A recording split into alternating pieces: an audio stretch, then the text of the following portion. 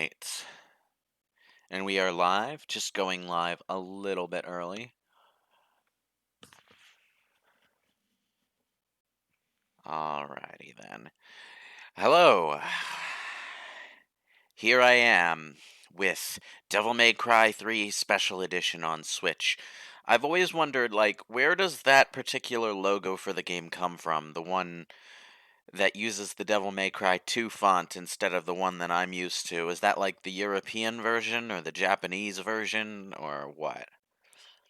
Like, I've seen the logo around over the years, but I just have no idea where it actually comes from.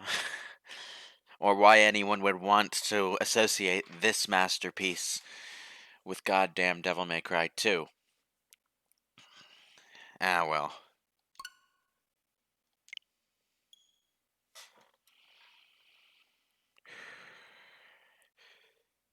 I'm certainly looking forward to playing this one, but, full disclosure, I am not a Devil May Cry expert. I'm... I probably should have done the same thing for this game that I did with Hatsune Miku and labeled it as a filthy casual plays, because I'm pretty basic at the game. Let's skip this because it's going to play when I start a new game anyway. Hello, RS Ray. An ad got in the way again. Yeah. I would play ads to support streamers if it didn't ruin the sound of the stream once the ad finished playing. Wait, how does it do that? Interesting. Hmm. And hey, there's Zero Knight, Sparkly Reborn. How you doing?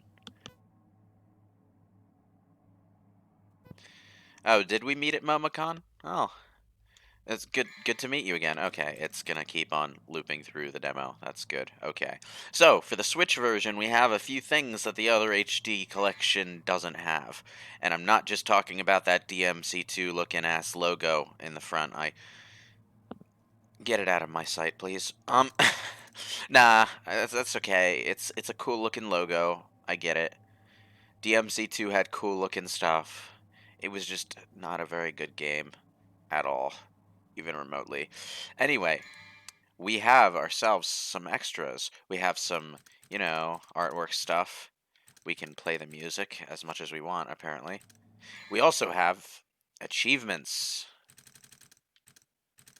I'm not sure if this achievement list is taken directly from the HD versions on other consoles, but yeah, there's stuff to achieve throughout the game. Most of it seems to be just getting through the game, but there are a few, like killing 100 enemies during the credits, or reaching the highest level in all styles as Dante, or clearing every mission in Yellow Orb mode, which, why would you ever want to play Yellow Orb mode? This is just, eh. Well, I suppose if you're good enough to never die at the game, it doesn't really matter, but... and then, getting all the skills, that kind of stuff, might take you some time to do. But other than that... Of course, the big extra we have for the Switch version is Freestyle mode, which, allows you to switch styles mid-fight, mid-combo, just like Devil May Cry 4 and 5. And I'd say this game has been long overdue for this update. A lot of people over the years have noted that Devil May Cry 3 feels a little too restrictive for its own good. In any case, you can indeed remap controls to your liking. I wonder, if I were to switch this over to up, and this over to that... No, this over to that. Yeah, okay, so this does indeed switch what buttons go to what style. Okay. I just wanted to make sure that could get remapped too. So you can remap what buttons you press when you want to switch styles as well. Whatever your comfort is. Always good. You can also get access to every weapon with freestyle mode when you acquire them throughout the plot. Oh, do you mean... Wait, what? Is leveling up styles any different in freestyle mods? I wouldn't know. I've never messed with the PC version at all, because the PC version's a little not good. This game in particular, the porting job just wasn't great. Like, to go for the easiest example, I think all of the shadows are just missing. Like, there are just no shadows in the game. They probably that's probably there's probably a fix for that, but like, why would I bother? I've got the HD collection. Uh, Dante Must Die taught you how to really play DMC. I'd say the game is really changed in Dante Must Die. Like, it's really hard to kill things. Eventually, it gets impossible to stagger things. The kind of strategy you have to go at the enemies with changes substantially there compared to even the hard modes. Leveling up styles is a kind of slower in freestyle mode, I think. Might be because you most likely keep switching styles during gameplay, so leveling them up is probably best done via Bloody Palace. Yeah, that might be why they unlocked Bloody Palace right away in this game. Um, but I'm not going to be like switching styles every 2 seconds mid-combo like the pros do. I'm not good enough for that. Uh, yeah, let's keep the tutorials on. Play gold missions. Okay. The one overriding issue has been brought up in the chat is that you level up your styles in this game by killing enemies while in the style. So you need to keep that in mind when you're switching styles during your regular playthrough. Um, the unfortunate thing is that because you're switching styles, you're spreading your experience points out between whatever styles you're using, and as a result of that, styles that were once balanced to level up completely if you play through the majority of the campaign with just one style.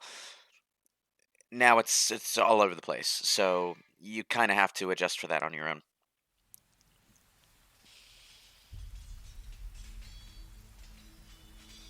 You've heard of it, haven't you? The Legend of Sparta? When I was young, my father would tell me stories about it. Long ago, in ancient times, a demon rebelled against his own kind for the sake of the human race. With his sword, he shut the portal to the demonic realm and sealed the evil entities off from our human world. But since he was a demon himself, his power was also trapped on the other side. I never believed it. I thought it was just a child's fairy tale. But I discovered that this so-called legend wasn't a myth at all. Sparta existed. How do I know? Well, I met the sons of Sparta. Both of them. Though the same blood of their father flowed through their veins, the two battled each other fiercely like arch-enemies.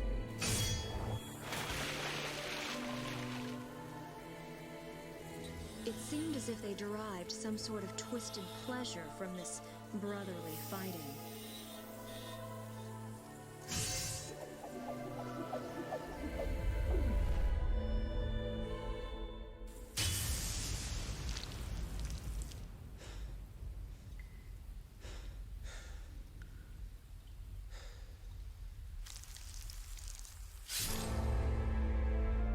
But in the end,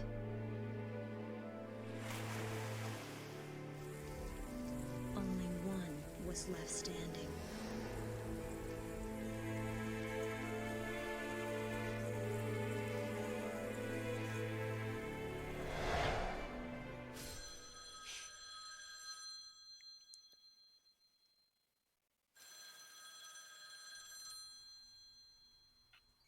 Yeah, I know how to activate Quicksilver and Doppelganger. It's just like Dark Slayer in DMC4.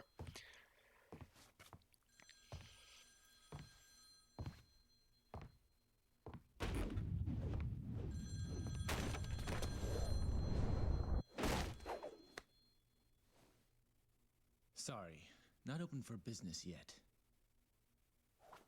I haven't even picked a name for this joint, and I'm already getting calls.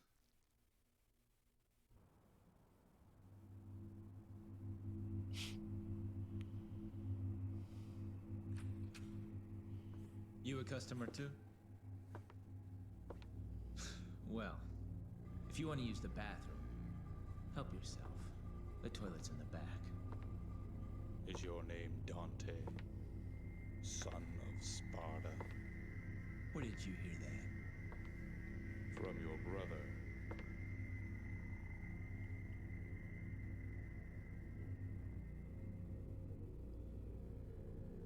He sent this invitation for you. Please, accept it.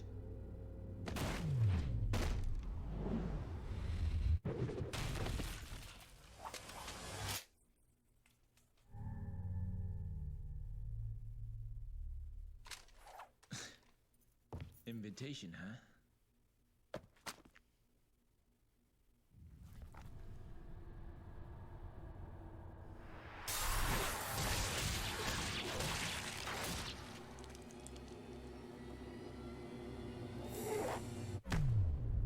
Nope. This is a really strong opener, I gotta say.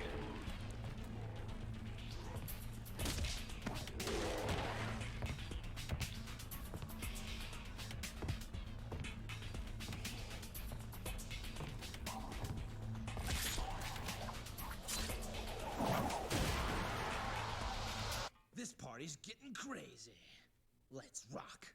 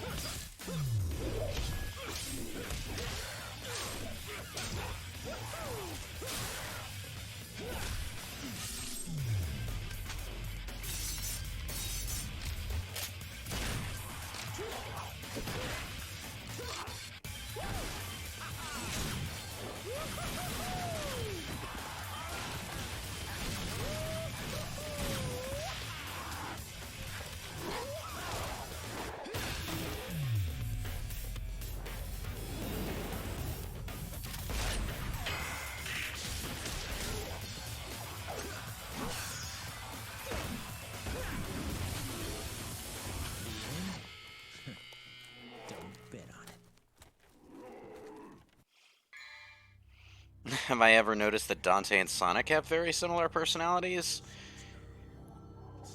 I mean, I guess they fall into a similar niche category. Like, they're in the same county?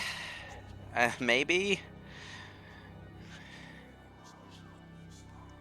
But, no, I don't really see it. Pool balls should have been a weapon.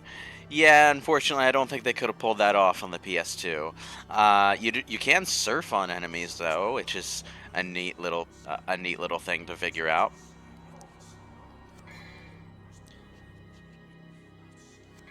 All right, and then of course here is our tutorial message for freestyle mode. Left is Gunslinger, right is Swordmaster, down is Royal Guard, up is Trickster. I'll probably only be using Gunslinger and Swordmaster for most of it, with an occasional dip into Trickster to close distance faster or something, but I'm nowhere near good enough to play Royal Guard. I'm sorry. That takes a lot of practice. It's, I imagine, very satisfying once you have practiced it, but it wasn't until Devil May Cry 5 that they implemented a practice mode where you could practice timing in a risk-free environment against different enemies. You'd have to go to a mission where that enemy was, and you'd have to fight them for real, and every time you failed you would take damage, and whenever you died, you'd have to go back and start the mission again and find the enemy again. So, no. I mean, you could also do it in Bloody Palace, but Bloody Palace in DMC 3 was a lot more complicated than in 4 and 5. So finding the correct floor could be an issue. Anyway, yeah, so practicing Royal Guard is not easy. But we still have all the same menus. To start off, we have Ebony and Ivory, our custom-made personal handguns. and Rebellion, the classic sword that was introduced in Devil May Cry 2, and which they kept around for some reason.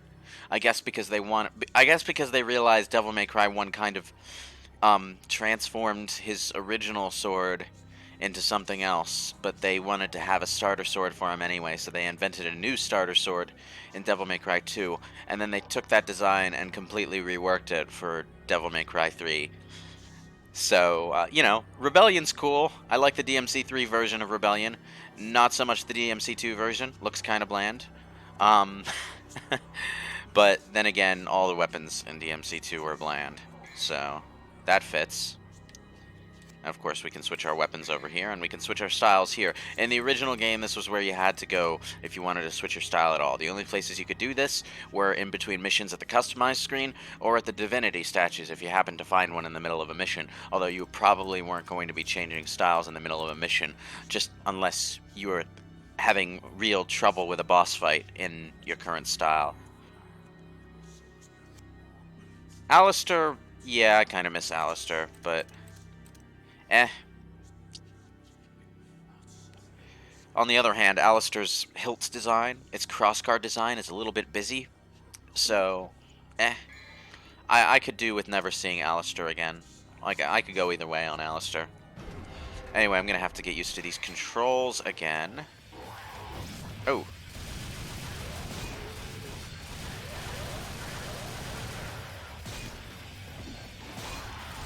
Oh.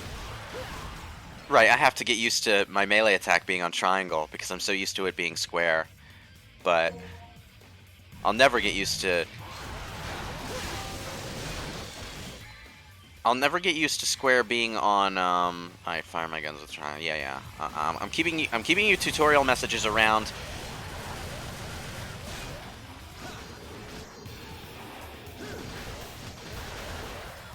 Strictly for later things. I don't really care what you have to say about the basics.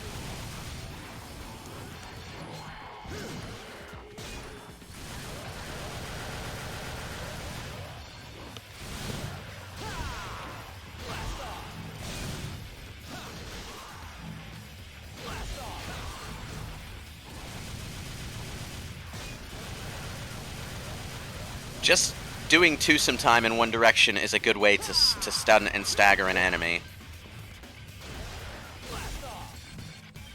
Okay. I'm doing this pretty sloppily. Although, I probably should have turned tutorials off because, wow, these things break up your flow.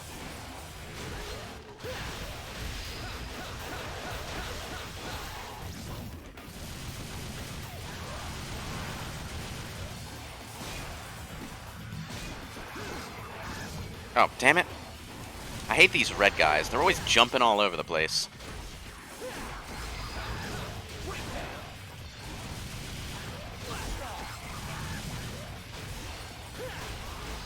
Oh, he's dead. I always turn off the lock-on indicator, too, because, well, it's nice having a health bar for the enemies, but the damn thing kind of obscures everything. I really should turn that off, but eh. Oh, they don't have health bars in this, so they're literally just... Do they have health bars in this? Oh, I see. They have, like, little... Lame. They have these little 25% segments, but you don't get, like, an accurate idea of where their health is at. You just get, are they below 25% yet?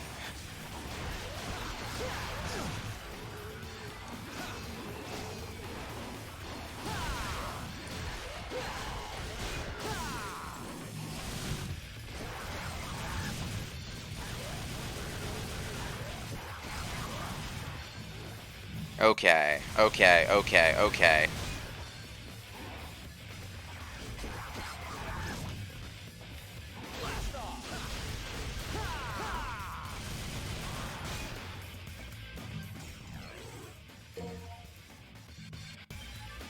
Yeah. I'm gonna turn off the lock-on indicator. I don't need a lock-on indicator. All I need to do is shoot Ebony and Ivory, and that tells me who I'm locked onto.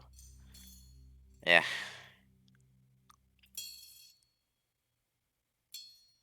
Well, not a bad warm-up. I really, really, really need to get used to these controls, though. Having the D-pad down in the Xbox 360 position doesn't help.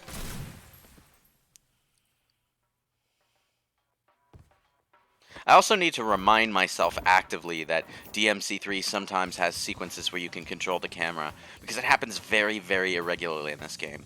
DMC4 did it more often, but... I can already tell. Looks like this is gonna be one hell of a party!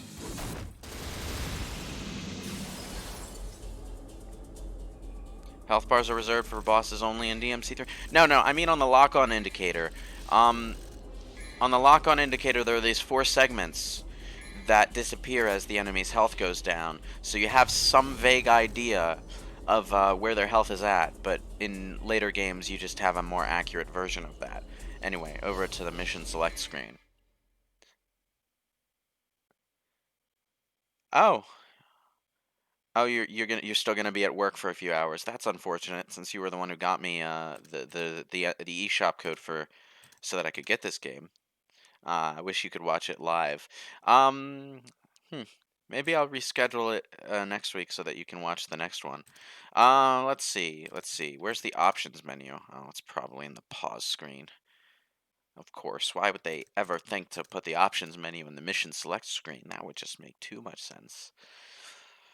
Ah, well, I shouldn't give them too much crap since they were still getting used to things. Having said that... So, we have a mission select screen. Easy mode is, as usual, locked until you've died a few times. Maybe I should die a few times on purpose to unlock it. But, you also have Demo Digest. Why it's called Demo Digest, I don't know. For some reason, Japanese games like to call cutscenes demos. I guess it's just easier for them to say. But yeah, you can watch cutscenes here, as long as you've gotten far enough into the game to unlock them. There's your total mission ranking. I've got an embarrassing B on mission 1.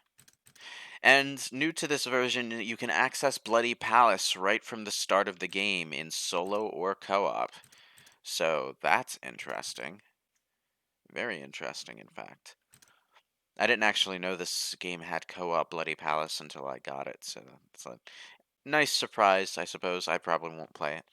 But then I'm the single player Ebenezer Scrooge of gaming, so... You can also unlock easy mode if you manage to clear the game before dying enough times. Okay, so it just unlocks on its own. Okay, got it. Alright. I mean, that seems like a weird place to unlock easy mode, but... guess it gives you something else to complete. Okay, so the first thing you always want to buy in a Devil May Cry game is the Stinger Attack. Why would you ever make anything else your first purchase?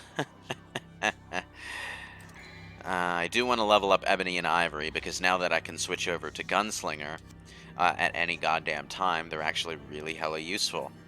Not as useful as in Devil May Cry 5, because you don't have the ability to shoot them individually yet. That was something they added to 5. But Twosome Time is generally more effective than just shooting them normally, even if you just shoot it in one direction. It has a higher stagger rate on enemies, which is interesting. Royal Guard only runs possibly what? Huh?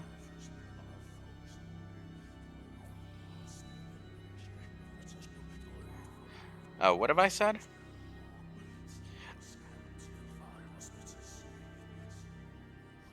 Huh. If you do co-op Bloody Palace before you unlock Virgil, you can save the red orbs you get with him for the start of a Virgil playthrough when you do unlock him. Oh, well, wait, you unlock Virgil in this version? Yeah, that's right, they didn't prompt me for what character to play as. In the original Special Edition, I don't think you unlocked Virgil. I think you could just play as him from the start. As a concession to people who picked up the original version, you know? So that they didn't have to play through the game again to get to the new stuff.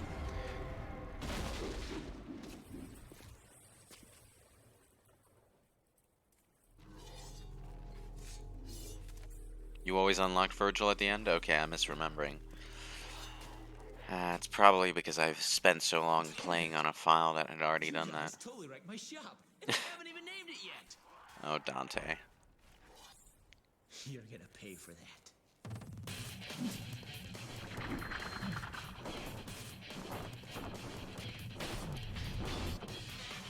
The most fun thing about Dante in Devil May Cry 3 is that even though he's a massive show-off, he's also a massive fuck-up.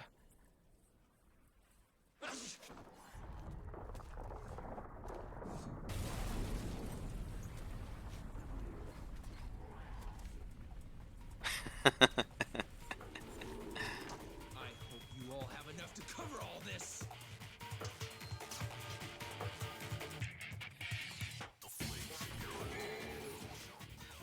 Yep, I know how special moves work. Let's grab the Vital Star first.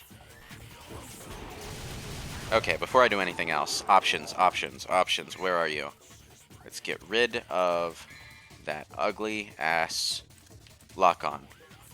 Good.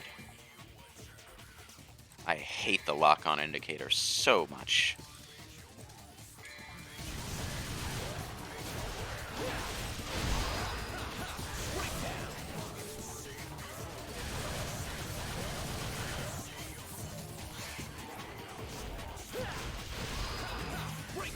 Oh, there you are. Hey there.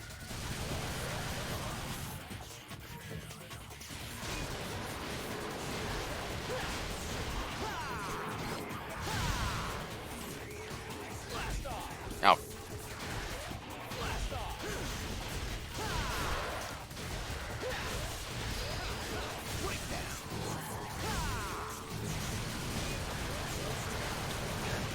I was hoping Two Some Time would catch that guy.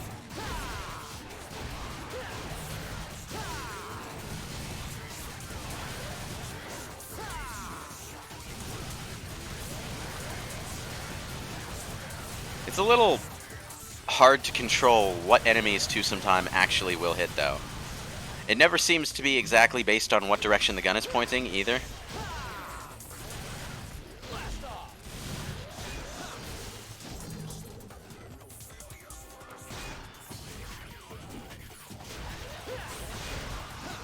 Oh.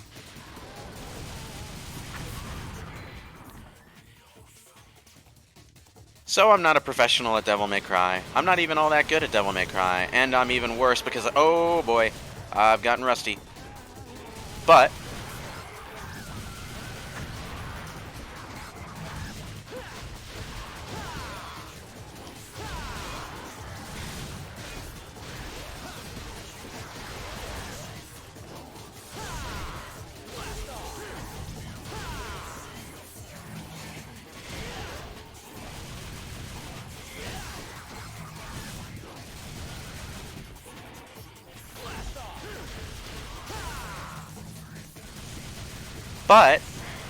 I think there's value in highlighting that Devil May Cry, even Devil May Cry 3 for that matter, isn't necessarily a game you need to be super skilled to enjoy.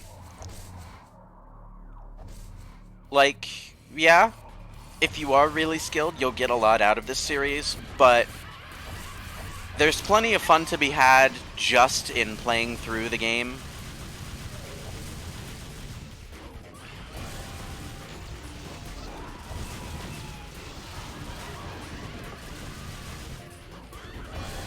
Okay. Ooh.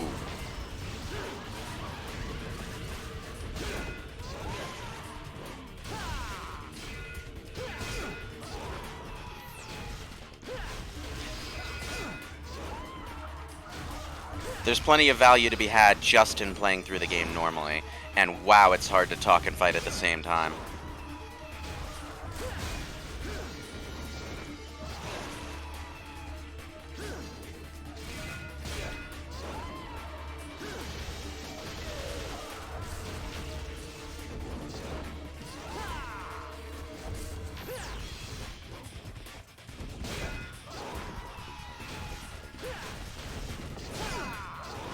Oh, I tried to side dodge and somehow ended up jumping instead. Oh well.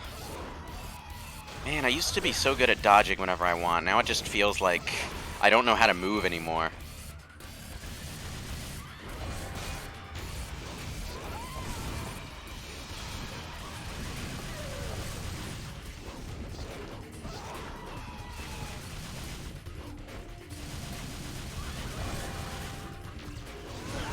Oof.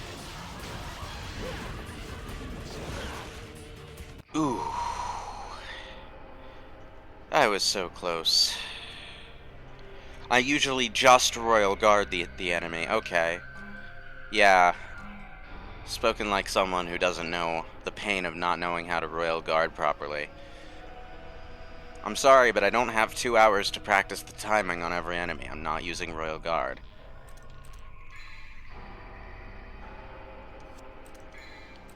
There's no sense using the continue option in mission 1 or 2, because you'll just end up exactly where you started the mission anyway. So it's like, why bother? Okay, do I have... Nope.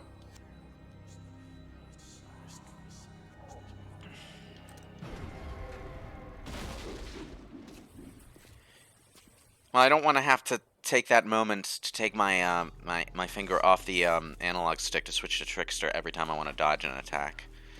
So, in that sense, Trickster is really not as useful in freestyle mode unless you're used to mid-combo switching on the fly all the time.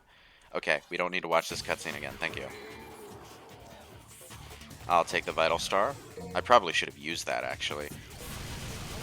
But it's like, you know, you don't want to use an item in a Devil May Cry game, do ya?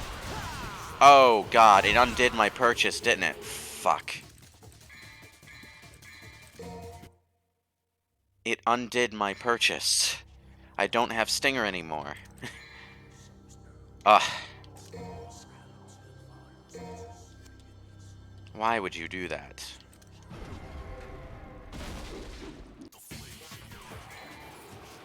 I should have realized at the moment that I saw that the item hadn't been acquired. Okay, let's...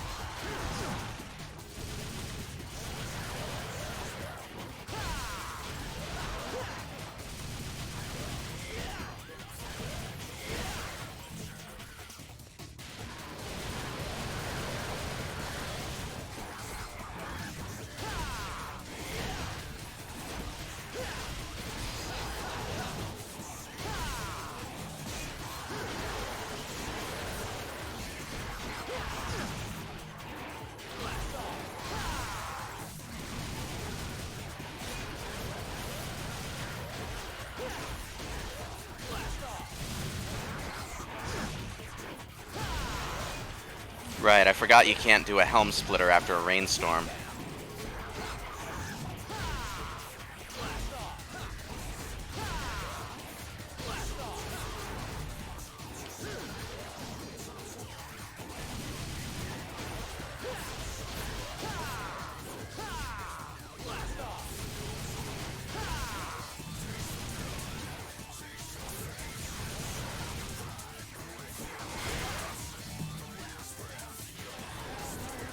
Oh.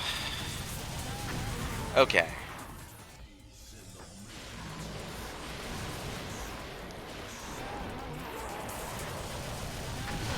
Oh, damn, I hit myself. Okay. I thought I was far enough away, but I wasn't.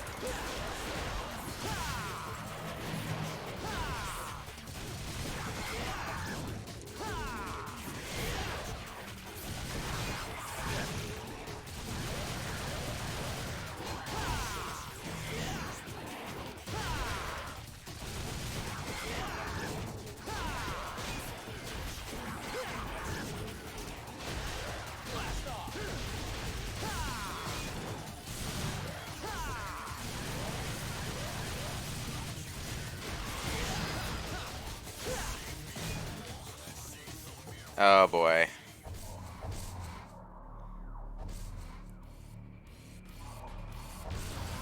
I wouldn't say play all of them. Devil May Cry 2 is awful.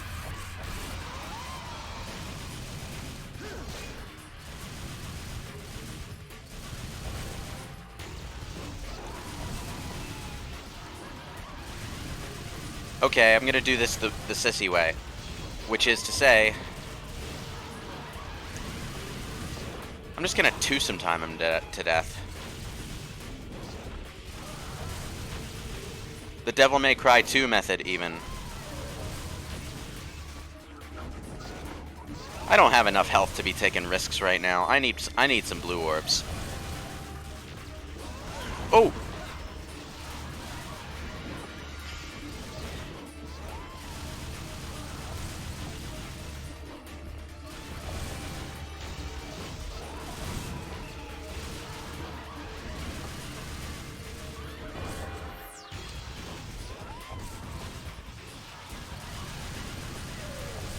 This isn't even a proper boss fight, really, because this guy becomes a regular enemy later in the game.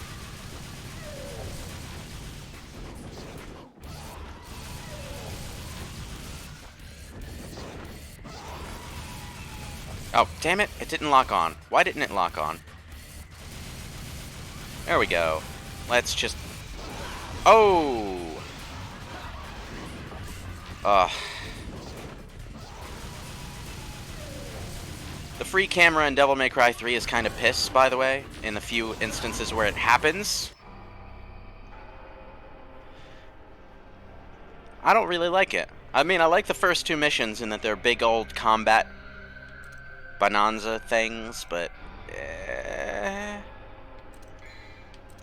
Man. I've never had this much trouble in Mission 2 before. It's because I'm nervous. It's because I'm aware of all the eyes on me. That's what we call the recording curse. Let's see, I'm gonna have to buy Stinger again.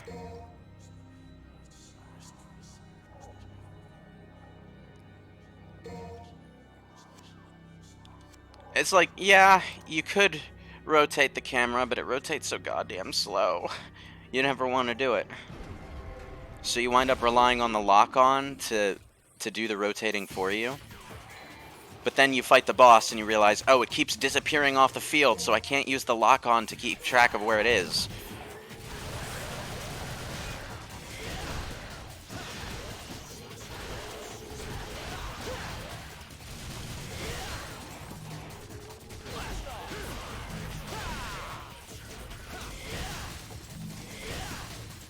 Okay. And then this happens when you try to use the lock-on anyway.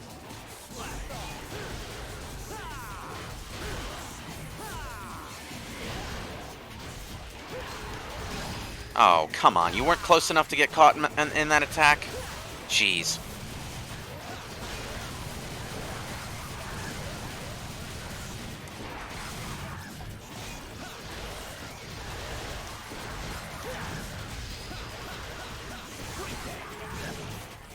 I actually made it to Triple S without realizing it. Okay. Chilling out was the right call.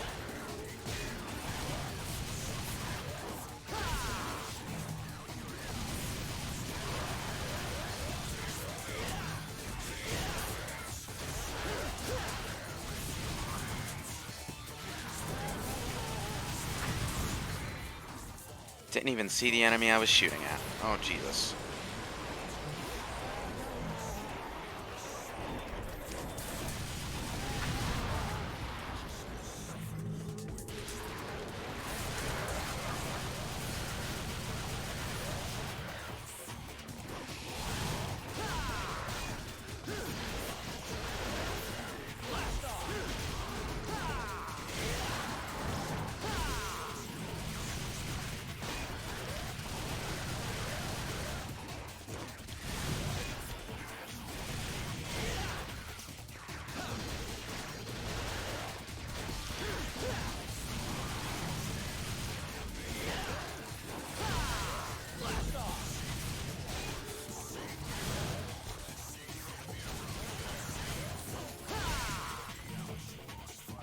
Okay.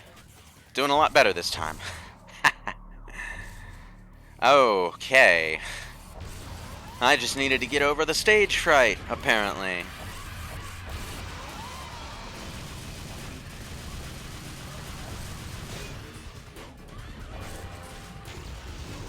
Oh, damn it. I can never tell what direction I'm supposed to jump, either. The trouble with that he comes out of the ground at you attack is that you're never entirely sure of what direction you need to hit the jump button in order to avoid just eating shit from his attack. Because the dodge mechanic... Oh, damn it. The dodge mechanic in old school Devil May Cry was hold lock on and then jump sideways and you'll roll sideways instead of jumping.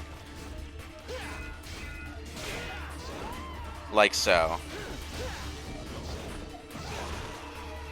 Okay, I need... Wait. Oh, the taunt button. Which button is the item menu?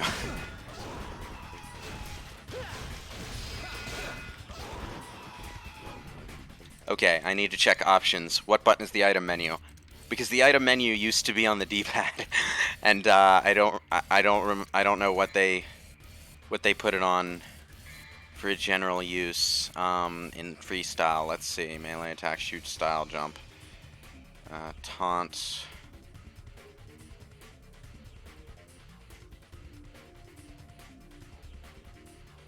Oh, I have to go into status, right? Okay.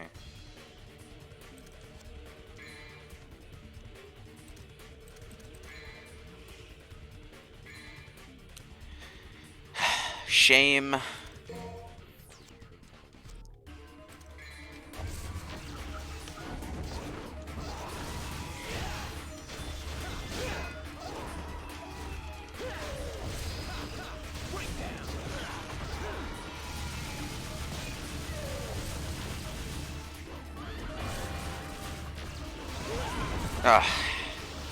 You saw that, right? I did dodge.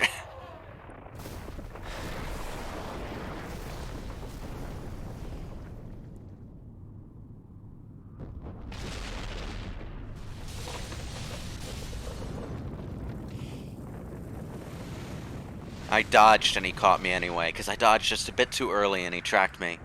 Ugh.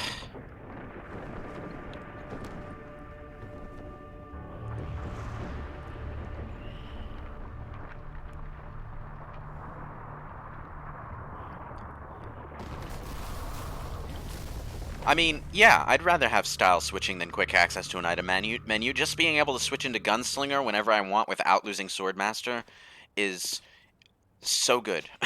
It's been nearly a year since we last met. Where does the time go?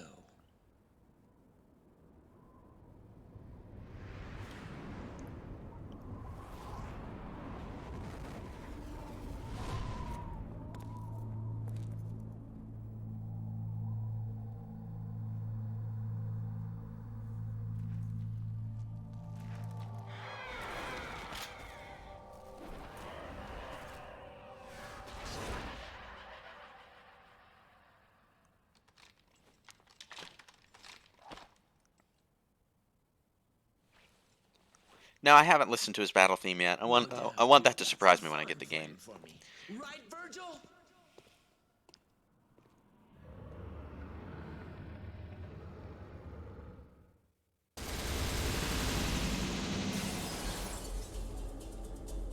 Oh yeah, I remember Shotgun Stinger. Yeah.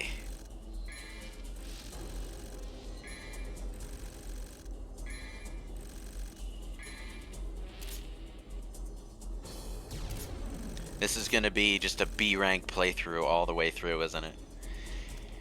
Ah, well. It has been a long time since I played DMC3, and to be honest, in DMC 4 and 5, I'm a lot more skilled as Nero than I am as Dante. I'm just used to having all of Nero's moves at my fingertips the entire time. When they made the reboot, they really were trying to make Dante feel like Nero, though. And it's like, you know, I don't need Dante to feel like Nero. I have Nero for that. Dante is the Mario or Ken Ryu of DMC. Eh.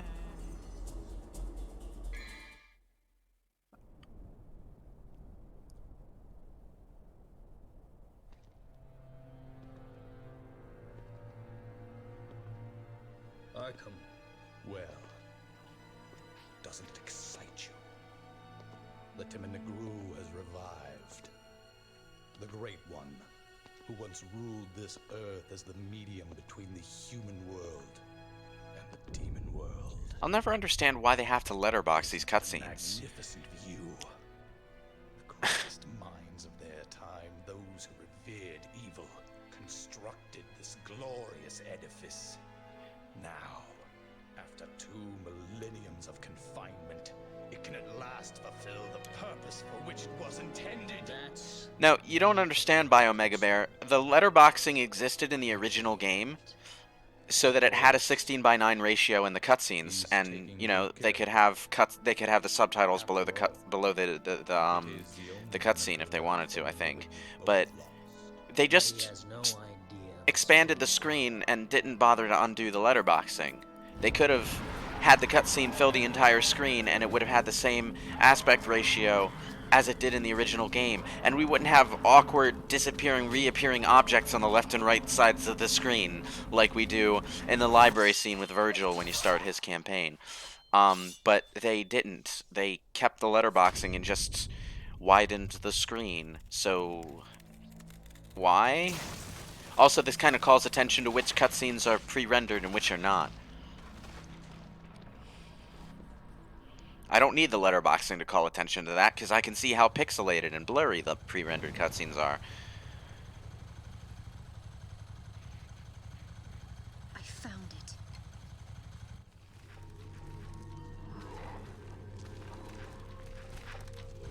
I guess it does. Also, Lady is my favorite character in this entire goddamn series. And I hope that we'll be able to play as her in DMC5 Special Edition, because playing as her was pretty fun in DMC4 Special Edition, but the game wasn't really balanced for different playstyles the way DMC5 was. And I feel like Lady would work a lot more in DMC5 because the game is already balanced for Dante's new and improved gunslinger style in that game. Lady is just great. I have to allow that comment. There we go. Lady is fucking awesome. Okay.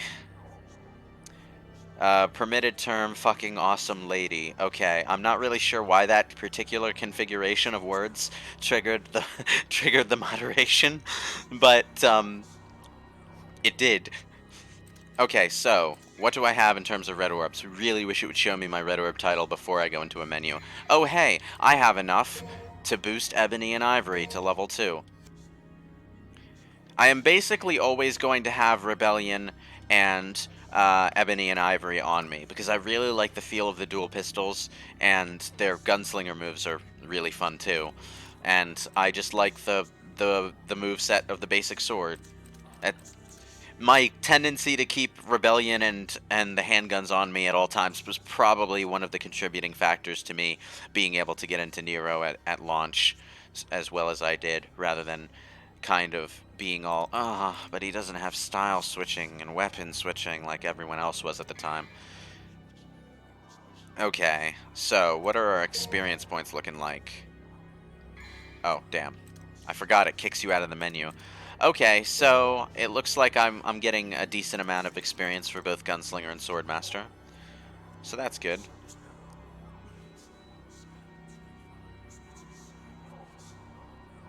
Yeah, I don't have any mods on my channel yet.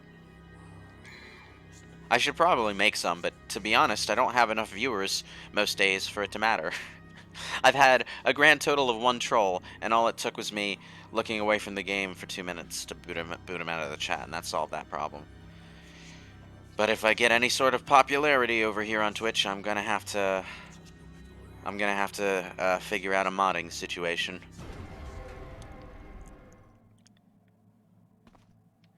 Okay, anyway. Yeah, we can walk back in here. Ooh.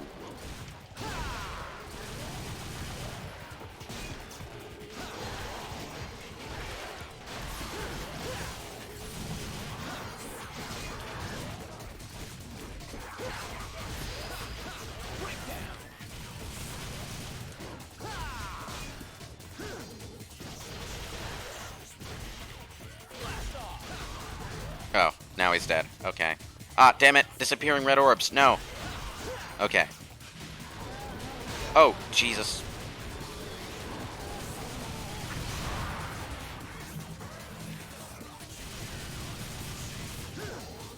Ugh, I keep forgetting that I'm in Swordmaster and not Gunslinger. That's gonna take some getting used to. It's like, you know, I know in my brain that, that I can switch styles whenever I want, so I should be keeping it in mind. But what comes naturally to me in 4 and 5, like my brain defaults to thinking I'm just in one style whenever I see DMC3 in front of my face. So, oh boy.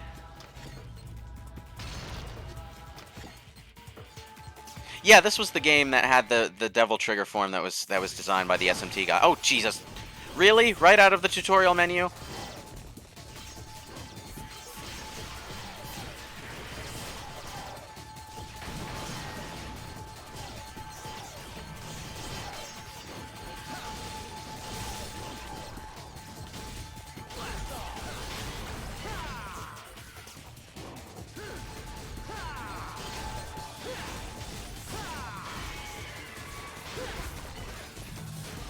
Hey there, buddy.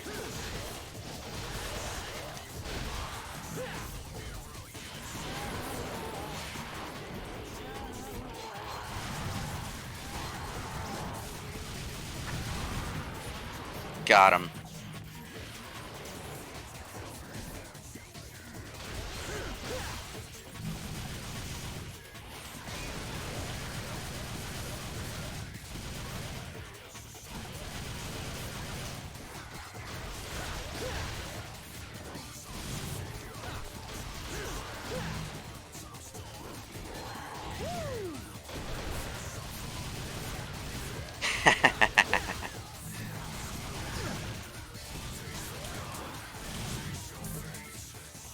Man, that was going so well, and then he sucker punched me right at the end.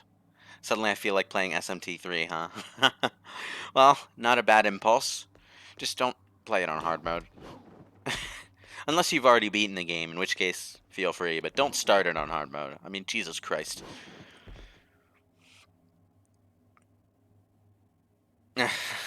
You wonder why they took free ride out? I wonder why they took it out too. It's a little hard to do though because of the imprecise jumping.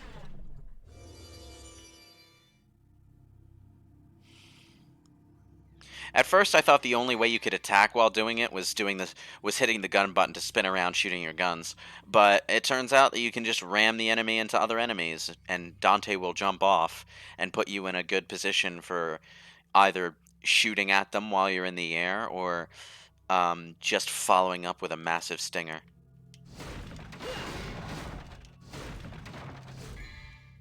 Yes, I know. I just discovered that. Thank you.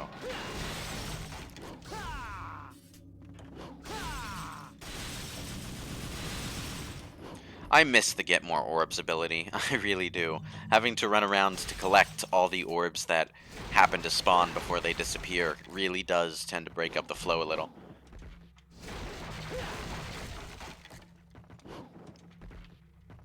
This is a nice Easter egg.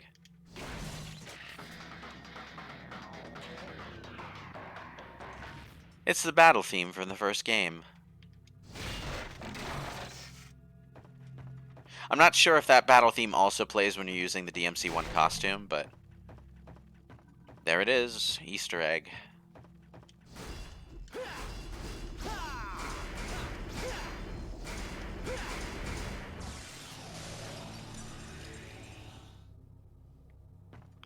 Public Enemy, or as a lot of yes, I think it's actually called, I think the official name is actually Pubic Enemy, which is either really unfortunate mistranslation or quite possibly intentionally unfortunate mistranslation.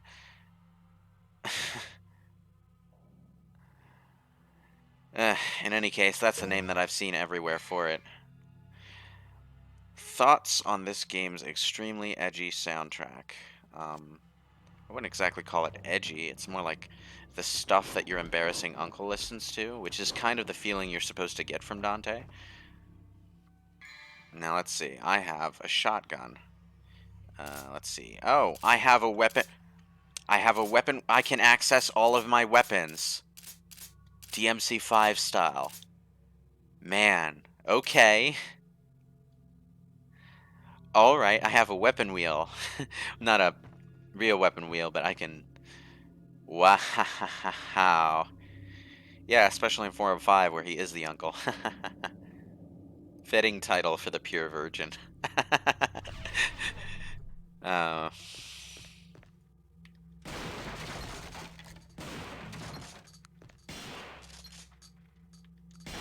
can I unequip weapons, though? That's something I want to know. Like, can I switch back to just having 2 weapons? Because sometimes that's advantageous.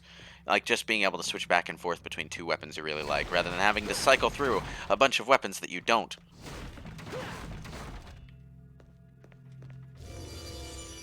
Oh boy.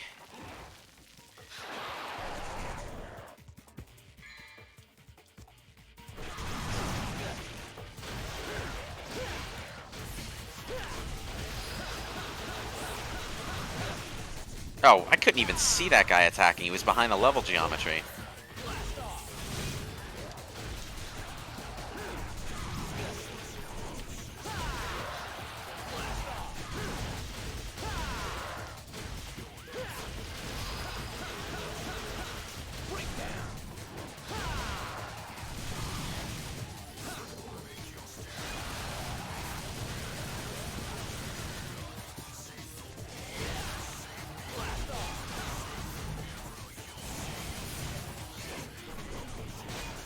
I keep hitting the Swordmaster button thinking it'll switch me into Gunslinger for some reason. I'm not really sure why I've been doing that.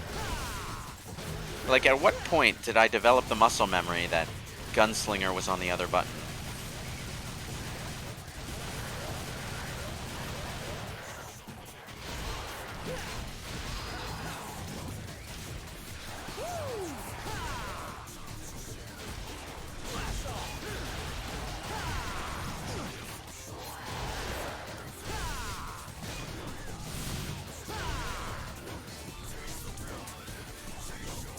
Get on there. Thank you.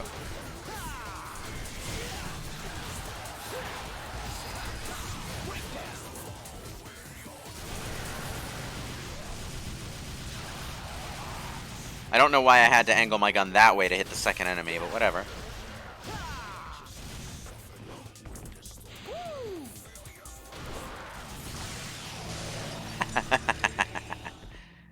Oh, hey.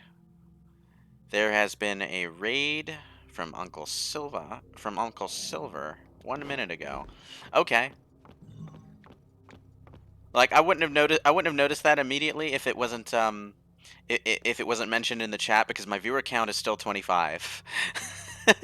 Which is where it was before the raid. Let's see. Okay. Man, I'm doing awful. I'm taking so much more damage than I usually do. Maybe it's because, like, I did mention that nerves had gotten in my way in the first mission, but I think part of it is because I'm not playing as meticulously as I usually do.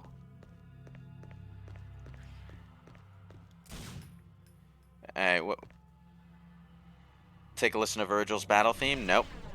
I didn't even know it had been revealed until it was mentioned in the chat, because I pretty much just woke up an hour and a half before the stream, because I was playing Ratchet and Clank after last night's stream. Anyway, hang on.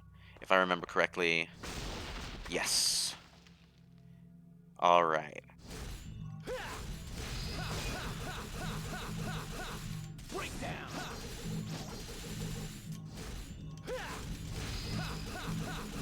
Let's get as many red orbs as we can. There we go.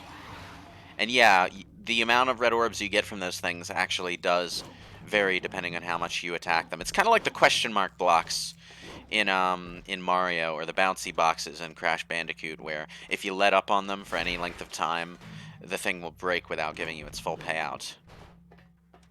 And hey, a blue orb fragment. And we have our first style statue. These were introduced in Devil May Cry 3, and basically what they do is you have to use a specific weapon, or in DMC4's case, a specific character, on the statue and reach a specific style rating. The number of flames on the statue determines how many style ratings you have to reach. These can be a massive headache in DMC3 specifically because you need to use a specific weapon on them. And it's always the melee weapons, so you're always at a disadvantage here if you're not using Swordmaster.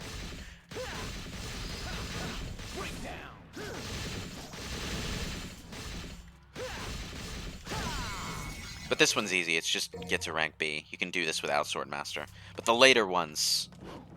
Oh. Danse Macabre. Yeah, that's always a good one to go with. Okay, and Secret Mission 1.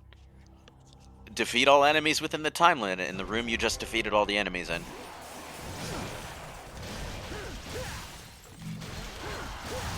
No point worrying about finesse here. Just go with the 3-hit combo on all the regular ones. Oh, damn it. It's the red ones that are gonna give you trouble. The red ones and the white ones. Ugh.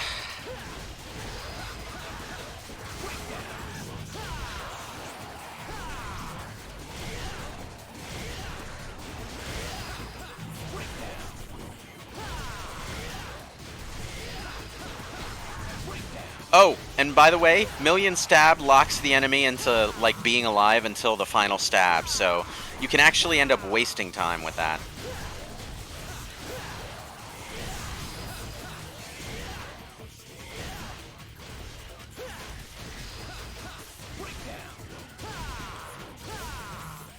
Did I make it?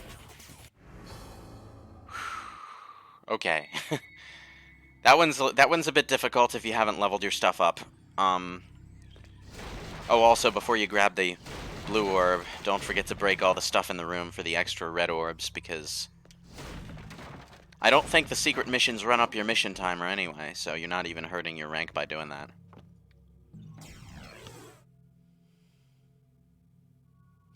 Well, you raise your style rank, but your style rank is useless in the secret missions. The only thing that matters in the secret missions is completing the secret mission. Like, you can be all cool and dodge the lasers in Devil May Cry 4 secret mission if you want. You can Royal Guard and Trickster your way through it, or you can just hover over above them using Pandora. Just charge up Pandora before going in the mission and float on by. Cheese it, why not? There's no one's keeping score. So anyway, how many red orbs do I have at the moment? Alright, 8,000 something. Not enough to do anything else that I want to. It's a good thing that I leveled up Ebony and Ivory, now that I think about it, because you wind up having to use them a bunch in this one. Yeah, they opened this game up on a DMC2 style boss where it's a mostly stationary target, and you just have to dodge the attacks and use your gun a bunch. But they did it so much better here than they did it in Devil May Cry 2. So it's like they're flexing on that game.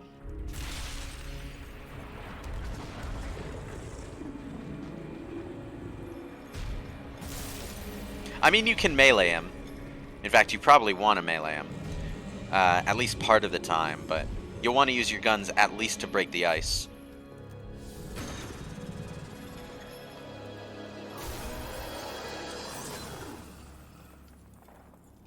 Leave now, mortal. The likes of you are forbidden in this land. You who are powerless are not worthy to set foot here. Wow, I've never seen a talking mud before. You know, in a dog show, you'd definitely take first place. You want me? You will make a mockery of me? Easy, Fido. How about I take you out for a walk? Come on, puppy. Let's go. You will regret this, you worm. It's showtime. Come on.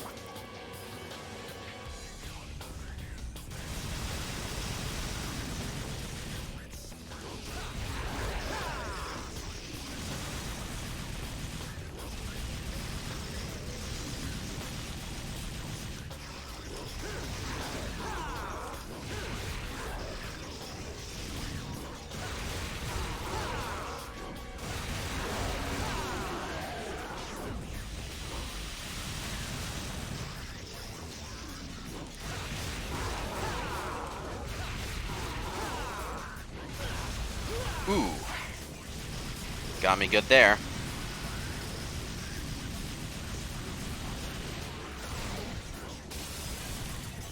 He can never hit you if you go just a little too far off angle while he's off to the side like that.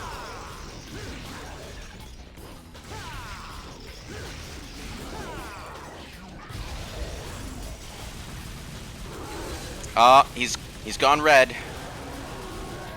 Shit's getting real. Shoot him in the head, damn it.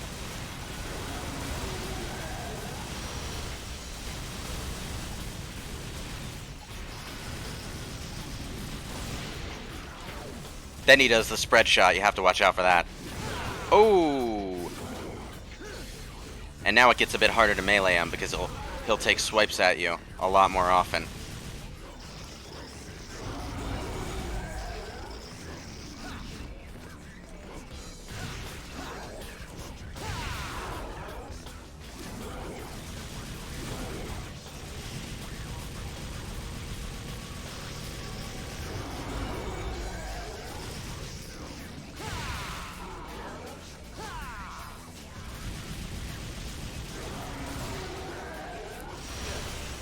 Oh, at least I got hit by a small one.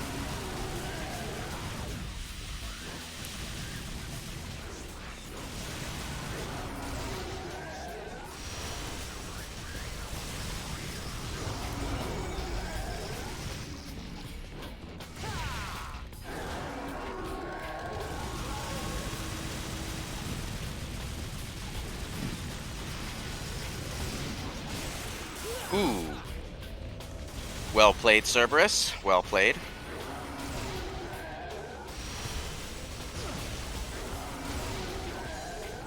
Oh, now he's spamming the ceiling icicles.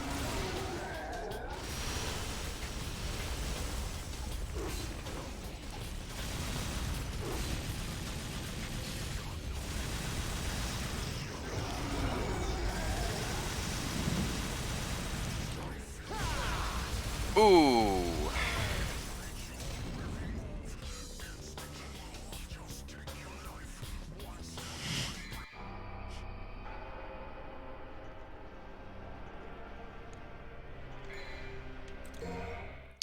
Man. Ah. Ah.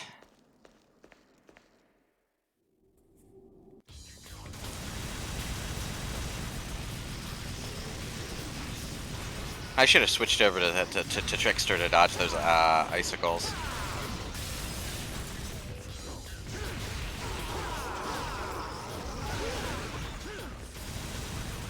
And I somehow managed to spread my damage out so far across him that I didn't even destroy one of his heads in that fight.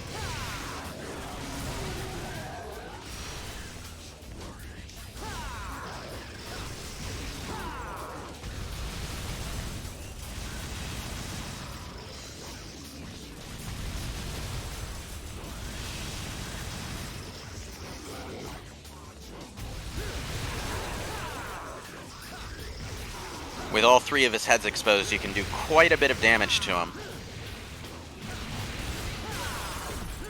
Oh, you son of a bitch.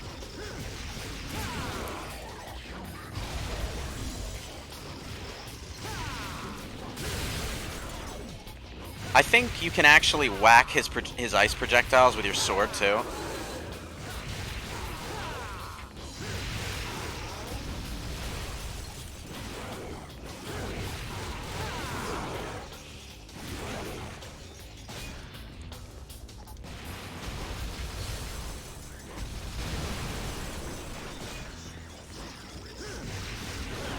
Oof. Well, that's what I get for that.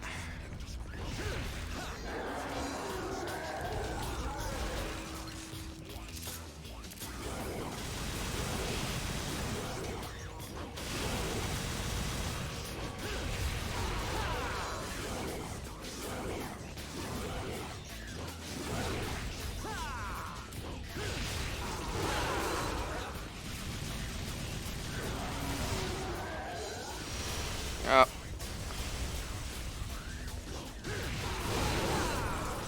Got him.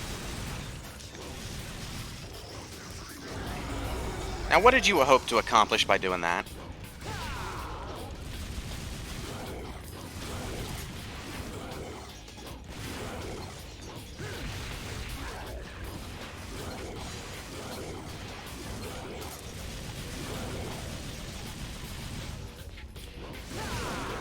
Oh. Oh, I'm still alive.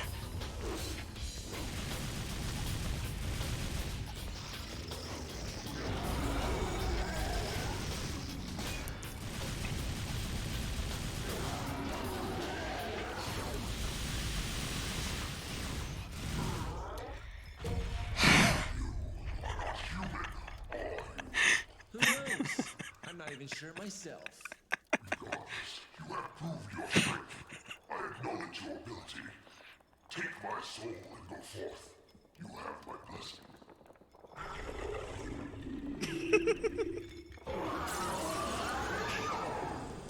I don't I don't know how I managed to survive, but I did.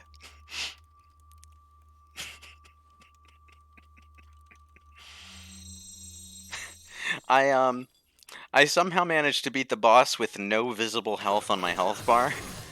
So I had like the barest sliver of remaining health.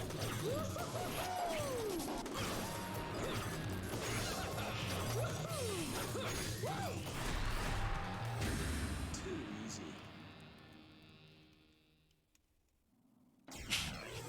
No way am I doing that again. Come on. Anyway.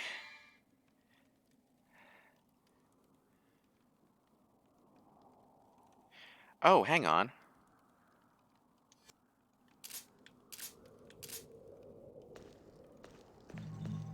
I'll collect those red orbs. Anyway, now I have a weapon. Unlike the DMC5 variant, this one only has ice nunchucks as a mode. King Cerberus' weapon is a hell of a lot more versatile. Which was genius, really. But look at my health bar. There is not even a sliver of visible green in that health bar. I am running on absolute empty.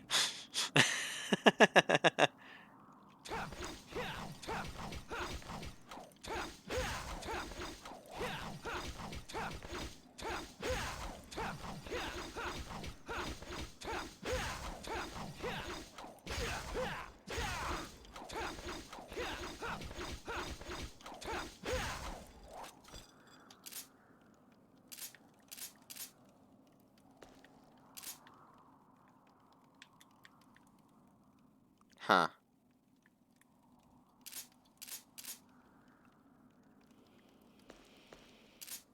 Alright, let's move on.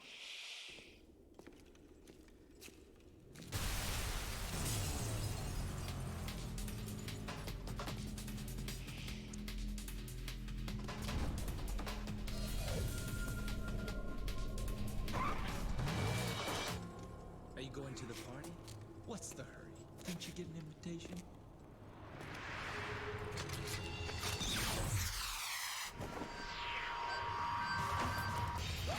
She has no reason to think that you're a demon at this point. You just pissed her off.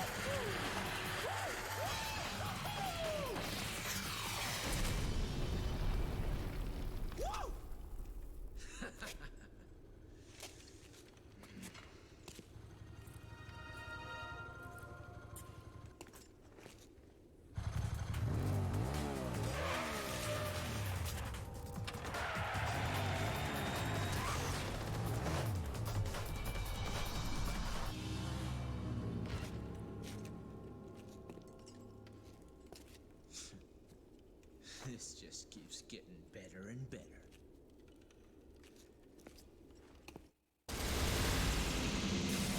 My mission ranking was terrible, though.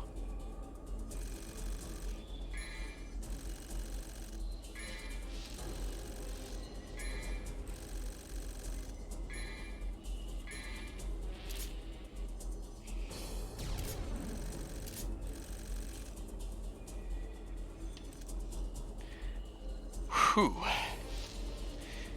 I like Lady as a character. She's not super original in the sense that the second Devil May Cry light novel, the one that was tied in with DMC2, already had a very similar character involved. Her name was Beryl. You know, human lady devil hunter who has a defining combat trait in the form of a big ass family heirloom gun of sorts. Not necessarily a family heirloom, but it's a trademark gun. It's a big old anti-material rifle, I think. And she winds up giving it to Dante after the mission as payment for his help.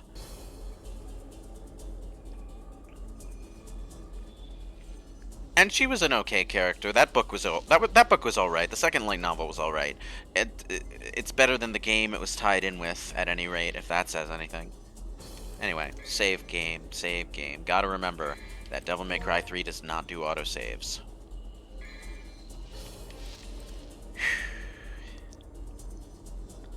The light novel's girl was retconned to lady, because that makes sense. What?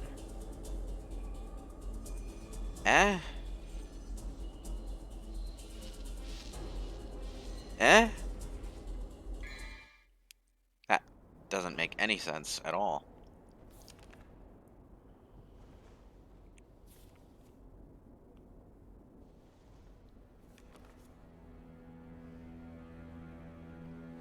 Looks like we have an uninvited guest.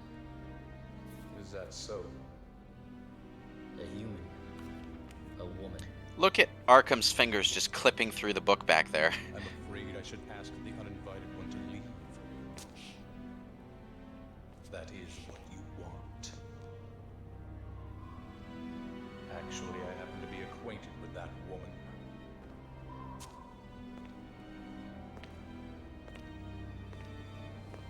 A storm is approaching.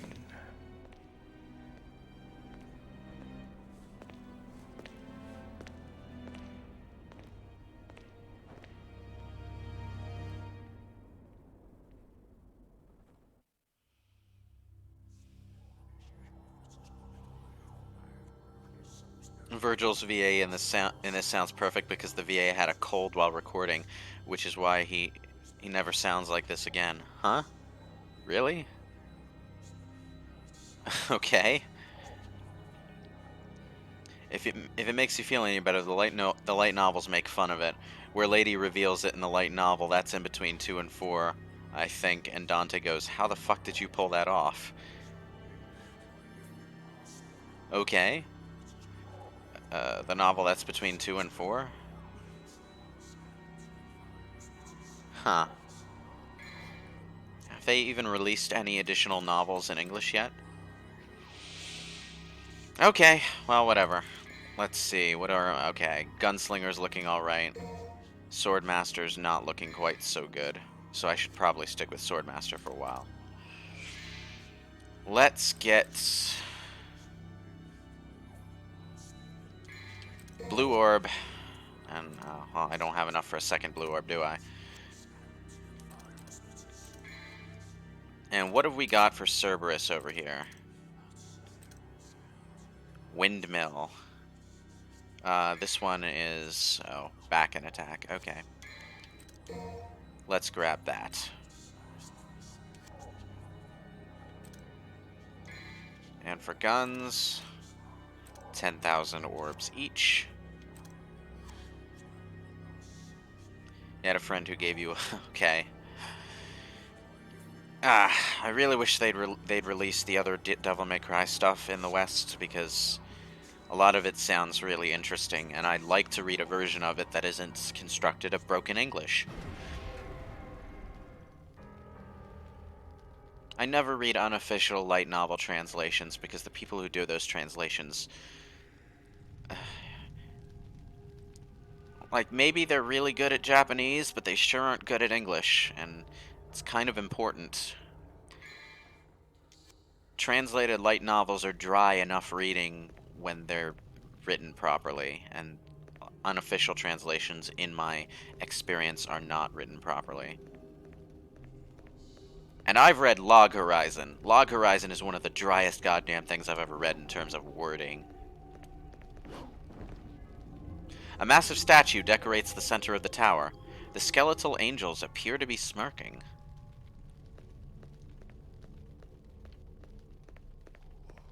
Unlike 4 and especially 5, DMC3 still tries to maintain the explorative Resident Evil-y element of Devil May Cry 1.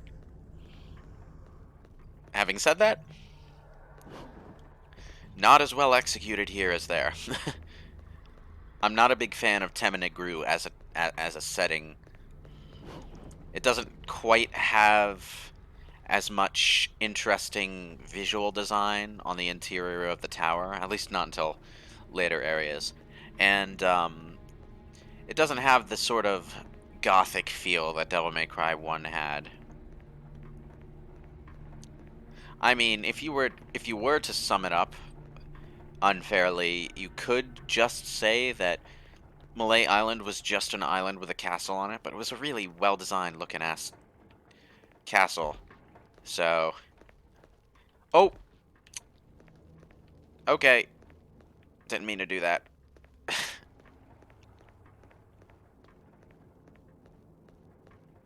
I also tend to get disoriented in this central area quite a lot of the time, so that might contribute to my dislike for it. I never felt like I ever got lost in Malay Island Castle. Wait, what? Okay, apparently the phrase Temenigru, the name of this tower, got caught by got caught got caught by the automod system for identity purposes. Okay, well I've added that to the acceptable phrases. Temenigru also gets visually repetitive since you see a lot of the same rooms in the second half of the game. Well, that was true in Devil May Cry 1 as well.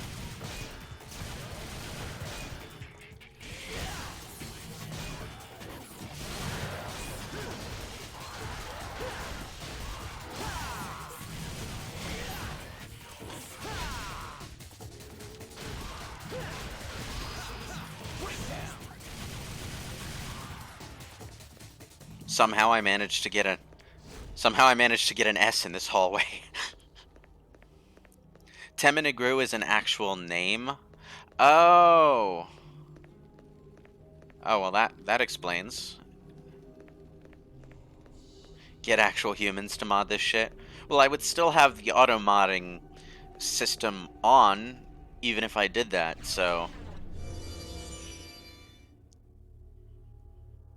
I mean, in theory, it's supposed to block very specific things, but it seems to be catching a lot of odd things today in particular.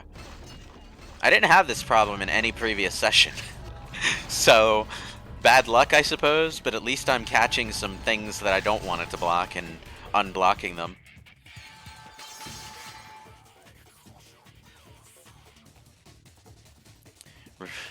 Wild Stomp and Gunslinger. Oh, okay. I didn't realize Gunslinger had a downed enemy attack. A meaty attack, I suppose. Why are those called meaty attacks? I have no idea why they're called meaty attacks. They are, though. This room is annoying.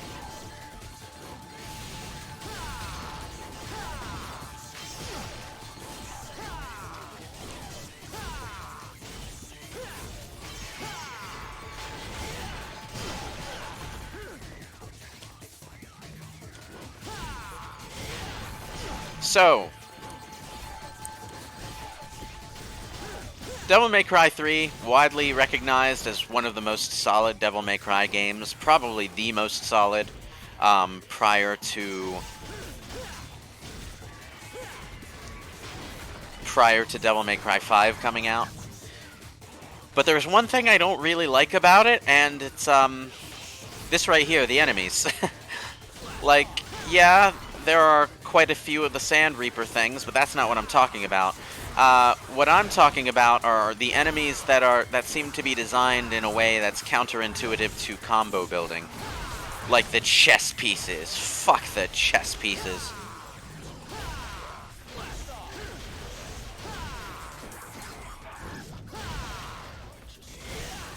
I mean, from a pure action gamey standpoint, I get what they were going for, but I feel like the gameplay system works better with the enemy variety that they introduced in 4. 4 had a couple of enemies that were a bit weird, but not quite so many of them were entirely anti-combo, and some of the ones that appeared to be anti-combo weren't quite so much. Like when they start attaching those vine plants to enemies later on, you might think it's like, oh, now I can't do melee combos because these vines are going to attack me while I'm doing melee combos. No, you just have to shoot them a few times and the vines temporarily die, so now you can do melee combos. So you have to mix in a bit of gunplay. And that makes sense. And it manages to make tactical sense without undermining your ability to do fun combos on the enemies during the fight.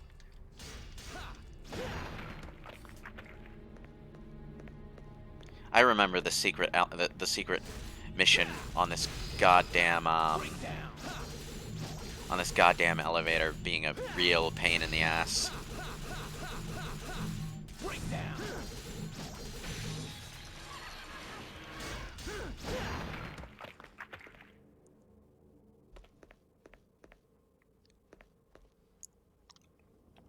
Let's see. Oh, the angel enemies. Fuck those things too.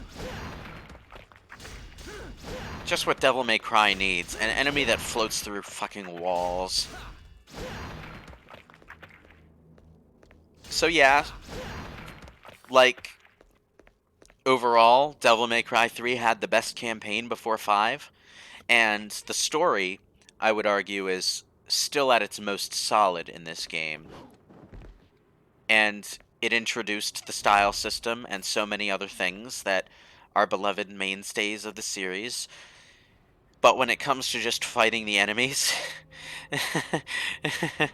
I think Devil May Cry 4 did a better job at having an engaging Bloody Palace, and that's even after saying I kind of prefer the floor system from DMC3's Bloody Palace.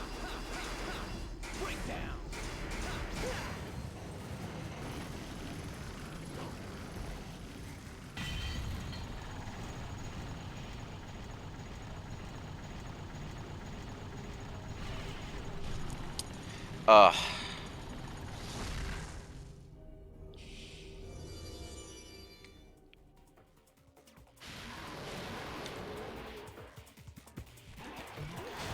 Okay, to avoid being auto-modded, why don't we just call this something else? Let's call it Timmy Tower. There we go. Timmy Tower.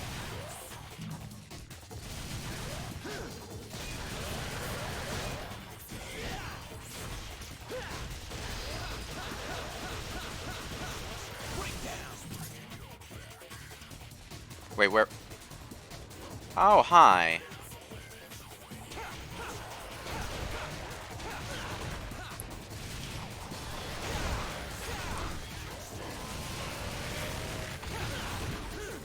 Ooh, Jesus. Fucking Christ. Let's switch on back to Rebellion. Because I know my stuff with Rebellion a lot more.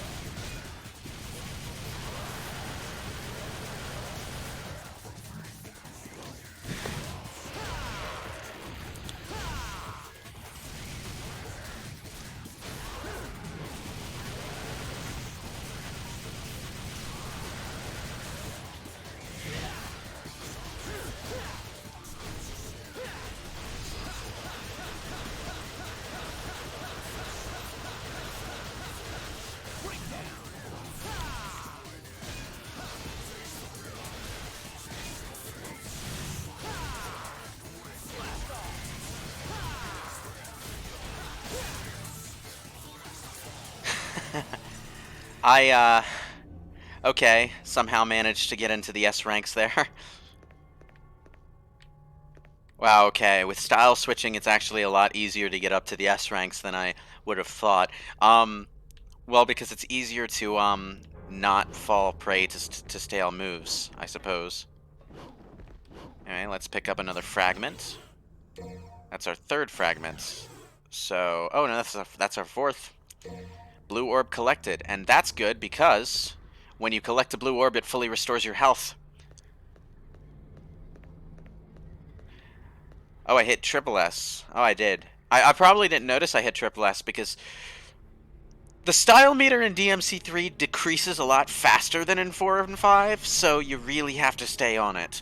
So triple S disappears well, actually, I don't think it's so much that the style meter decreases faster, but in 4 and 5, they put the style meter for all 3 S ranks on the same bar. So you're at double S if you're toward the middle of that bar, and you're at triple S if you're toward the end. Whereas in 3, they have a separate style bar for S, double S, and triple S.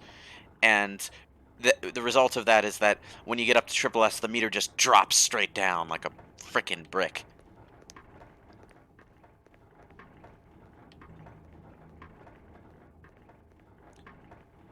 Now, if I remember correctly,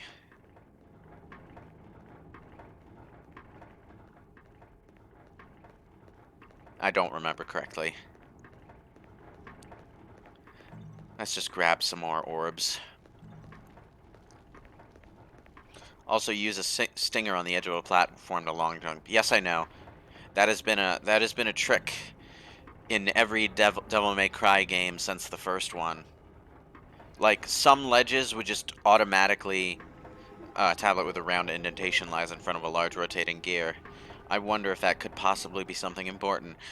What was I saying? What was I saying?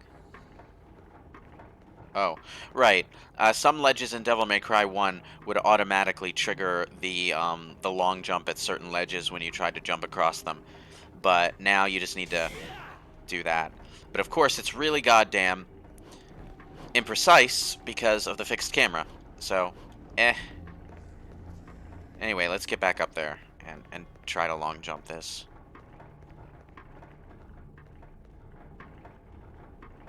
You saw the 3 and thought it was 5? Okay.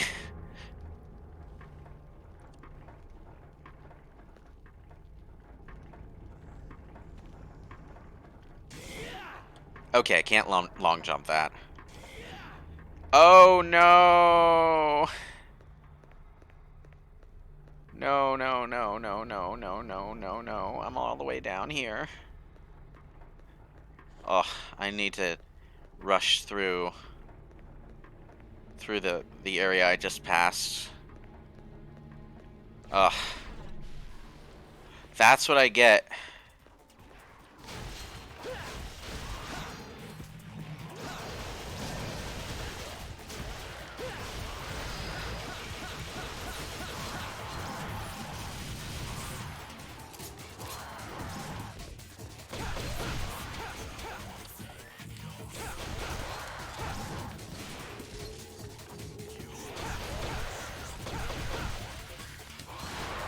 Oh, that was the style button. I was hitting the style button instead of the melee button. I was trying to do this. Right, okay. Gotta remember not to mix those buttons up.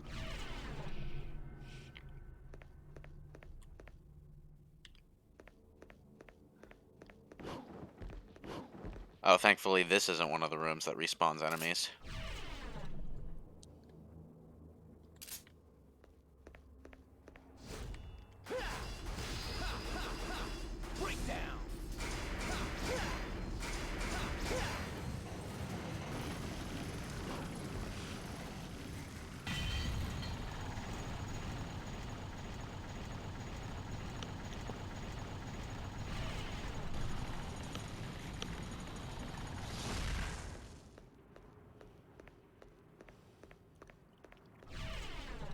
Okay. No bullshitting this time. Let's just go through the door. Oh boy. Which I think was... No, up here.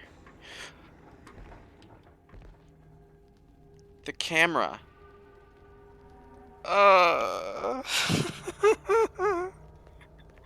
I tried to change direction as I approached the stairs, and I happened to change direction just like an instant after the camera changed. As a result of that, my control just flipped out to the side, and I walked straight off. There really should be some railing there. Oh boy. Oh, okay. Here we are. Oh. Okay. I am angry.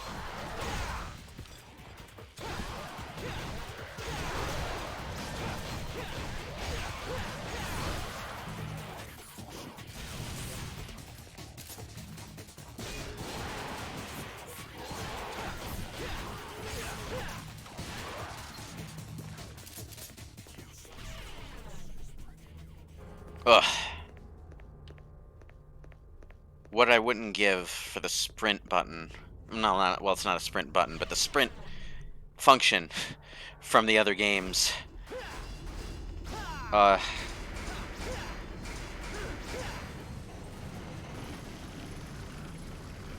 Getting Devil May Cry 5 Special Edition on launch or later, well, I suppose that depends on whether or not I'm able to get a PS5, but I likely won't be able to get a PS5 because I don't know if you've noticed, but I'm kind of struggling financially right now. I've got my Ko-Fi post pinned on Twitter and everything.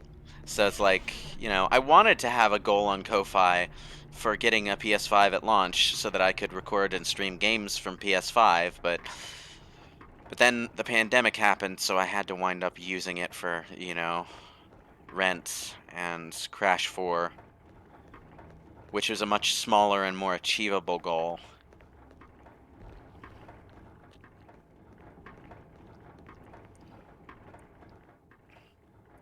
Oh, PS5 is definitely going to be compatible with FF14. And most likely the Kingdom Hearts games as well. As far as I understand it, what's actually happening here is, as far as the ports, as far as PS4 compatibility goes, PS5 compatibility goes, here we are. Games that are like popular are getting priority in terms of quality assurance, and they'll be compatible at launch. And then other games will be made compatible over time afterwards. So basically, the way the Xbox One has been doing it. Although the Xbox One ended up leaving a lot of games out over time, so who knows how that'll turn out. Steel thy soul! The future knows no bounds for those who deftly march forward to meet it.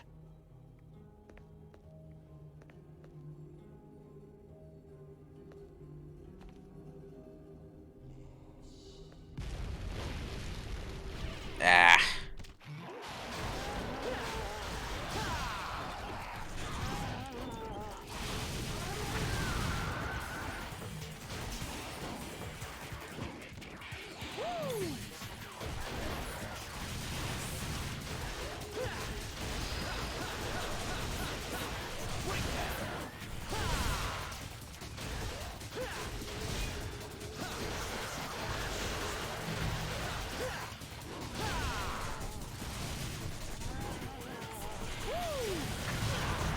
Ooh! That was horrible, but also awesome. Oh boy.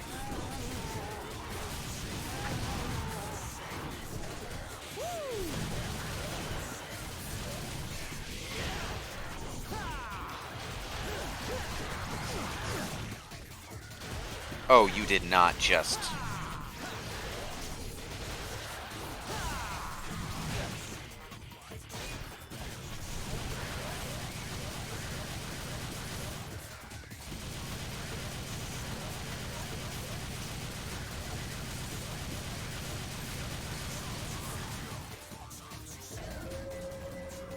It didn't last long enough for me to give it to fill its body with enough holes for how angry I was with that with that goddamn tag team attack they hit me with at the end there. Oh no, you're right. This is where Gigapede happens. Oh, why? Oh, that's right. I can't get across yet. Okay.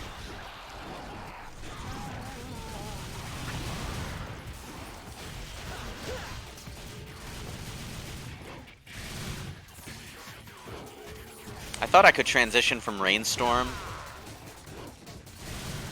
into surfing, but apparently you can't.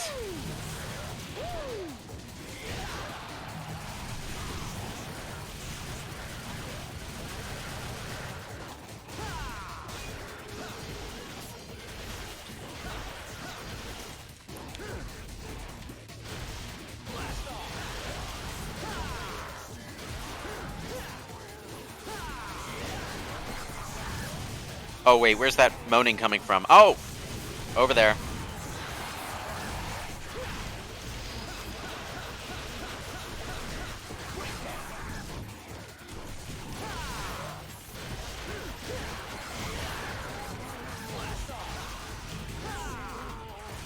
Oh, bugger.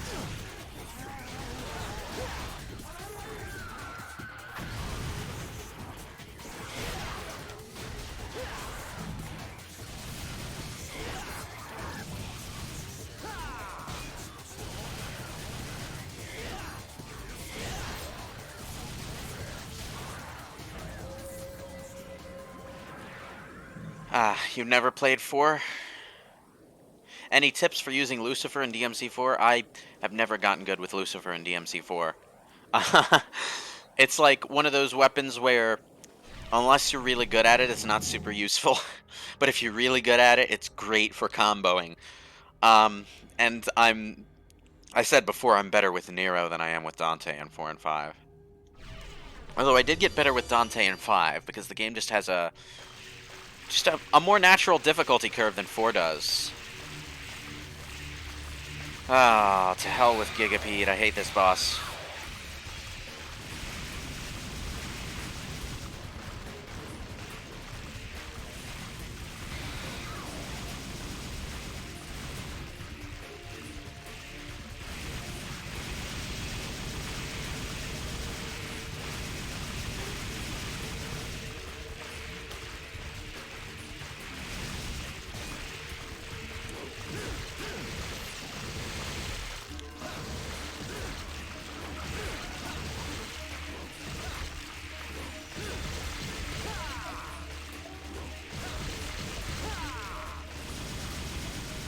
This is like, okay, Cerberus was like them flexing on DMC4 by doing a boss that's DMC4 but done right. This is just a DMC4, DMC2. This is just a DMC. This is just a DMC2 boss with all the trappings that comes with. I mean, come on. This is boring.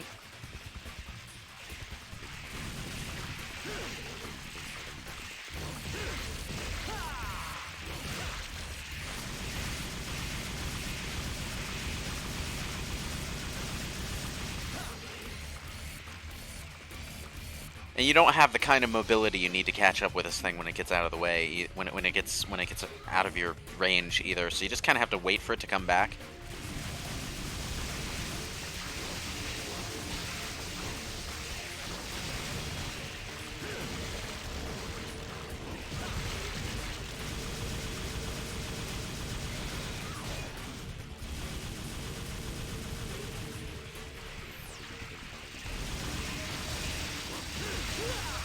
Oh, damn, damn, damn.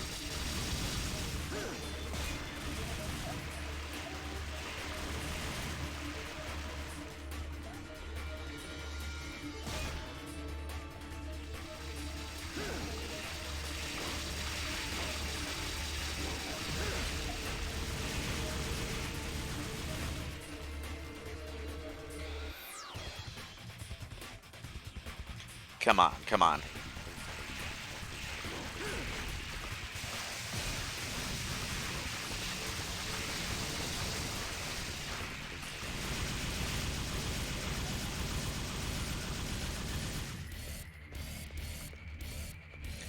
Ugh, this guy takes so long.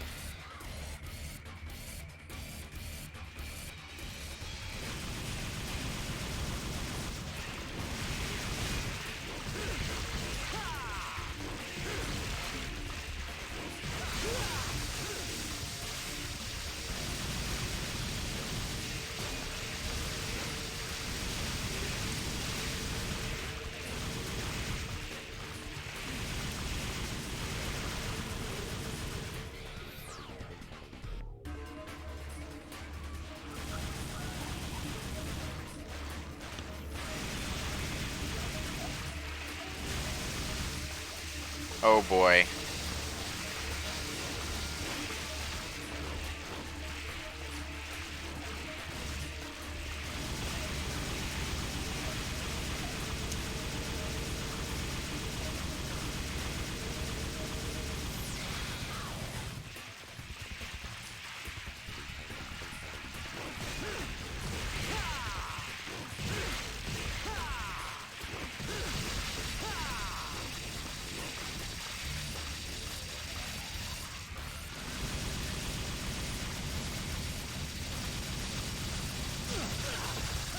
Oh, where did those come from?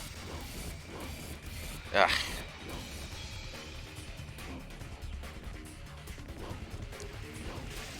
DMC5 does bosses like this from time to time, but it generally handles them better than this game does. Oh, Jesus, fuck.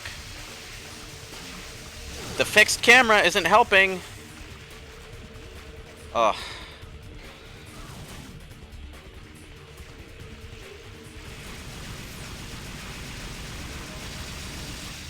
Oh boy.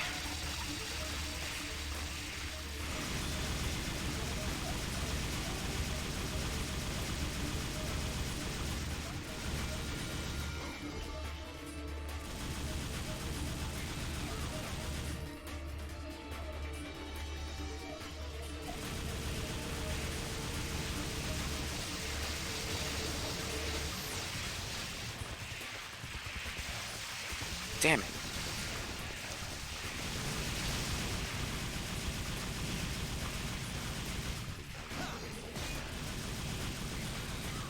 Alright, Gunslinger doesn't actually do much for me there. Oh boy.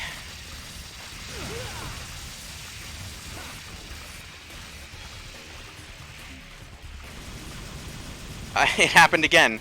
I'm running on empty.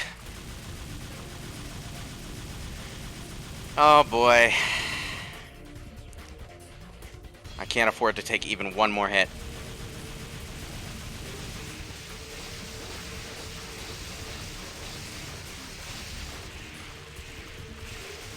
I'm gonna have to play this super goddamn safe. Oh boy.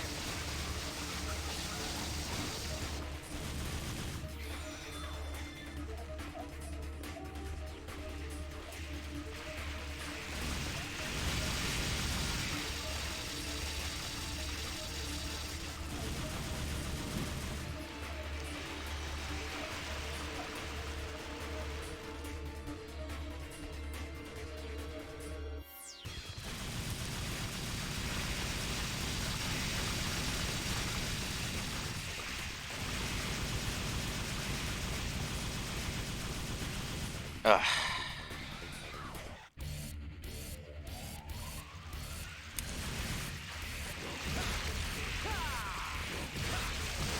Oh no, oh no, oh no, oh no. Hide. Oh! He managed to get me.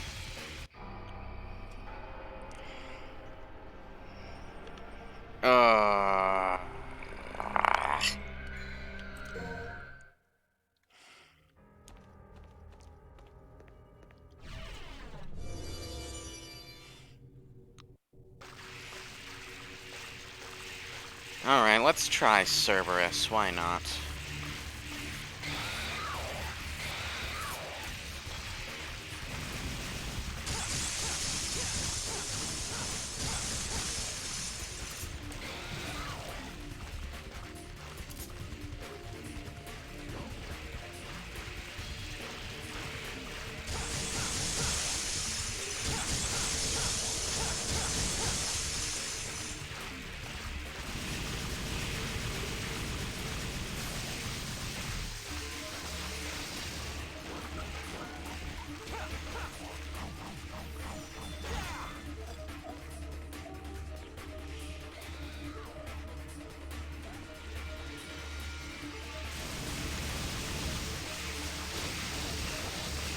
Damn it.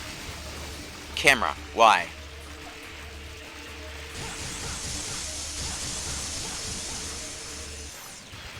Okay, this seems to be working alright.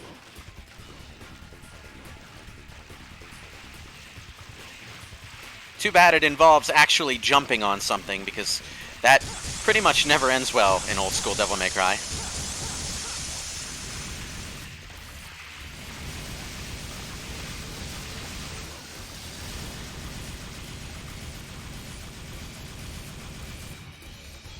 I don't think it's actually weak to it. It doesn't seem to be doing additional damage, just more hits.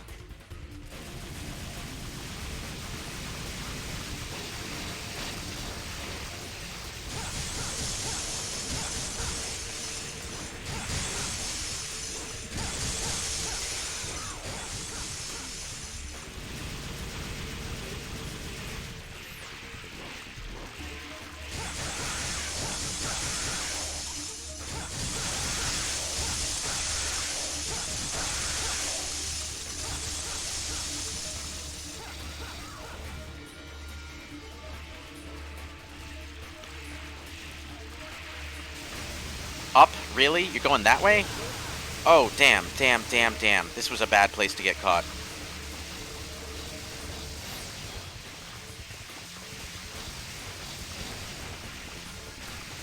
He's doing the stupid homing attacks. Okay.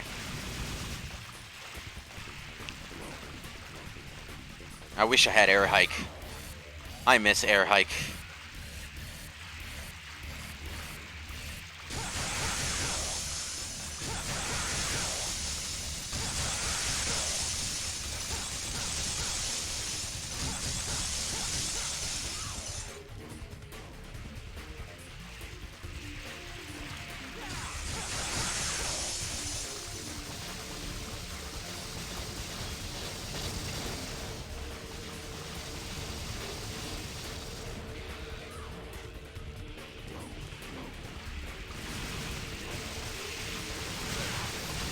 Seriously? Seriously? Really? Okay. Now it's going really fast. I'm just gonna wait for him to come back here.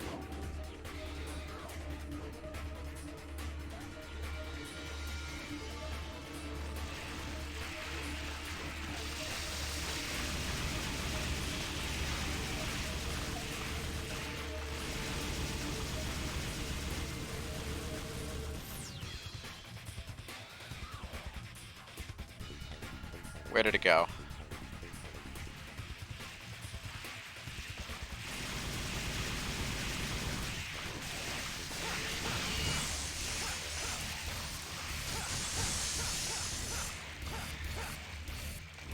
Alright, I have you now.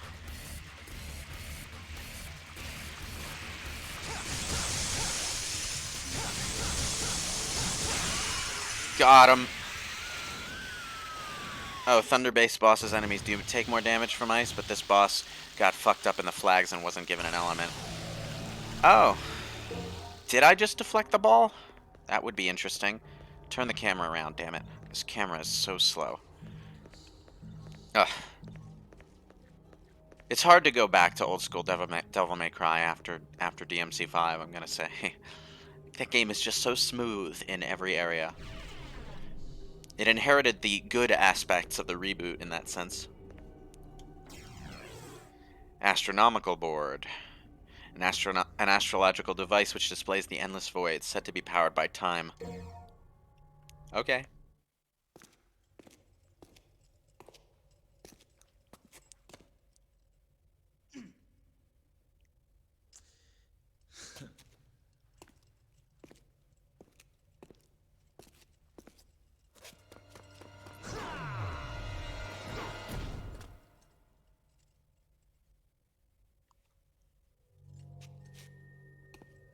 Aha! Okay, you're not gonna open?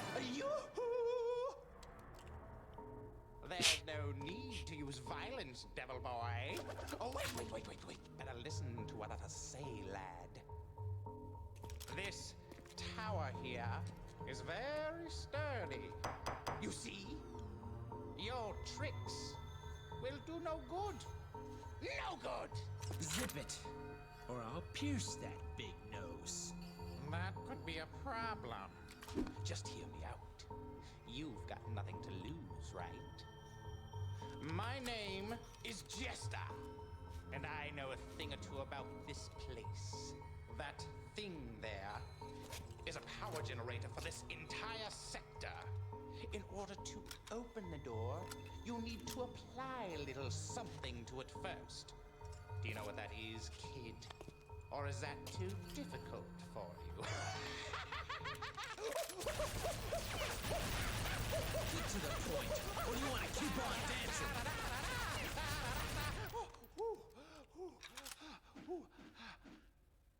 Actually, I prefer a sword to be my partner. May I have this dance, my lady?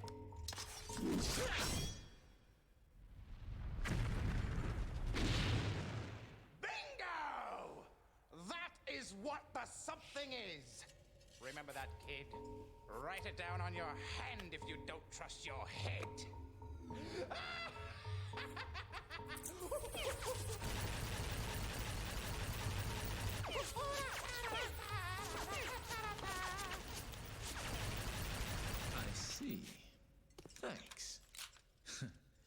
still piss me off, though.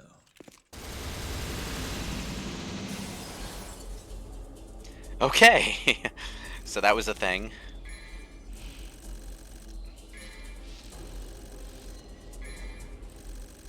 People thought when V was shown off that it was Arkham's book from this game? Huh.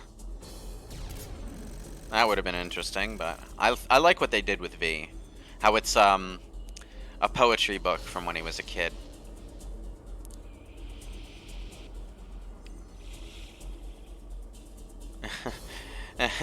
I think everyone hates Gigapede. I don't know why that boss is in the game, or why they think it was a good one.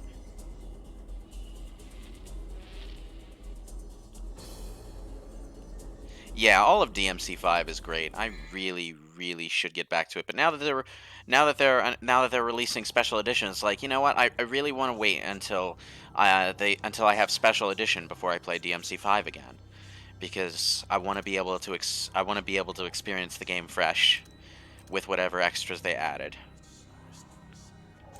I wonder if they'll add any new bosses like they did with DMC3 special edition. Probably not, but.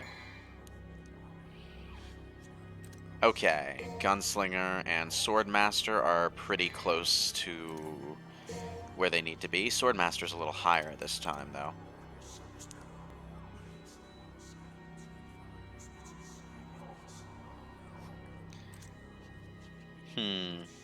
Other than Red Coat Virgil? Doubt it. Ah. Anyway, let's get another blue orb. That'll do. Right now I just need more health so that I can make a few more mistakes.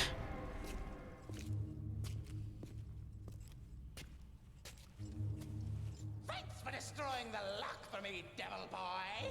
And welcome to hell. Please accept my gift. Don't be humble. Just take it. After all, we're buddies, aren't we?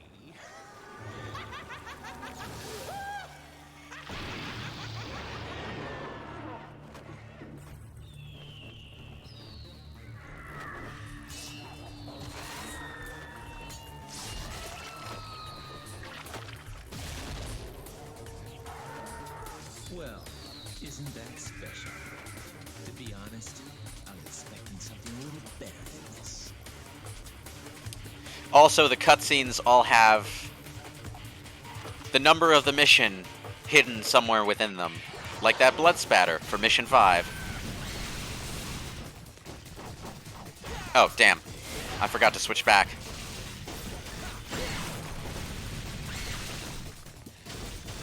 This is another enemy that's not really all that good for comboing.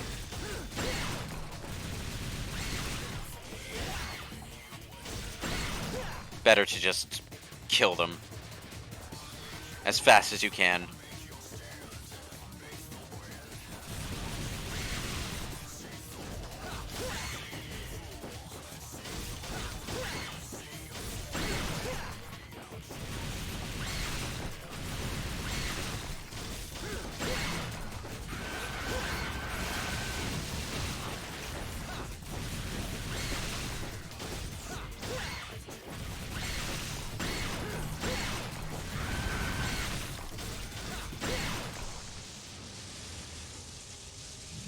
Alright, and now we have our first of 3 special edition exclusive Jester bosses. These were not in the original game.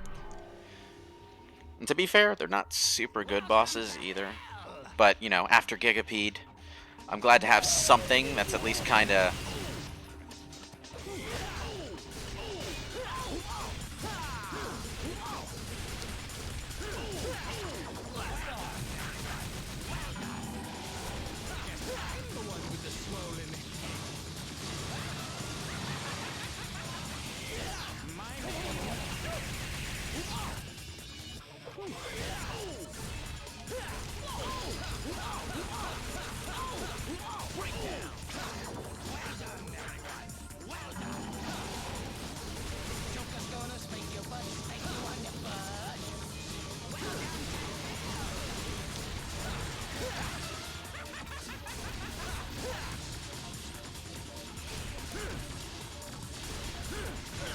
Damn it, I thought I could avoid that.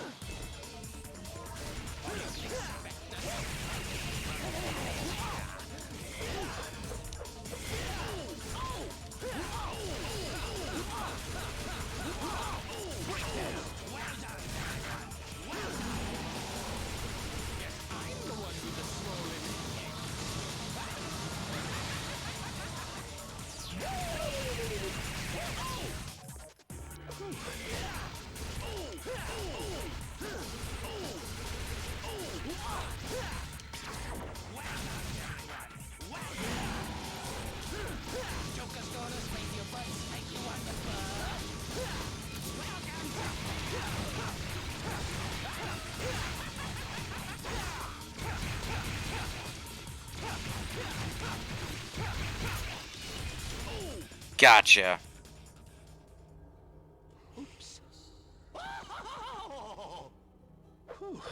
During these fights, Jester will occasionally refer to himself as Joker. They probably intended to call him Joker at some point after the card from the deck, but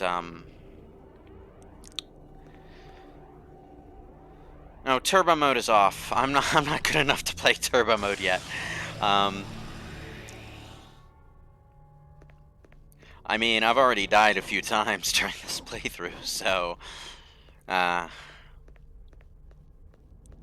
you don't really try to attack Jester when he has that barrier up. It's not really a barrier. I guess it does look like one, though, so it does sort of discourage you from trying.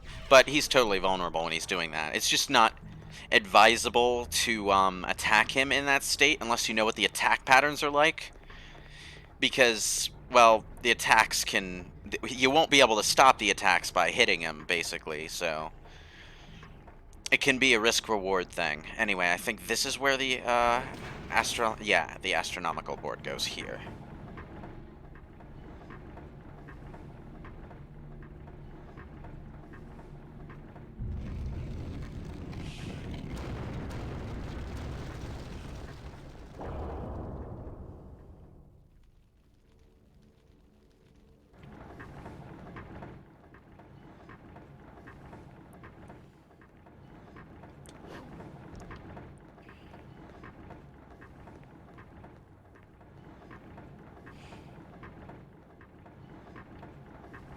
Okay.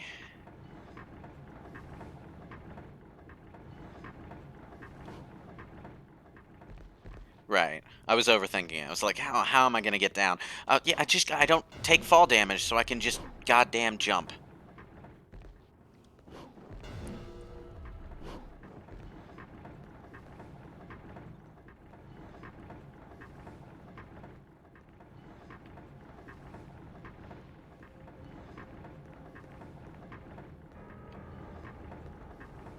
Hang on. Is this the way I'm supposed to go? No.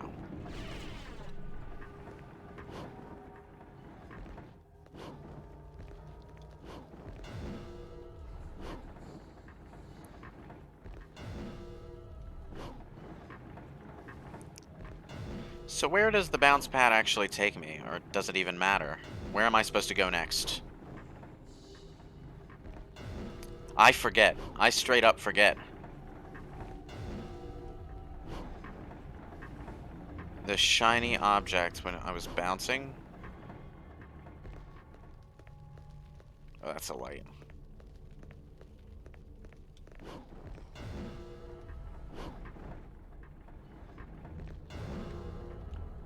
Oh, right. The walls have moved. Right. Okay. I guess I missed that cutscene because I wasn't paying attention. It's easy to miss things when you're streaming. Oh. Okay, Vajura, model of an ancient weapon used to control lightning. This is merely an ornament. Right, I remember now.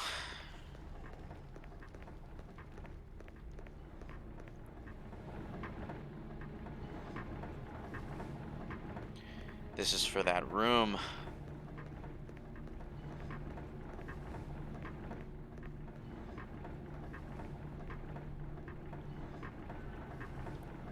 I think I need to go around this way to get there. The blue door? Was it all the way down in that room? Right.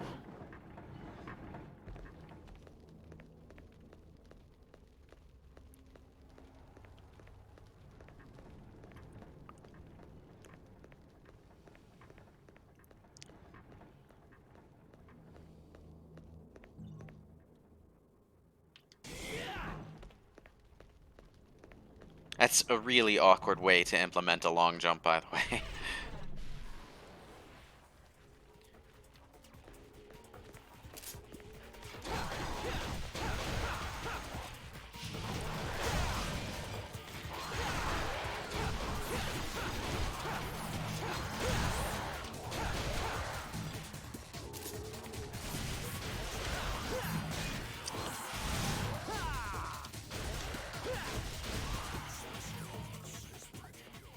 Made it.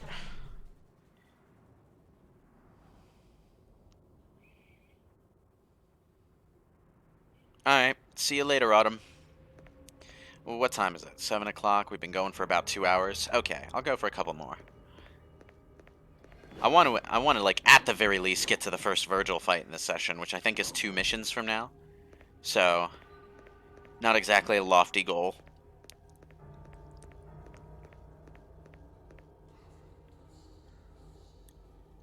Alright.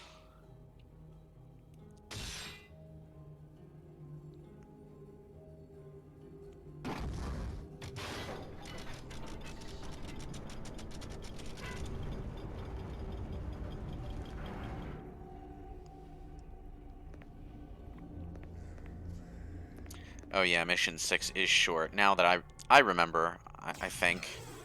The Soul of Steel. Haha! Now I can cross that invisible bridge. When they say steal your soul, they mean find an item called the Soul of Steel. They don't mean anything internal. Alright. The possessor need not fear hell nor oblivion. Oh, Artemis. Yeah, that weapon. That's the one that I never use.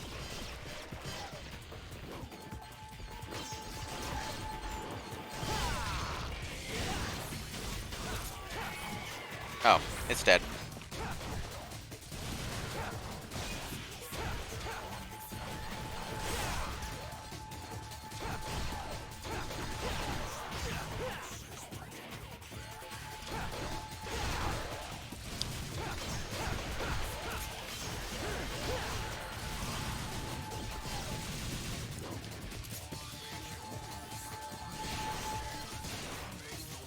I hate these things so much.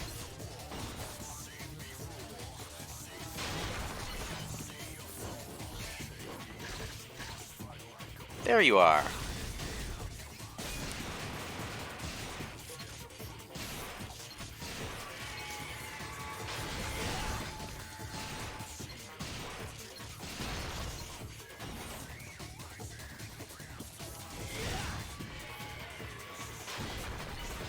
That's better.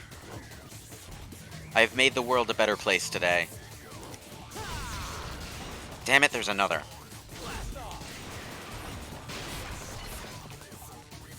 Now, where's the... What? Oh, another one. Another one. God. Fucking damn it.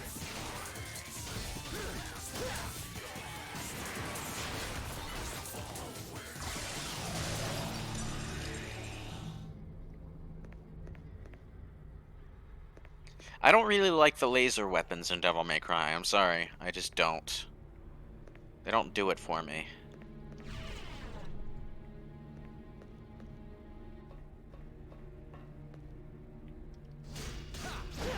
Oh. You have to use the bounce pad because this way is closed off now.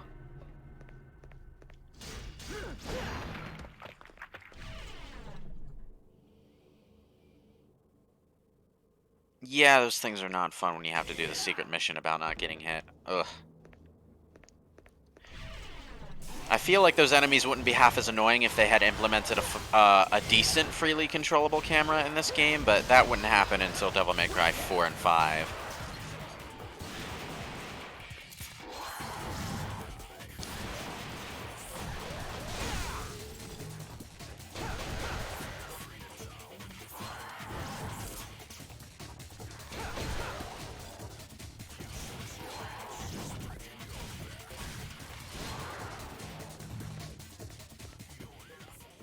I'm just messing around with these guys now. Oh, damn it. Sword, thank you.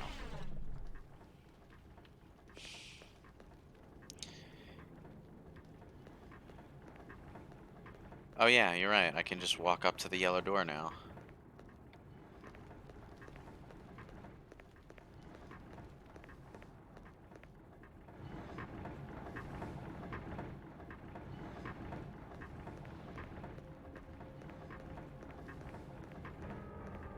That's the green door.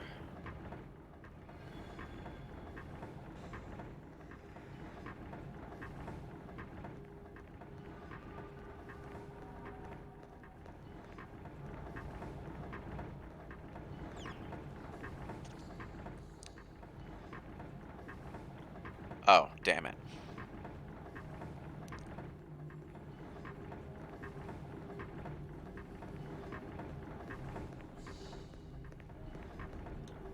Oh no. Walls weren't an issue for the yellow door.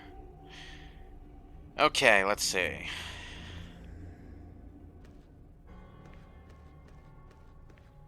Right. And before I go this way...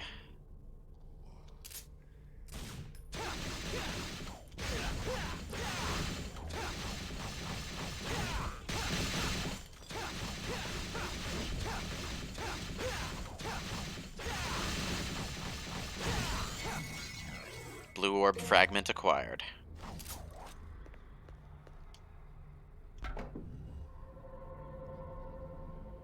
Alright. Good to go.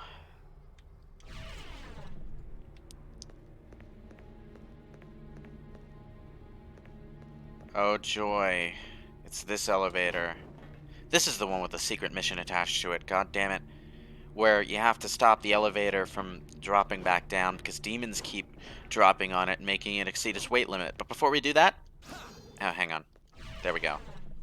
Secret Mission 2 Untouchable. Oh no, it's this one.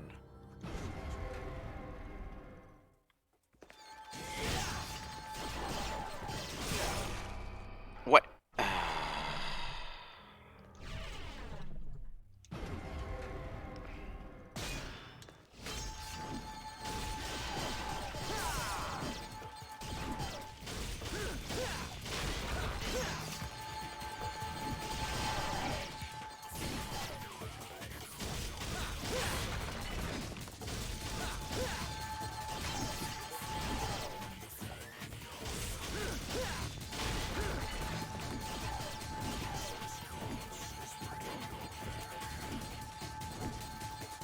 Fire the damn arrows.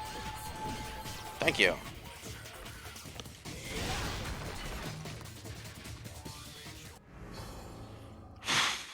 Being able to switch over to Trickster for that mission rather than having to acquire it elsewhere before going in makes it a lot easier to do that the first time you encounter it. It is not halfway as easy to dodge the arrows those things throw at you when you're in Swordmaster or Gunslinger, and, well, if you're in Royal Guard, you still take damage if you don't do a perfect block, so...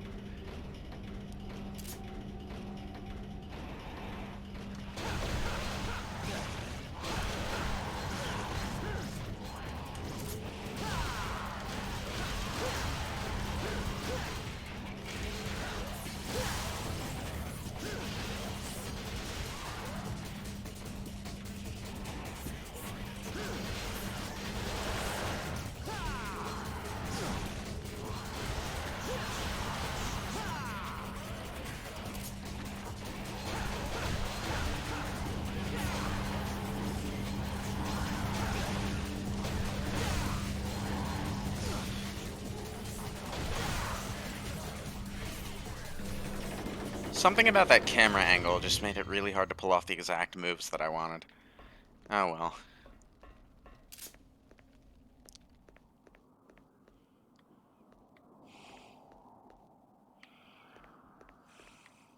I've gotten way too used to DMC5's camera, that's probably it. I don't think I had any trouble at all in that sequence the first time I played it. But the first time I played it, I was fresh off of DMC1, and I was just used to the way the game feel works. So,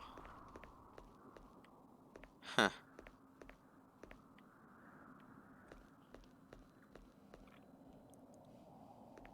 Was there a hidden blue orb fragment in that elevator room? You might be thinking of a different room that has a similar layout, because well, there's hidden red orbs. So I'm glad I came back here.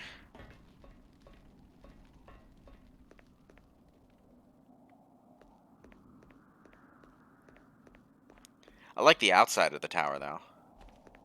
The outside of the tower is nice. Oh boy, it's these guys. Okay, pro tip, focus on one, and only one of these two while you're fighting them, because shit gets a lot easier when you don't have to deal with both of these guys at once. So take one out as fast as possible. Ages, but we finally have company. I see that. We must entertain our guest. You're right. We have to be gracious hosts. What should we do? How do I know? We need to come up with something. Brother, our guest is sighing. Sigh? What is sigh? Well, a sigh is when... Enough already! How long are you two gonna keep carrying on like this? In case you didn't get the hint, I'll spell it out. Your guest wants to go through. Got it? Our job here is to guard this pool. That's right. We can't let you pass.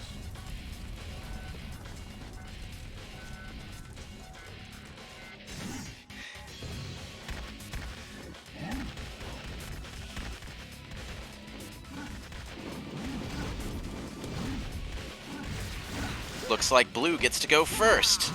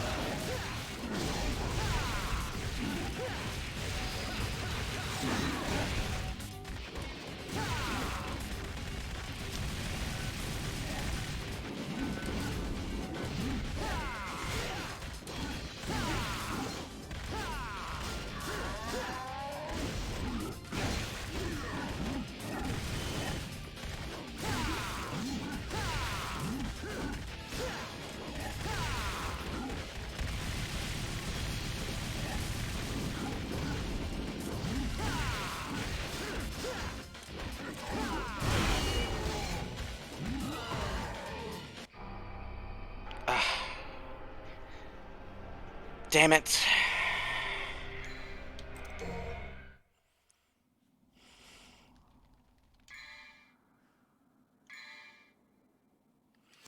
Well, I did go in without full health, so I guess that's to be expected. Yes, yes, yes. Skip it.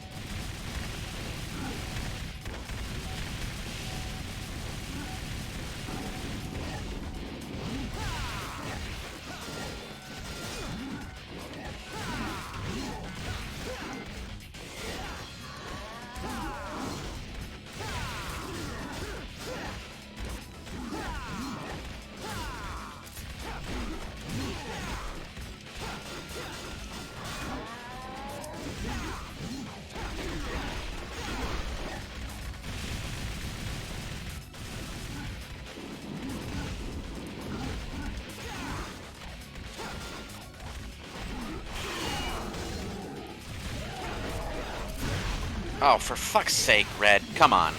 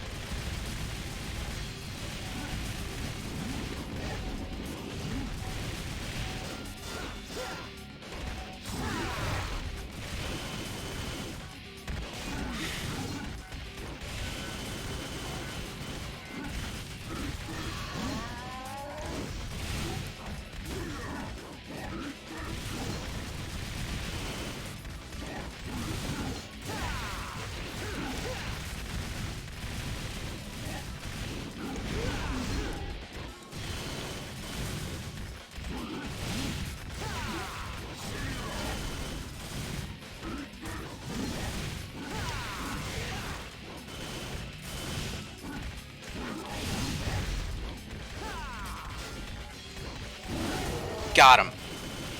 Okay, Swordmaster, let's go. Oh, jeez.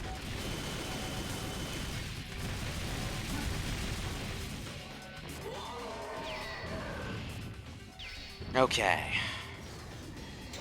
Looks like Blue didn't have a clue.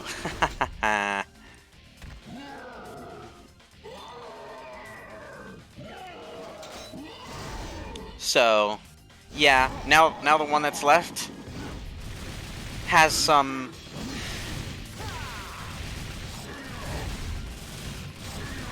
Oh, Jesus, fuck.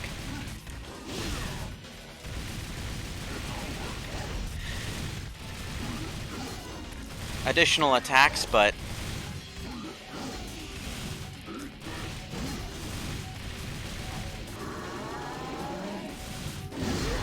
Oh, right. He also has that AoE attack that does attack vertically. Right. Okay. Now that I think about it, I got my strategy for that one mixed up. You're actually... The easiest way to do it is to take one of them down to like half or quarter health, and then kill the other. Oh boy.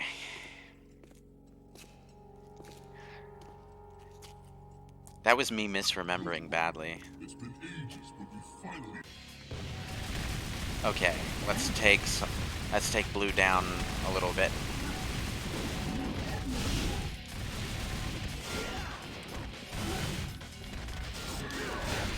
Oh, for...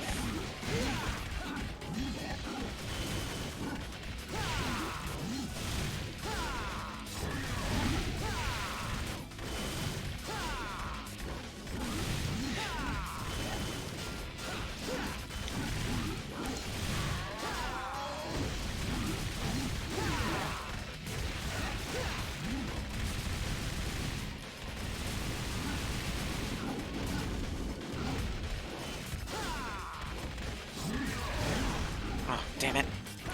If the camera wasn't in free roam mode for the boss fights, it would be a hell of a lot easier to manage this stuff.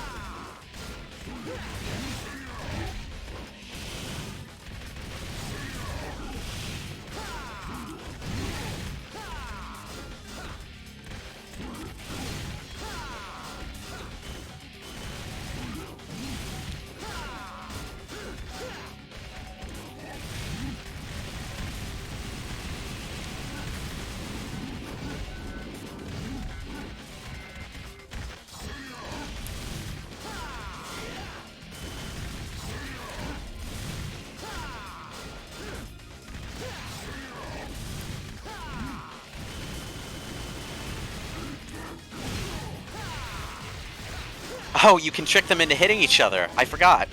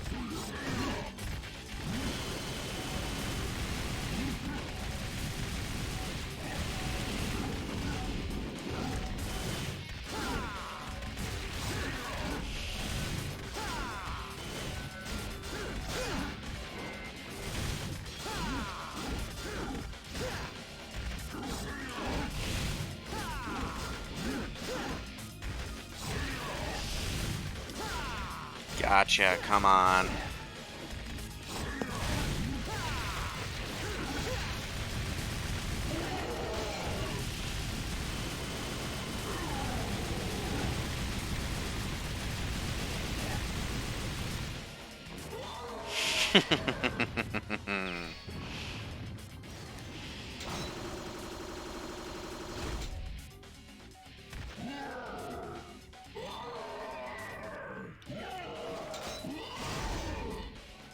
Is the HD collection available as a $20 bundle in on the Switch? Because I got this game standalone for $20, see.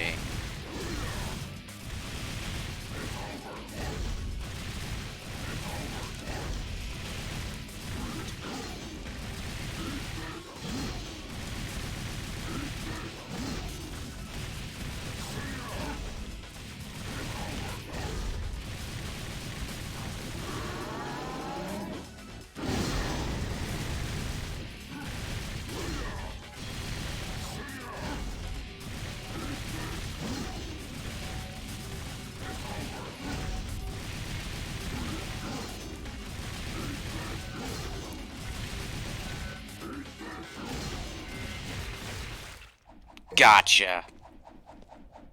I was just messing around at the end there, just dodge rolling into twosome time over and over. For a long time.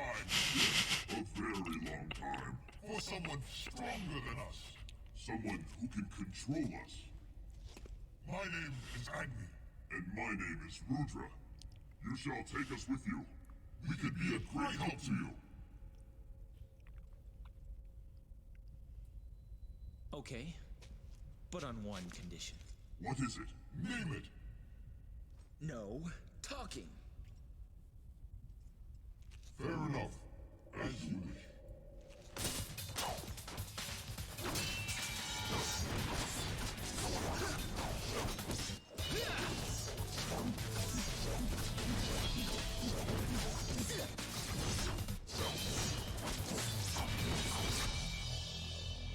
Impressive. No talking. Good. Agni and Rudra was my favorite, my favorite weapon apart from the base sword when I played this as a kid, so I'm looking forward to it.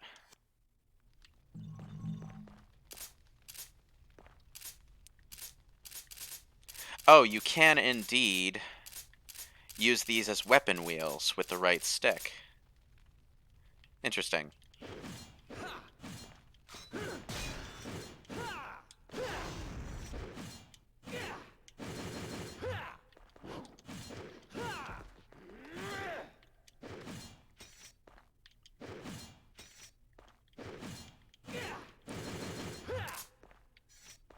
Excellent.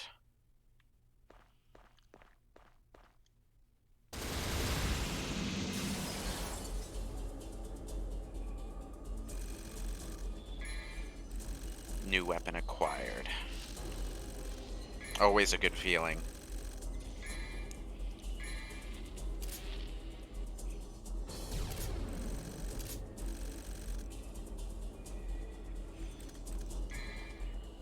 Alright, well that was a bit rough.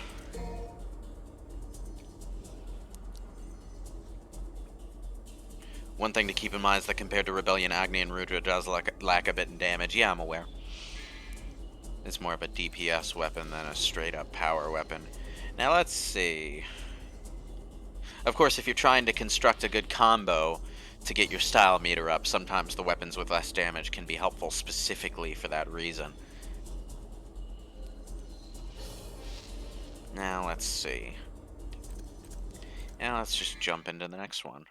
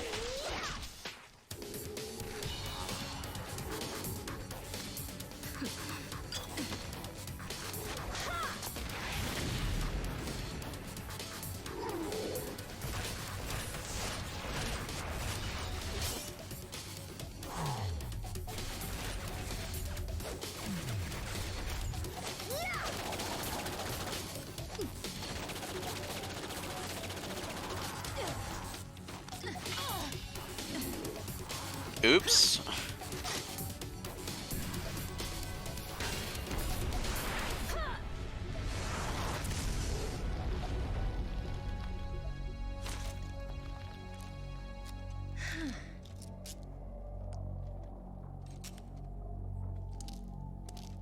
And another 12 or so demons bite the dust.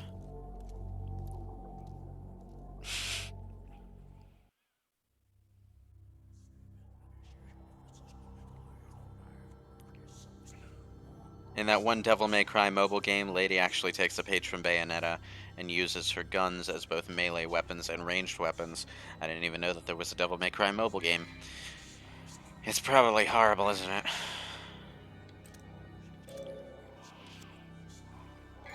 Now that I think about it.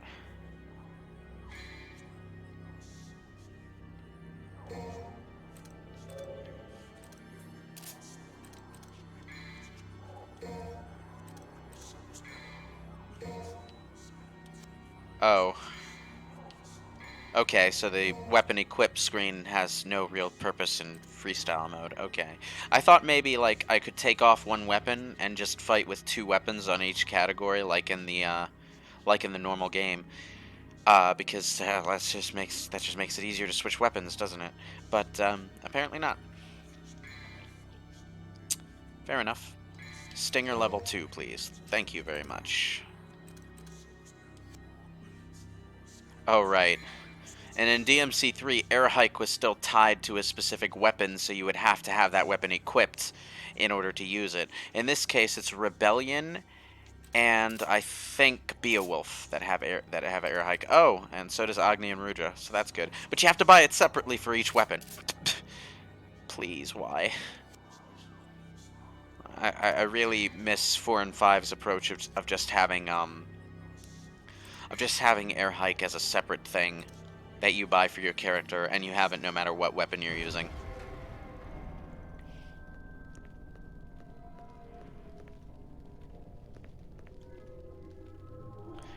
The goddess's statue's piercing stare is focused on the front door. Yay.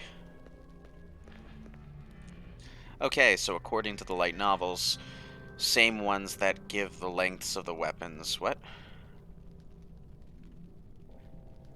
Something that people here might have noticed already, but the transparency effects on Dante's hair is broken in the HD version of DMC3. I haven't noticed, to be honest.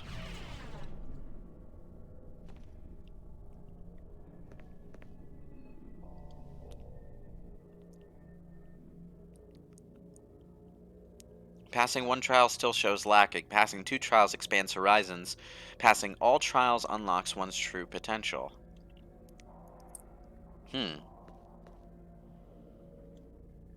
Your wisdom will be put to the test in the chamber ahead.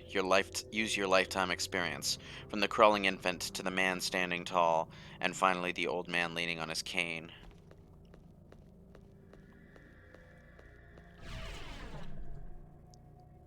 Yeah, alright, so. Crawling infants on 4 legs. Adult man standing tall, 2 legs. Old man with cane, 3 legs, technically. Essence of intelligence, impalpable knowledge of the ancient ones. Offer this to the goddess to open a new path. And now let's just go back out.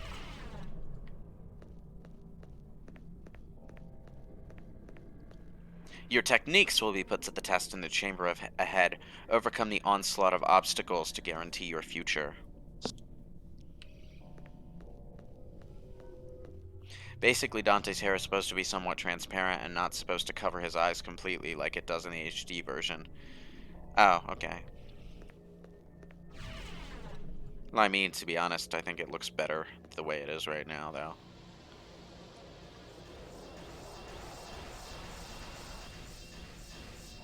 PS2 transparency effects always looked to me to be a bit hokey. Oh god, and I have to jump over these things with wonky retro Devil May Cry jumping mechanics. It's easier than I make it sound, but it also makes me nervous. Essence of technique. Masterful techniques of the ancient ones. Offer this to the goddess to open a new path. Oh, son of a gun.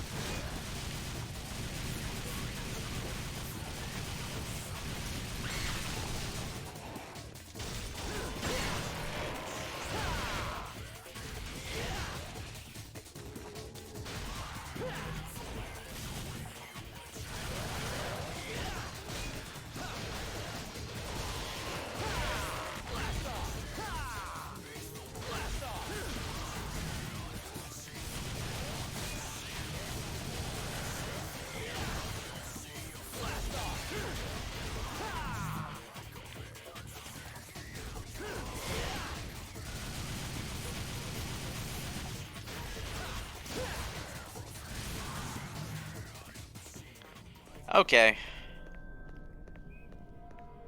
That was a nice break from the puzzle solving.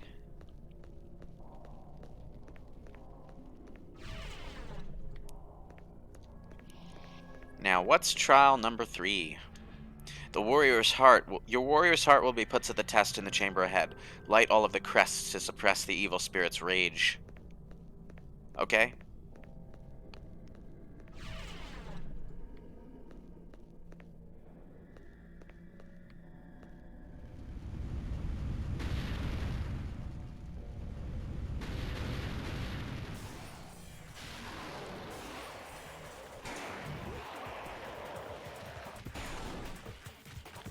Oh boy, they're in Devil Trigger mode.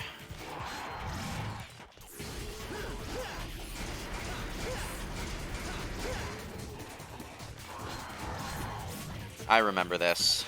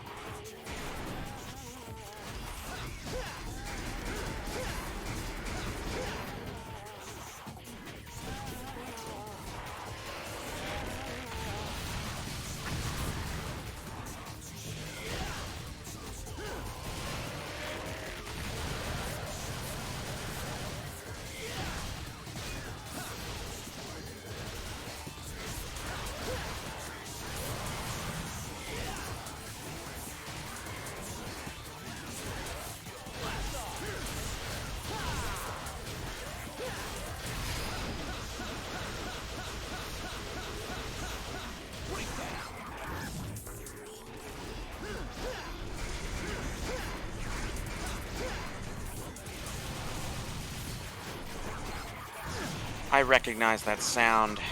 Ah.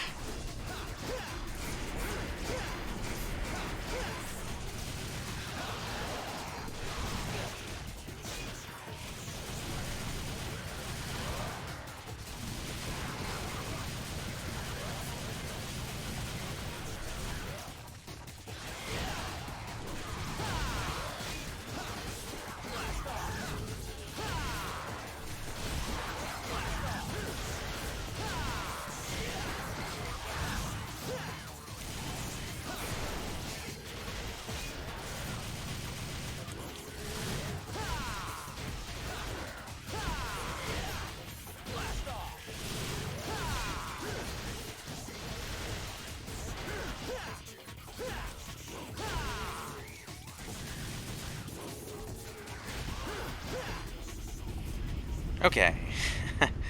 Right. guy was taking a lot of punishment because I left him in that devil trigger mode for a little too long. Okay, essence of fighting, the fighting spirit of the ancient ones. Yes, of course. The more I play this, the more I realize I really didn't miss the Resident Evil holdovers in old school Devil May Cry. Like at all. I'm glad they're gone in 5. And 4 kind of has a little of it, but only a very, very small little bit. And it's usually in the form of items that give you some sort of gadget ability, like the ability to use those spinning tops. Anyway, let's do this. Essence of fighting. Essence of technique.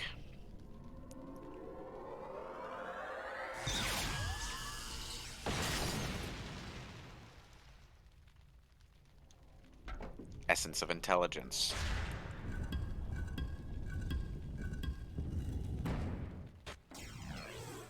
Alright, and now we have Artemis, a gun of the demon world that discharges arrows concentrated with demon energy.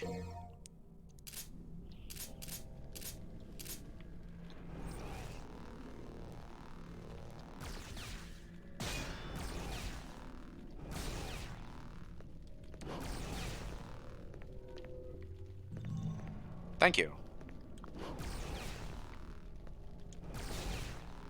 Not really sure what the gunslinger ability for this is. It really just seems to be the same thing as the regular firing mode.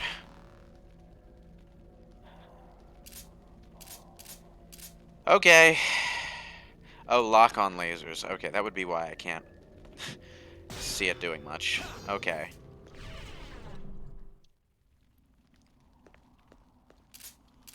And now a statue for Agni and Rudra, but first, let's pick up those red orbs. Now, let's go. Oh.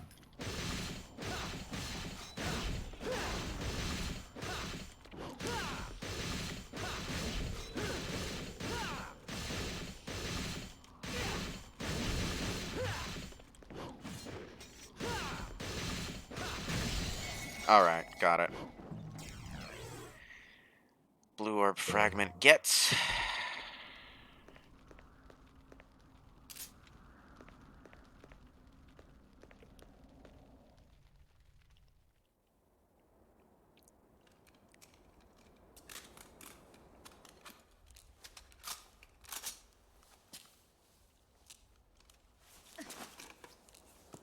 Well, well. You've grown stronger. Go to hell. You point a gun at me? Your own kin? Your dear papa? The only family I ever had was my mother. And she's dead! You break my heart. After all, it was I who gave you your name. My darling daughter.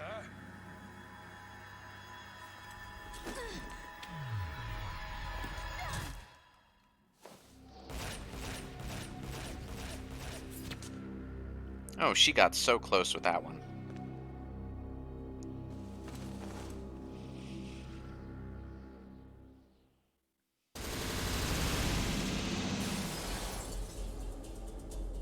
I still don't believe that Lady's only 15 in this game. Oh, right. Yeah, she was quite young. I remember she makes an appearance in the DMC3 manga and she's still in like a school uniform at that point. I think like her demon hunting gear in this game is just parts of her school uniform outfitted with weapon harnesses. So yeah. I actually managed an A rank on that mission. How about that? Alright, next is the mission where we fight Virgil. This is gonna be good.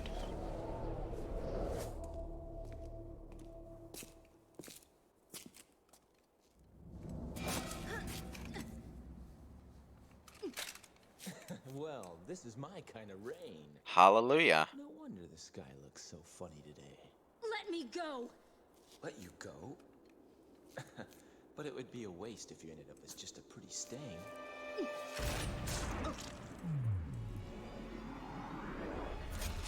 You were kind of asking for that, dude.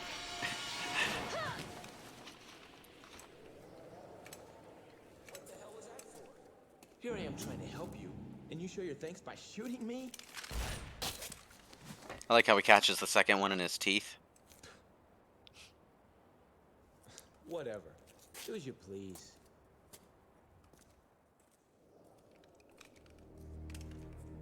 So he's a demon too. I'm beginning to think I've got rotten luck with women. No, your attitude just kind of sucks, dude. Not gonna lie. Okay, let's see. I've got 10,000. I don't like drive in this game at all.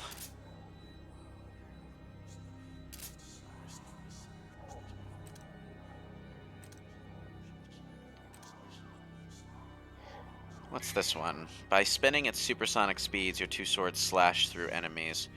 Alright, yeah. I want that one. Yes, whirlwind. Whirlwind. Good, good, good.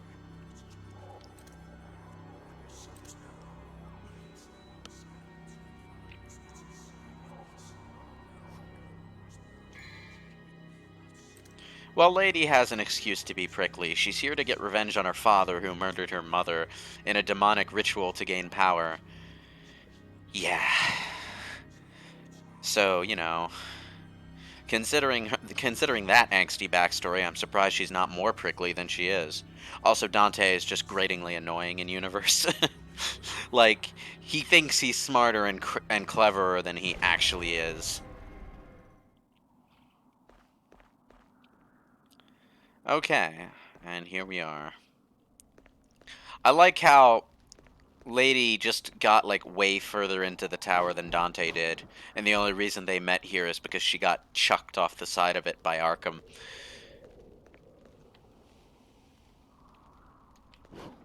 Let's just make sure I'm not missing anything. Oh, hello there! I had a feeling there was something to find. Secret Mission 3, Death from Above. Stay in the air for 20 seconds or more. Oh. This is the mission where the only way to win is to basically enemy step over and over and over.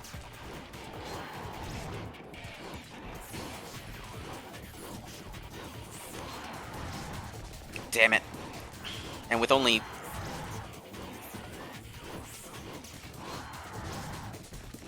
Damn it.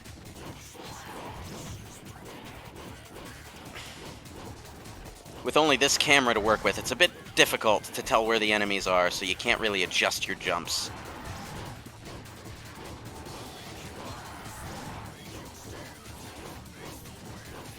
I can do it. It's happening. Oh, damn it.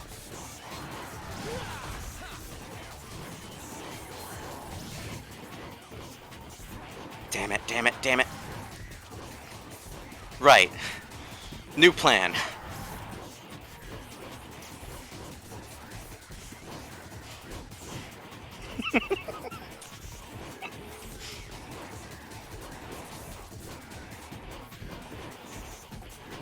Almost. Come on.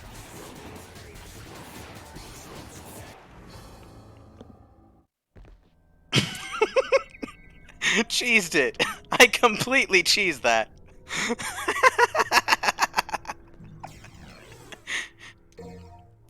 Alright, and that gets us another blue orb. Alright, that health bar is looking a little less anemic now. In fact, it's 10 pips up. So, the next blue orb will start the second bar.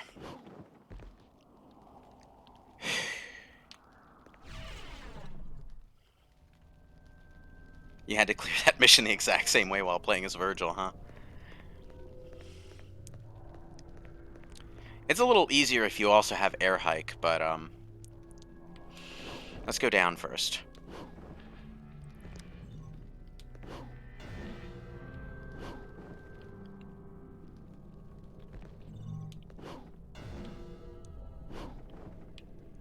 You have a lot more air control when you're bounce pad launching than you do over your actual jumps. Your jumps are Castlevania jumps. Once you've jumped, you're committed. You know? Until you do an air hike or well, an enemy step or a wall jump or something. Ooh. And now we're in the library.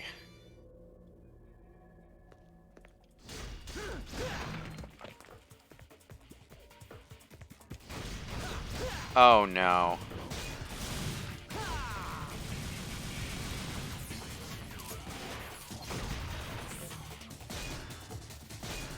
No, okay, you know what?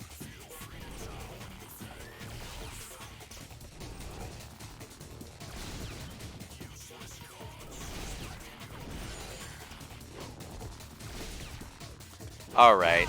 Yeah, that gun sucks. Oh! Son of a...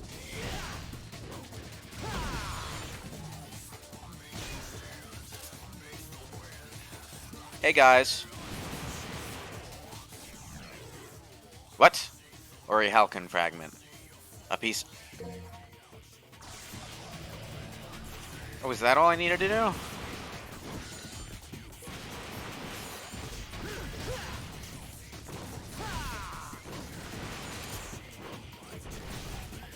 Ugh. Artemis. Kinda wish I could unequip it, because I never use Artemis.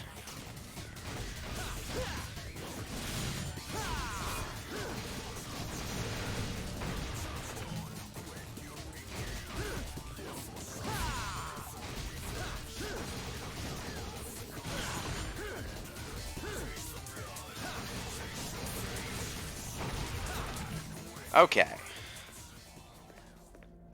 I don't like the chess piece enemies. I really don't.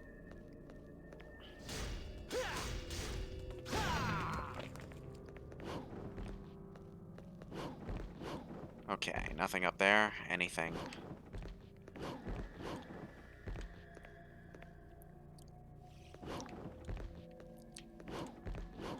Nope, nothing up there. Got it.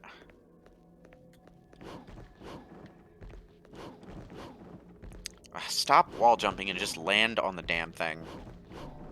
Thank you. Camera. Camera. It's stuck on the wall. Oh, chess enemies are okay once you get Beowulf. Yeah, Beowulf makes really short work of them, but it's not that they're hard. They're just dumb. I don't like them. They're not fun to fight. They kind of put me to sleep, really. Is it wrong that I've beaten DMC4 more times than any other DMC game? No. DMC4's got, well, up until 5 was released, it was the game in the series with the best combat and the best enemy lineup. It was just the campaign content that was lacking. And people had a poor initial reaction to Nero for entirely superficial reasons. Although Dante not actually getting his own campaign probably didn't help a whole bunch on that front. He was originally supposed to get a campaign. It would have involved learning more about the situation in Fortuna and about Nero's origins.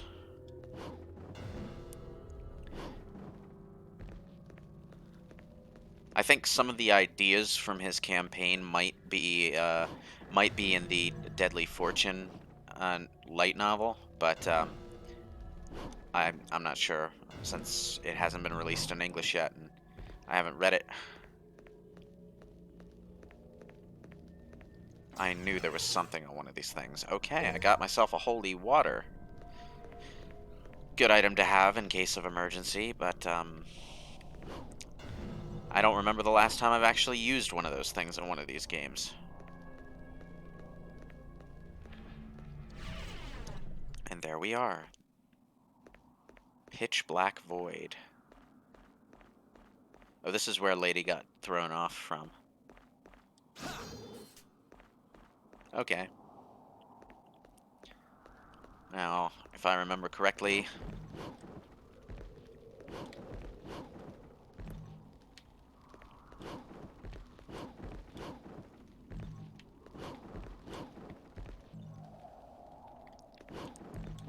Yes! There's a blue orb fragment up there. And Getting up there is going to be a pain in the ass. Ugh.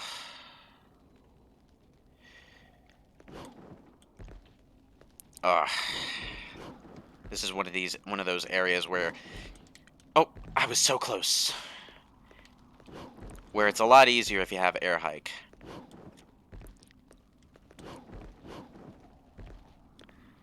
Old school Devil May Cry platforming is the pits.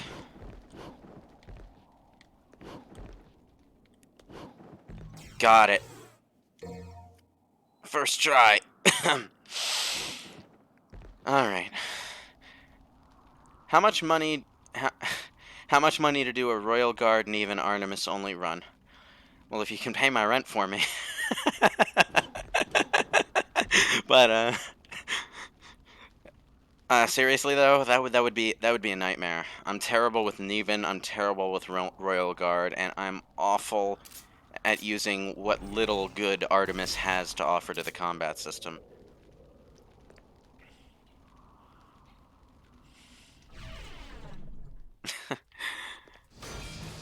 Anyway. Oh. Oh. Ah.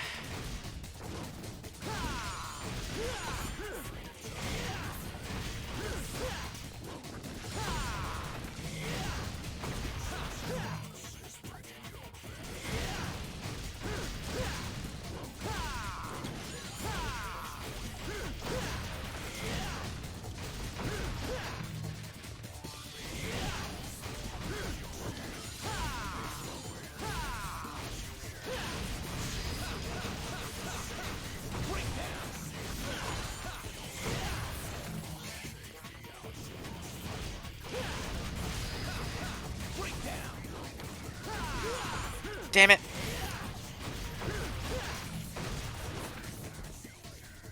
Got it.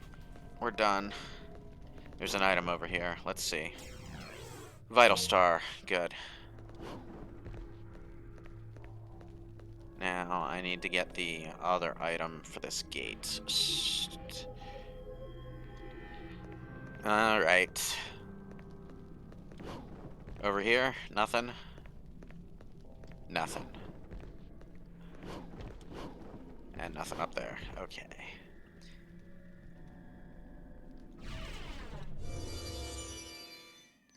Well, enemy step shotgun spam might have been a viable tactic if I had leveled up my shotgun at all, but I haven't done that yet. Only gun I've leveled up are my pistols, and they're the first one I plan on maxing out because I keep these babies with me throughout the entire game. Not just because I like the feel of them, but because I'm a sucker for the designs of these particular guns. Like, probably the biggest... the thing about the reboot that most offended me was how they redesigned Ebony and Ivory into those Joel Schumacher abominations. Those little plastic toy guns. Ugh. Oh, it's this asshole.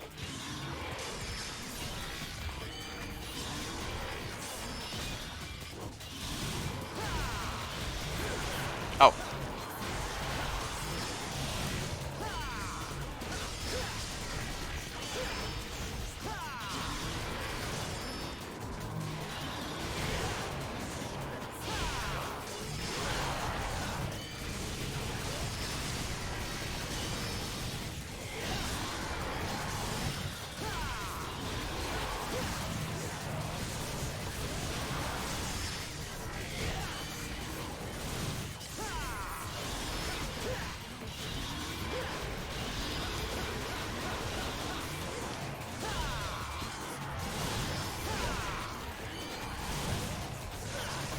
Ah, he caught me on the rebound. Great.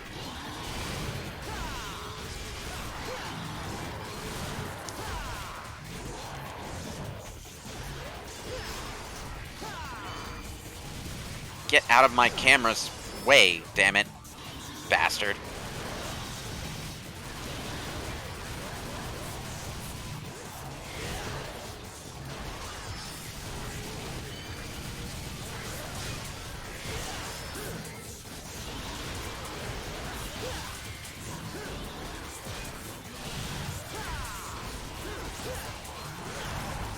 Damn it! I was in the yes ranks, and you hit me.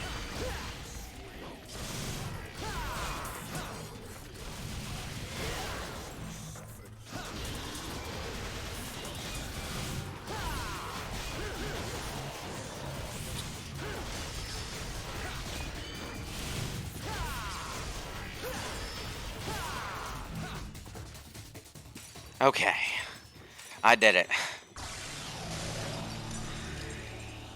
I was really good with them, and then I had a glitch where the other weapons wouldn't do damage, so I was kind of forced to do it that way. I've never heard of such a glitch. Wow. Okay. All right, we got the Siren's Shriek. The sorrowful shriek of the siren calms even the most ferocious of flames. Oh. Do I need to backtrack? Right, I need to backtrack. This is where our path loops back around to where we started, but first, orbs. I think that's all of them. Is that where we came in from? That's where we came in from. This is the way I need to go.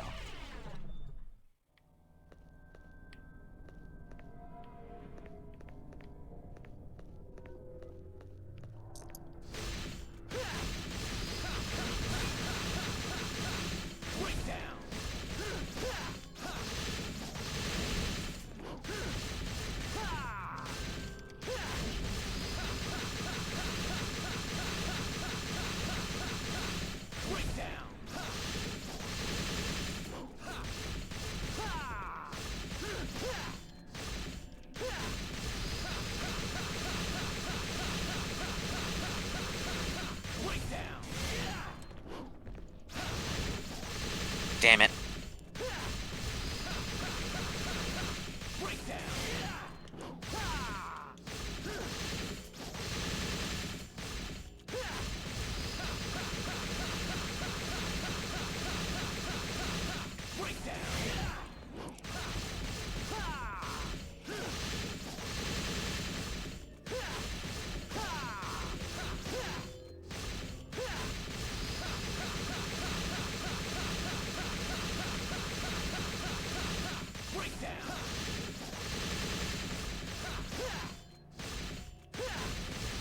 Come on. Oh no, damn it.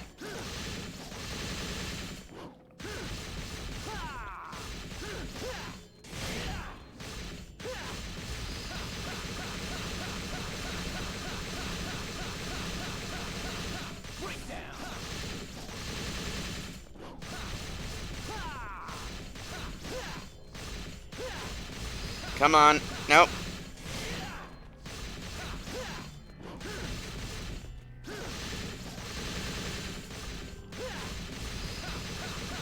Come on, come on, come on. We can do it.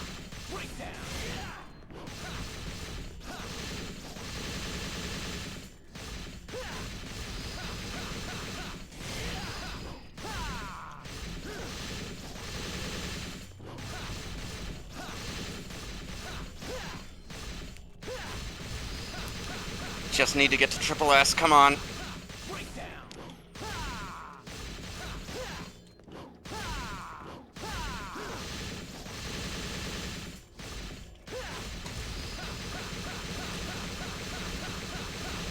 Oh yeah, my backwards one too.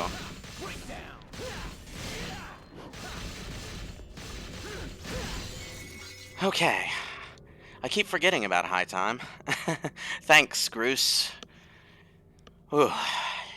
It's hard to think straight when the adrenaline is going on up here, you know? Also, my thumb hurts now.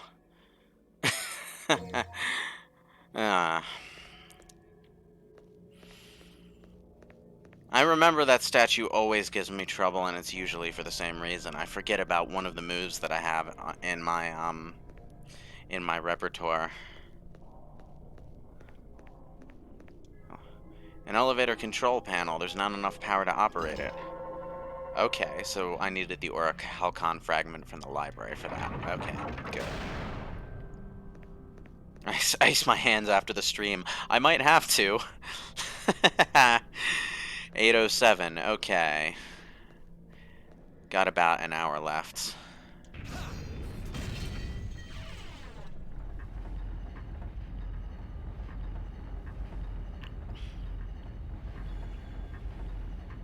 Alrighty. No helicopter boss in this one.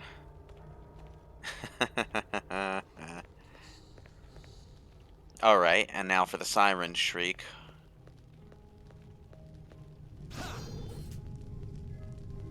Crimson flames twist and dance around the door, keeping all would-be trespassers at bay. Alright.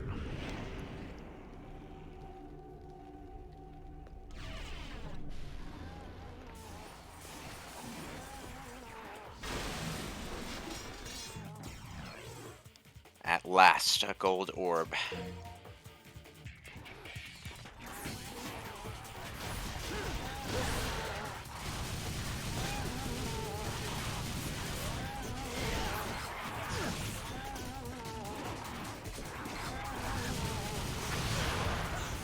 I'm surprised that hit me.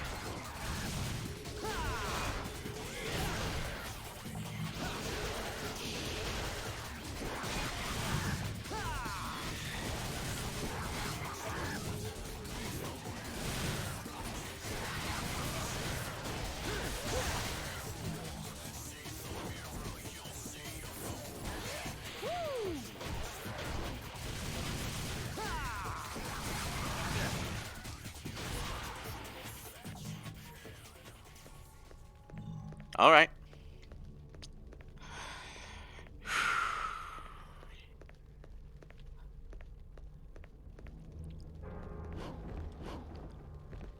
Man, it is really hard to go back to this game after 5, though. Like, I love DMC3 to pieces. But it only used to be the best game in the series. 5 is just so far above it.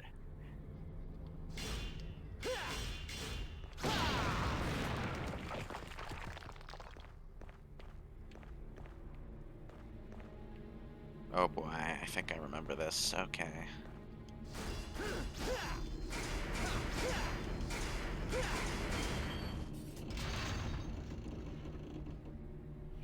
Ooh, the helicopter boss. Fuck that thing.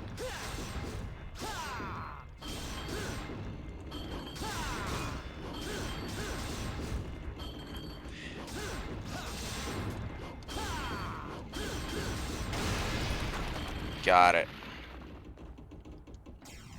Alright, and we got the Crystal Skull.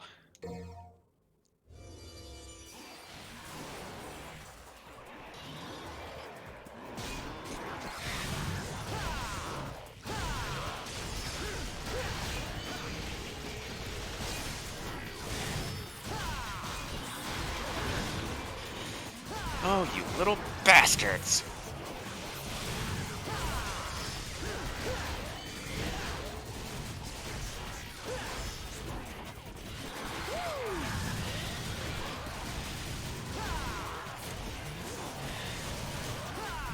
Got him.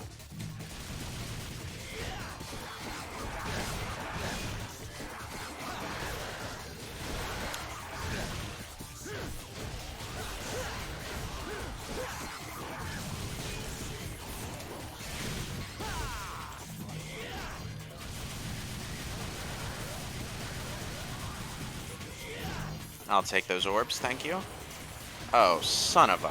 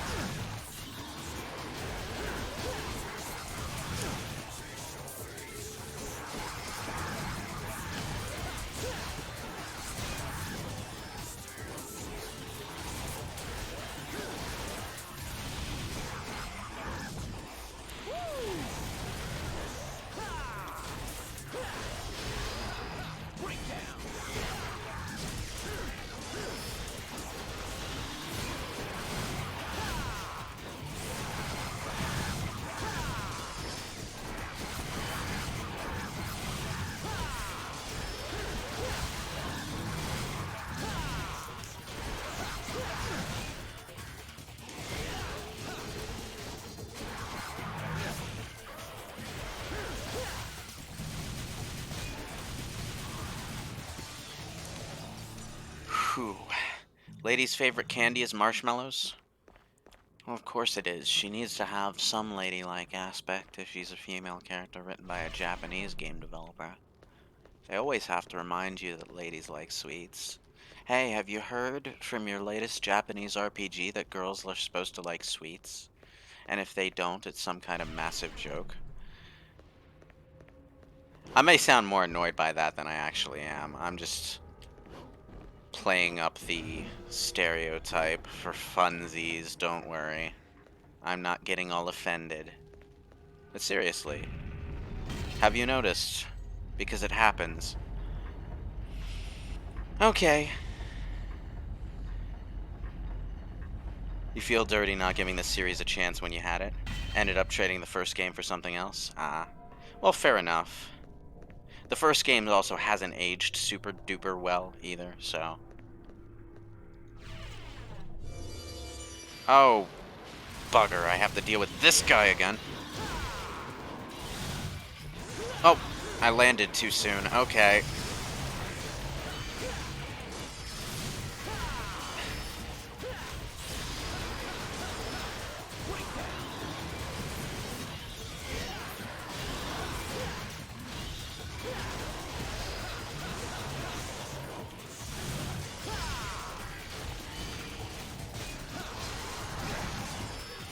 Get...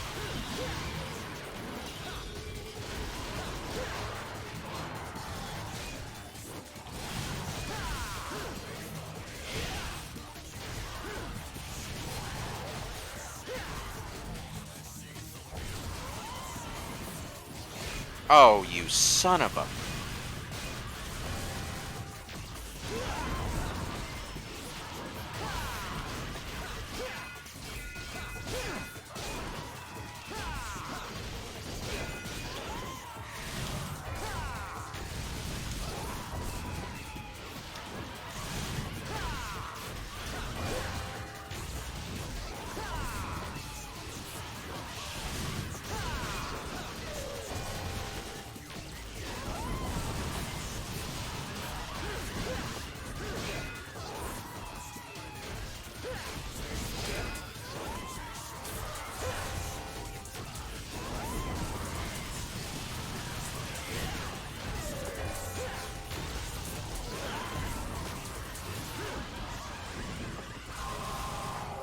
It's funny that they make you fight this guy right before the Virgil boss, because they made a point of doing the Virgil of having Virgil introduce himself and hype himself up as an adversary by having him one-shot the boss that just gave you so much trouble at the beginning. So they pitch you against that same boss right before Virgil, so that you have a sense of your progress as a player. That's really clever, actually. Granted, I did have God of War to play instead, but at this point I want to know why people took so much inspiration from this series. Well, it's just because the combat system is both very fun, very technical, and easy to mess around with. Whereas in God of War, you're kind of just swinging the Blades of Chaos around, and it's very cathartic. You do some heavy-hitting area of effect attacks, and you get a sword that doesn't have as much range but hits a little harder. And it's a very good, very fun combat system, but as far as what you can do while you're messing around, there's just more to play with in Devil May Cry. Especially in 3. Not so much in 2. I mean, 2 has guns, I guess? It has a decent variety of guns. It's the one good thing about it, but... Stone pillar embroidered with skulls. Yep, let's go.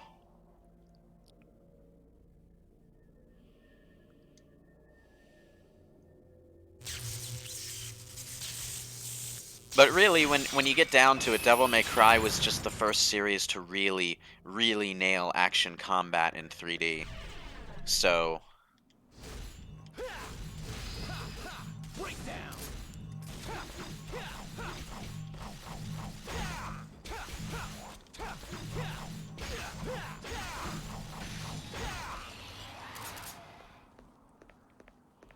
Okay, let's see.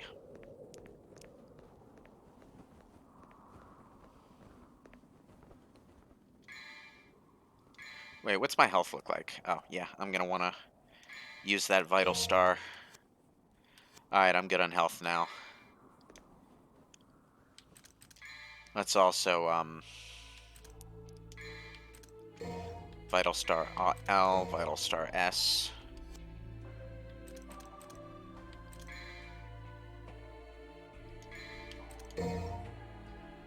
And max out my pistols. Excellent. Okay.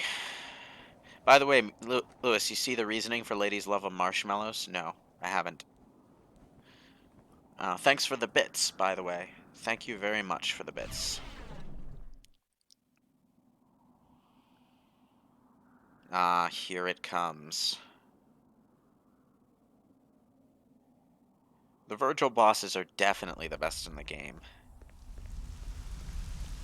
So good at capitalizing on that rivalry combat trope that is a little trite and played out in anime and in a narrative sense, but works so well in video games.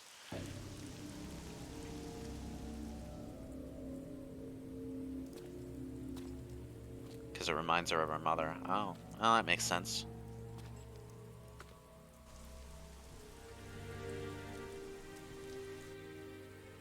You showed up.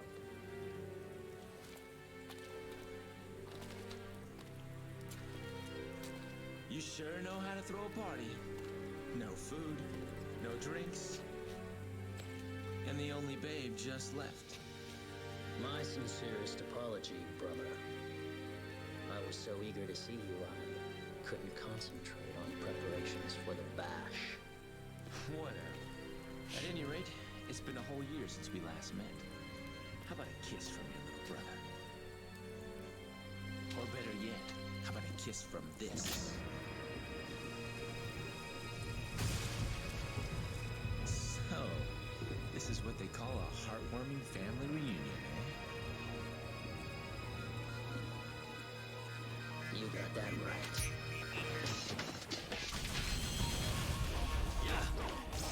Oh! The range on that katana swing at the end is very deceptive.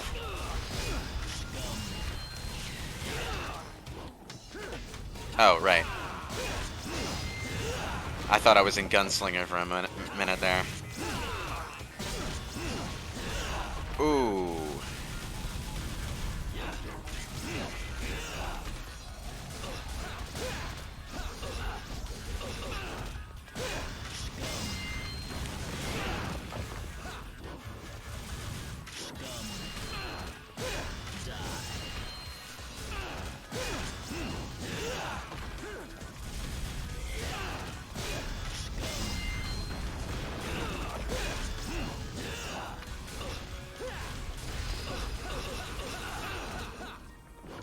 This may be fun.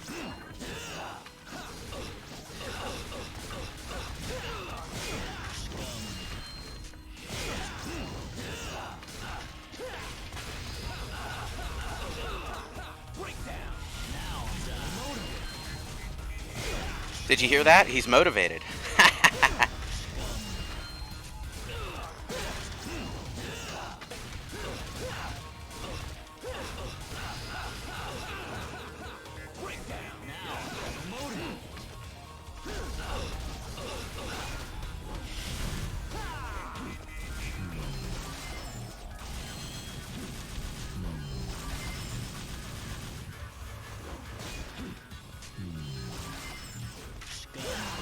Ooh.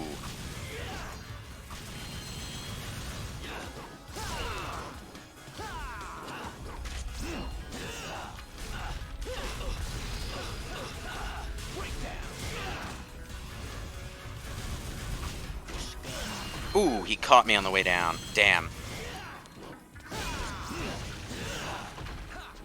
Okay.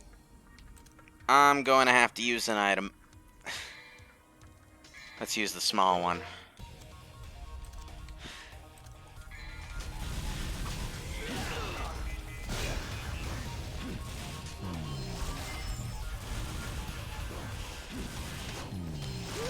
Oh, I barely didn't dodge that in time.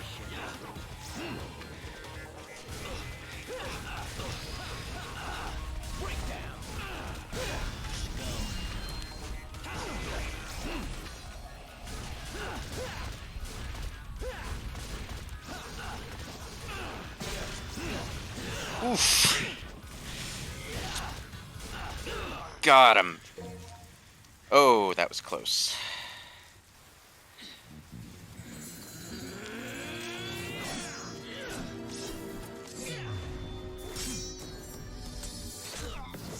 The virtual fights are so goddamn fun. I love these boss fights so much.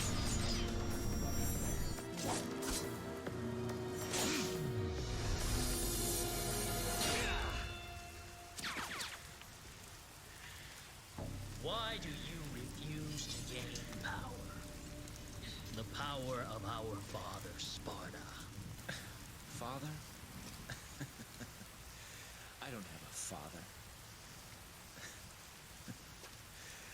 I just don't like you, that's all.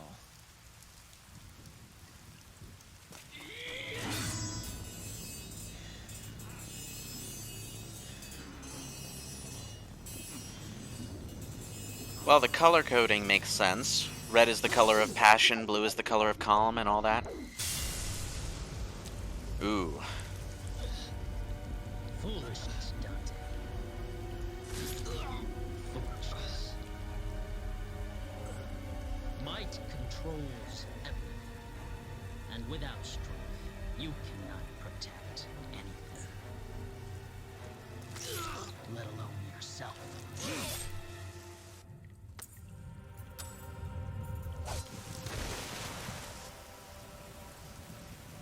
Debating that DMC was a romance instead of a shonen? What? How could anyone ever possibly get that impression?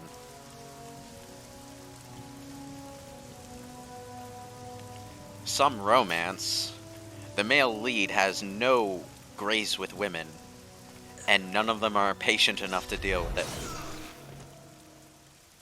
In DMC4 Special Edition, one of the added cutscenes even has one of the girls making a jab at Dante over it while they're watching Nero and Kyrie have their little moment. Cast will be different.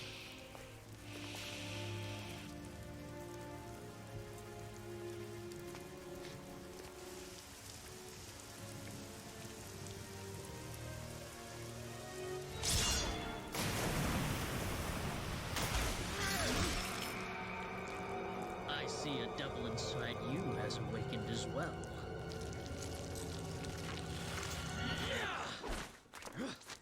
Wait. We should leave. For the moment, we have all that we need.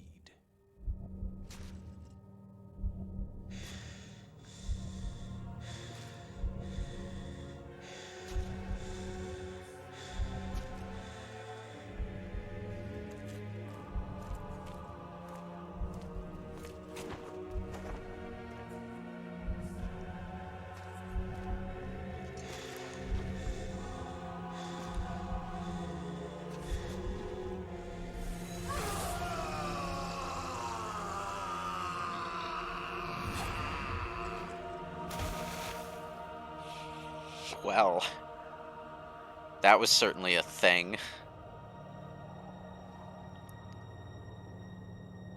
I don't think Kaneko... Oh wait, thinking about it, Kaneko would have designed some of the personas, at least for Persona 2. Is he still on, like, monster design for the modern Persona games? Apart from the classic Shin Megami Tensei demons, I mean. Like, does he still design, like, bosses and Persona designs?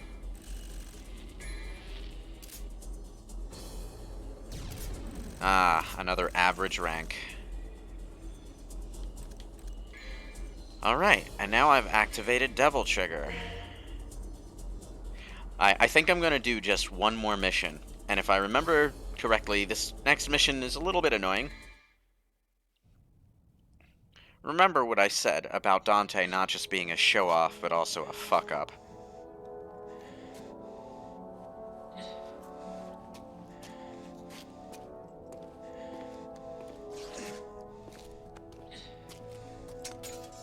And now Rebellion's all woken up, its crossguard is out.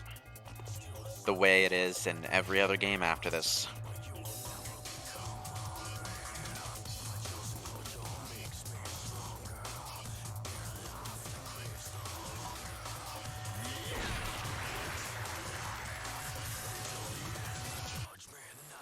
He hit the statue to let off his feelings and realized that he has more physical strength now.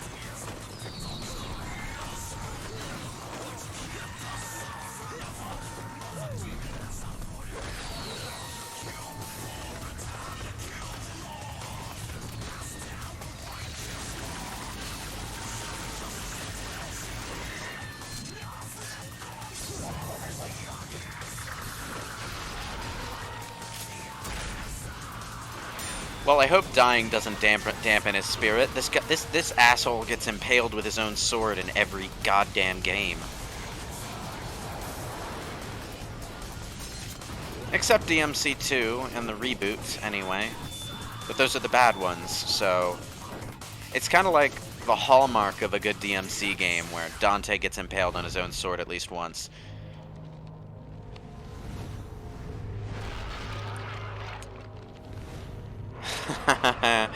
That's what you get for showing off, you moron.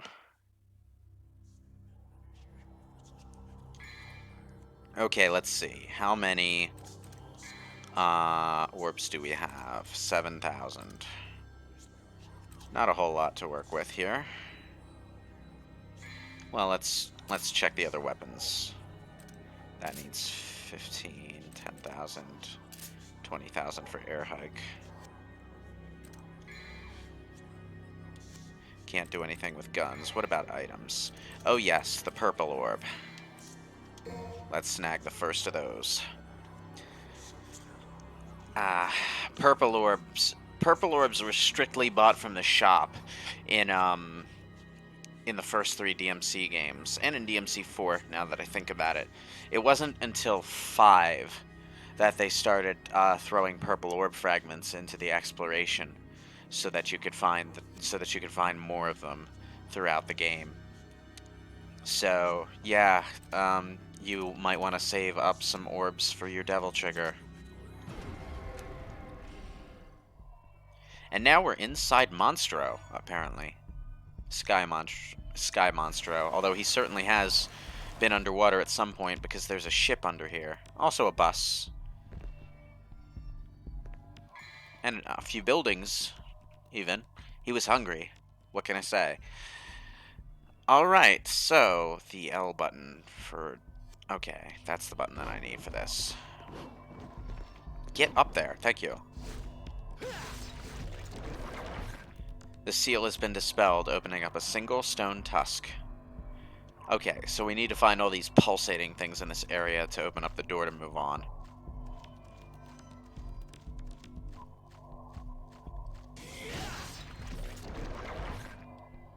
Three to go. Oh, damn, stomach acid, I forgot. And of course, before we move on, we have another secret mission. Devil's Teeter-Totter, ride the elevator to the top.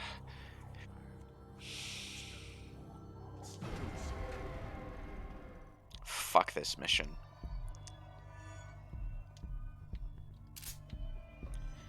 Okay, I am going to stick with the Rebellion and the shotgun for this.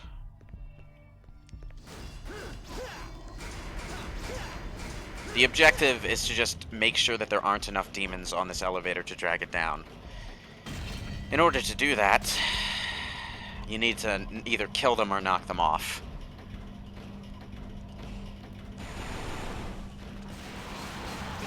And they're in Devil Trigger.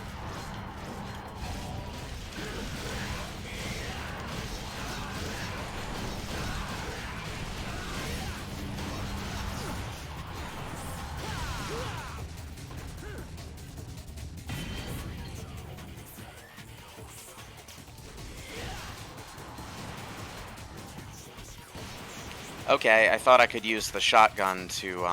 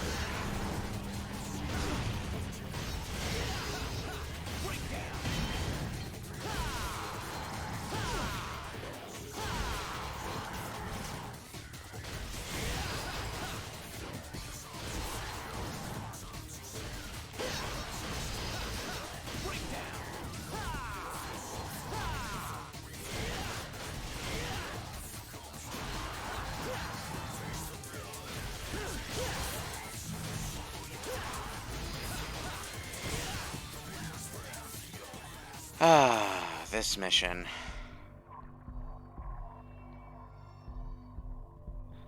With Royal Guard, you can cancel the shotgun animation and repeatedly do it, but that shit is kind of tricky. Let's see,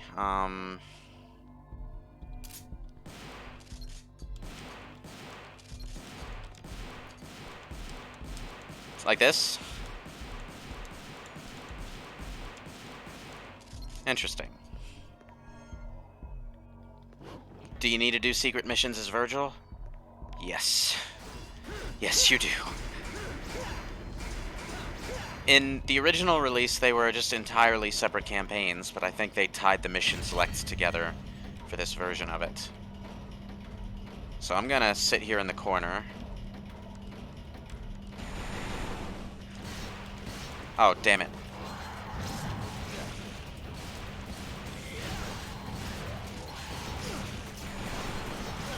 Nope. That's not doing anything for me.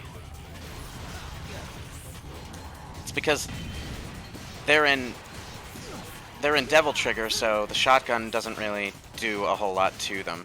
Also, they block. See? So they're on a higher level AI routine where they will block firearm damage.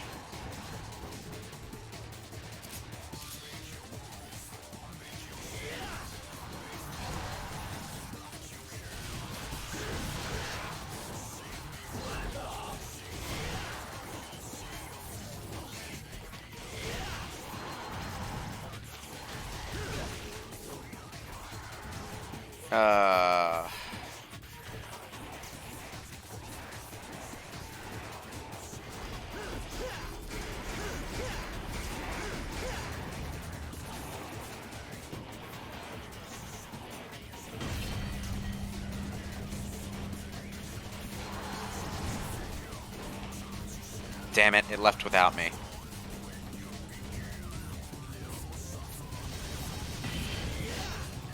It despawned them!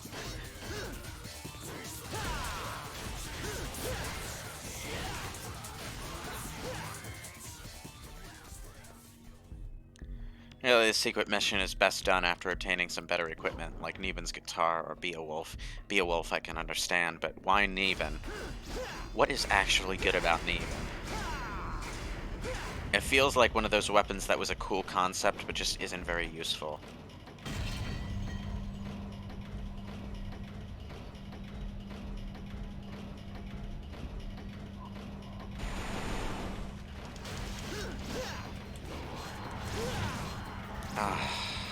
It's hard to keep track of where they're all facing, too. No, I'm not going to... Neven has what? AoE moves, huh? I'm sure that's real useful against beefed up damage sponge Devil Trigger enemies from must die mode.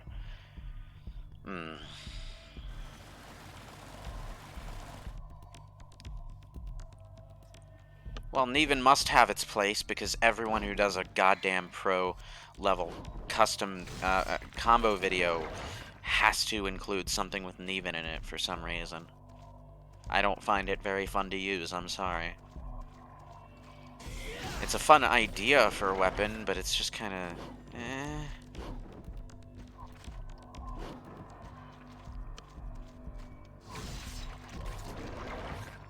I'll leave that secret mission for another day.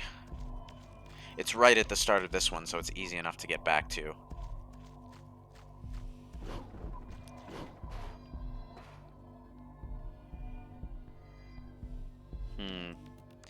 Devil Trigger enemies have super armor or something?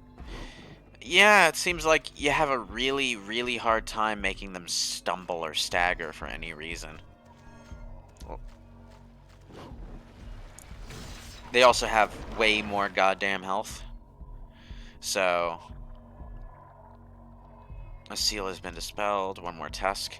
Also, there are different AI routines that enemies will follow based on difficulty, and the secret missions, I'm pretty sure, are hard-locked to a specific difficulty, so it doesn't really matter what difficulty you're on when you find them.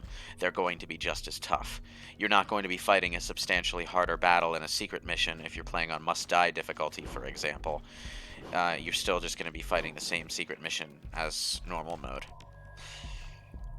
So, that version of the basic bitch-ass Sand Reaper is one that is actually pretty smart about blocking things. Okay, I need to find the last one, which is probably up here now that I think about it. Oh. There's just a completely different door up here.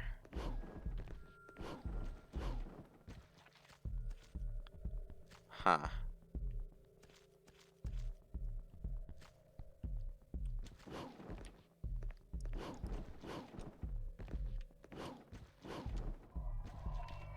Alright. Nothing that way.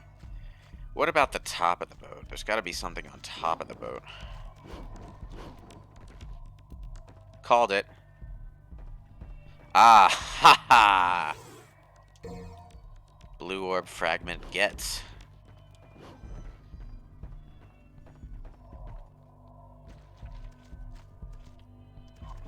Oh, and one of the hidden red orb caches. So, not just a blue orb on the boat, but a crap ton of red orbs if you stand on the mast, too. I forgot old school Devil May Cry does that, where they make it so that if you stand in a certain spot, you'll get some hidden red orbs. Okay. Where's the last one?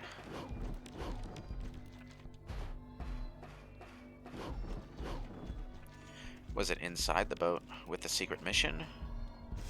Fuck.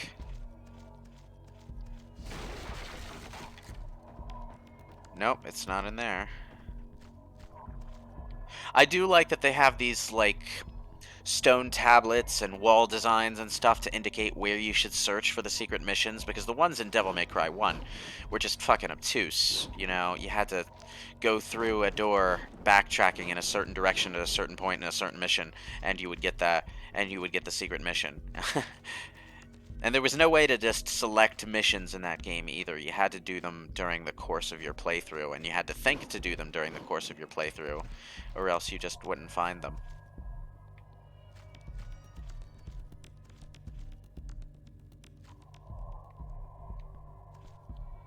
I'm trying to remember where the goddamn last lock is. I'm remembering why I don't like Monstro. It's this part.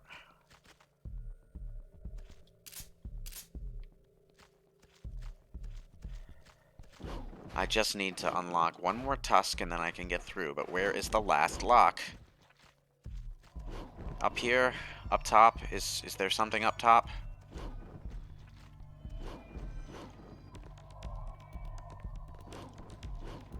It looks like there's something up top, but I'm getting the sense more that that's somewhere you should be going. You should be exiting from another area to get up there.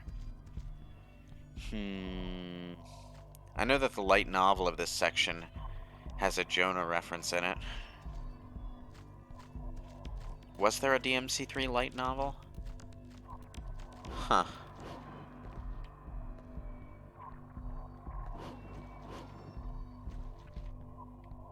The only thing I liked about Monstro in Kingdom Hearts 1 is you finally get high jump, but that's it.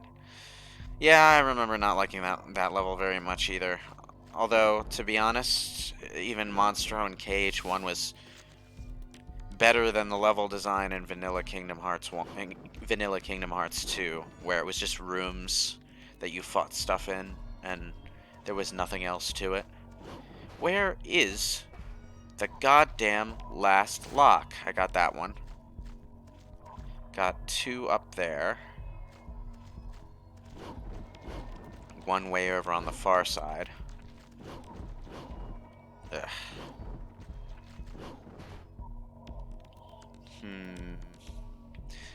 Does anyone know where I should... Oh, hang on. Did I see something over here? Oh, turn back around, damn it, camera. I already got this one.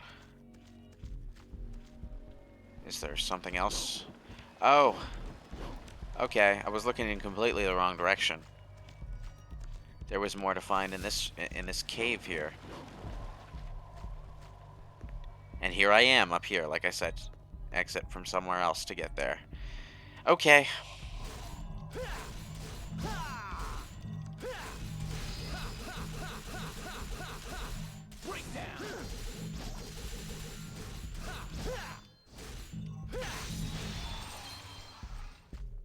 And hey, I'm up to 10,000 again.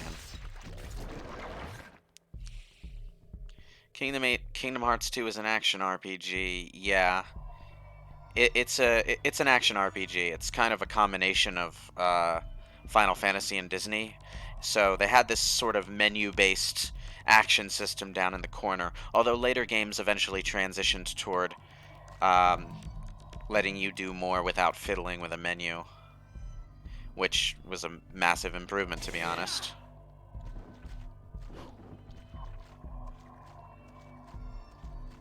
But Kingdom Hearts 2 is still kind of using the menu, so... But, you know... The level design in Kingdom Hearts 1 had a lot of, like, light platforming and exploration around, whereas the level design in Vanilla Kingdom Hearts 2 tended to gravitate toward just being rooms that with Heartless in them. Or nobodies in them. Basically things to fight in them. Got a bit dull. Glad they kind of improved on that in the International Edition. Anyway, let's see. I'll grab another purple orb. And another purple orb. Oh, well, it undid my first purchase, so yeah.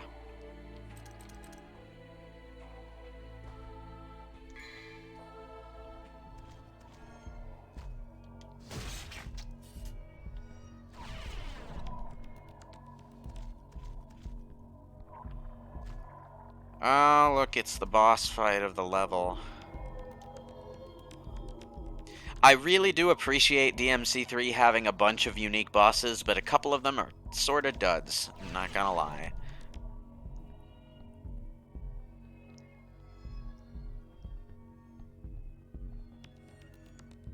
It didn't refund me the 5,000 souls? Seriously? I thought it did.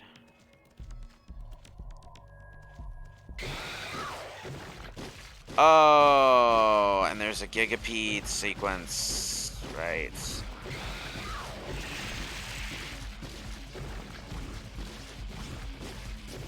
Man, Monstro's got worms.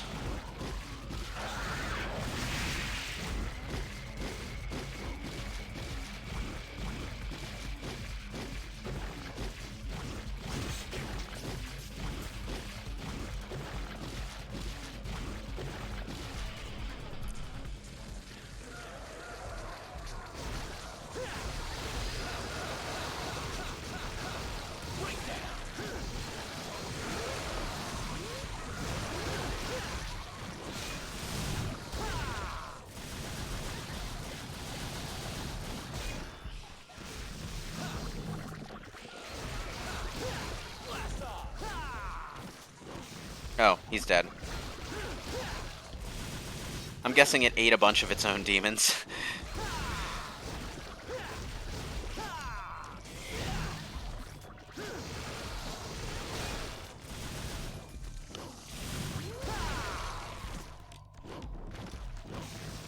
Alright, that guy's dead. Okay, let's see. Anything over here?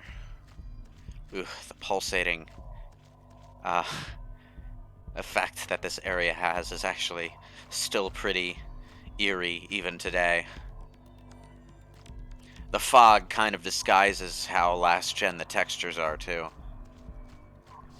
Except for that door. The door looks pretty last gen.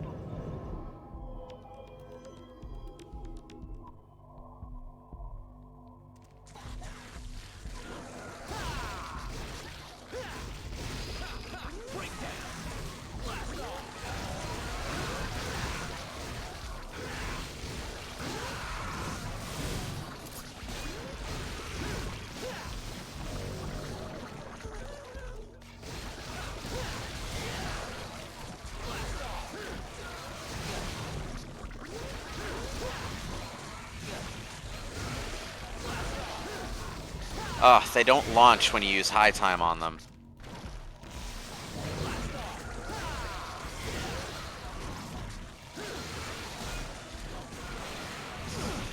Oh, how did I end up on shotgun?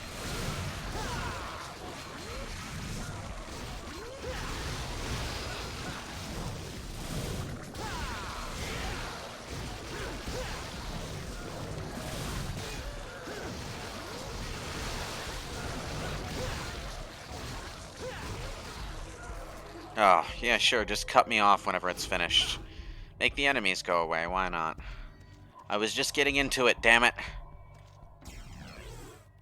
Getting flashbacks to the worm in Gears of War 2, can't remember what it was called.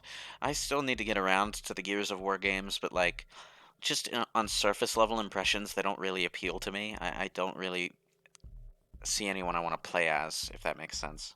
And there are so many more third-person there are so many more third-person shooter games to choose from that just are more my style these days, you know? Gigapeds are referred to as worms that eat the sperm and eggs of whales. Right.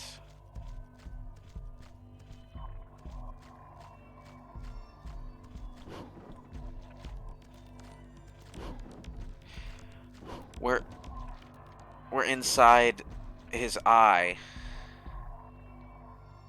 We're inside the whale's eye. We can... Oh, that's cool. I didn't notice that when I was playing on PS2. Every so often, it opens its eye and you can see it circling around the tower. It's a really simple effect in there, but...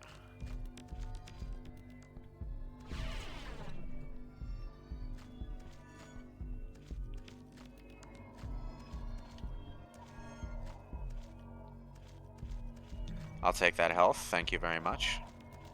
One thing I do like is that the green orbs actually count as red orbs if you collect them when you're at full health, I think.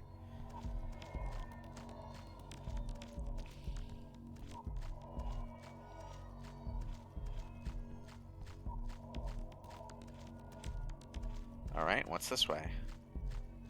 Hello there. C, D, A... No, C, D... D, C, B... A. Okay, I just need a simple, straightforward S rank. Let's do this!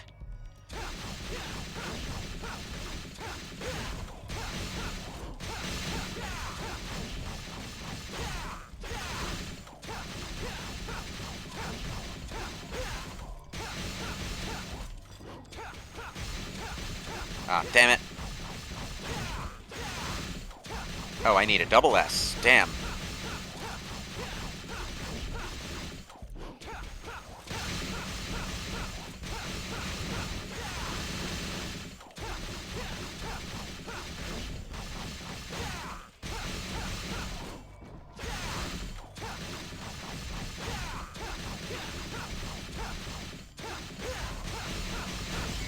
Made it.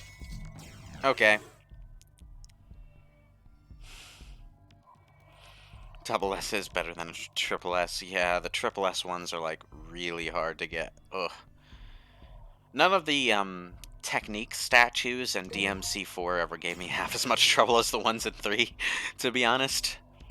Alright, and we have ourselves a blue orb, so we're 1 pip into the second health bar. I tell you, it's really satisfying to finally get the last of the blue orbs in the game and have a full 20 slots of health up there. Alright. Back to Rebellion, thank you.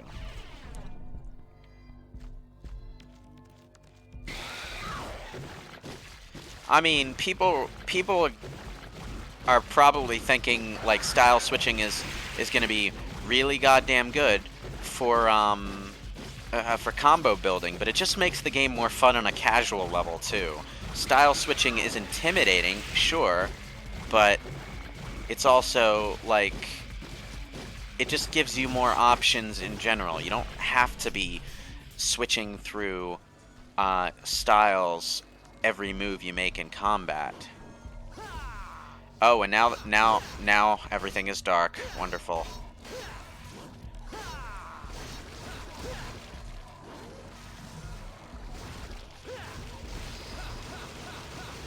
You don't have to be style switching and weapon switching with every goddamn move you make to have fun in Devil May Cry, and that's part of the reason I love the game so much.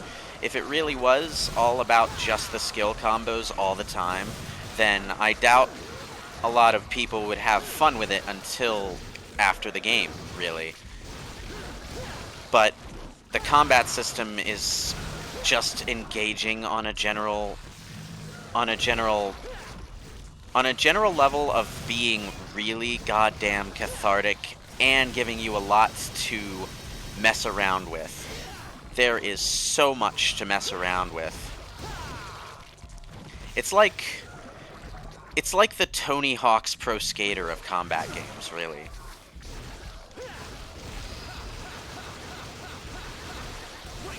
Yeah, I think that's a good way to sum it up. And I feel like it's hard to describe this to a lot of people who aren't already into it, because you wind up giving them the impression that the appeal of the game is the challenge, when the challenge is good. Like, it's a nice element of the game. Oh, damn.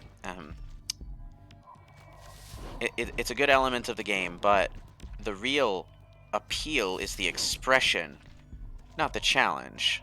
The challenge just makes the expression more satisfying. This lack of light is really not fun. Oh boy, it's more stomach acid. Oh. Okay. All right. Ooh boy.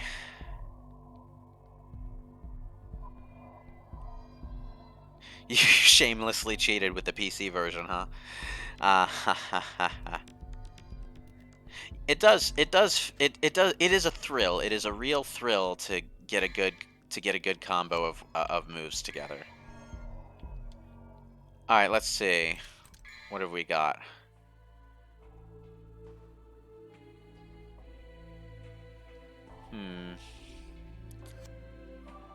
I'm gonna chance it without items. I have enough health. I can do this. Alright, it's time for a boss fight. I'm on Swordmaster. I have my handguns. Got my sword. Good to go. Look, it's Nightmare. I think the fact that Nightmare and the heart and lungs look similar is supposed to be intentional. Like, this is the kind of stuff that they use to create weapons like Nightmare in the underworld. An organ writhes ferociously on the other side of the membranous wall. You can't get any closer now. Use the Ignis Fatuus. That's... Oh, the reason it went dark is because the thing is the Ignis Fatuus. This is one of those missions where you're definitely going to have an easier time if you're in Swordmaster because of this move right here. And look here. I can just keep wailing on this thing because the enemies below are acting as platforms.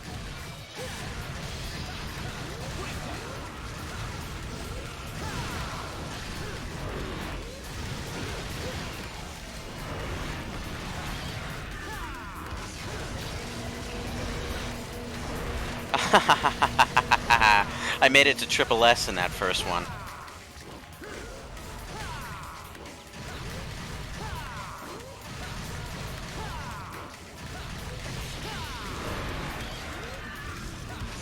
Oh, damn. Oh, damn. Shit.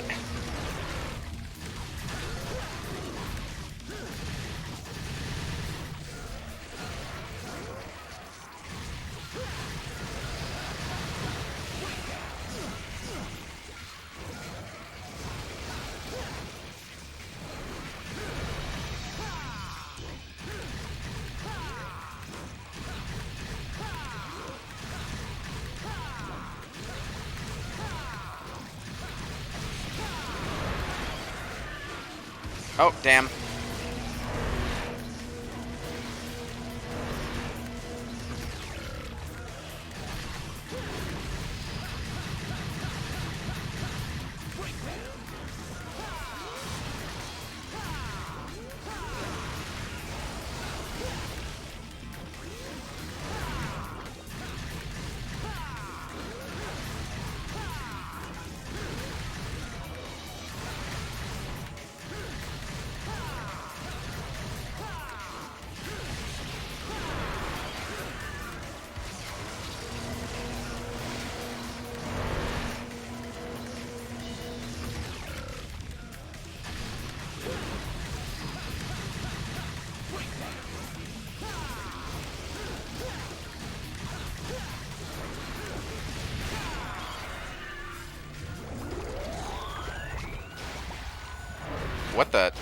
What the deuce is that doing?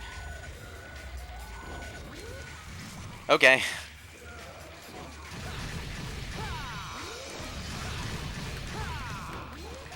Just enemy step until it's dead.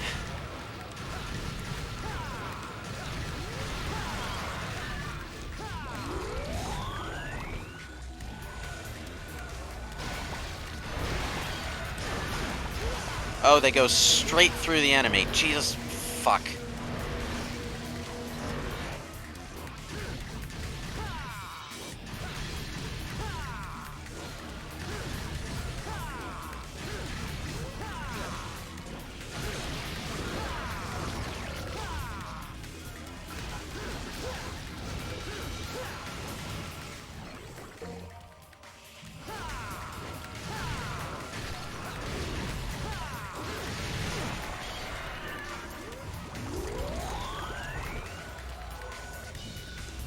Ah, this attack, I swear.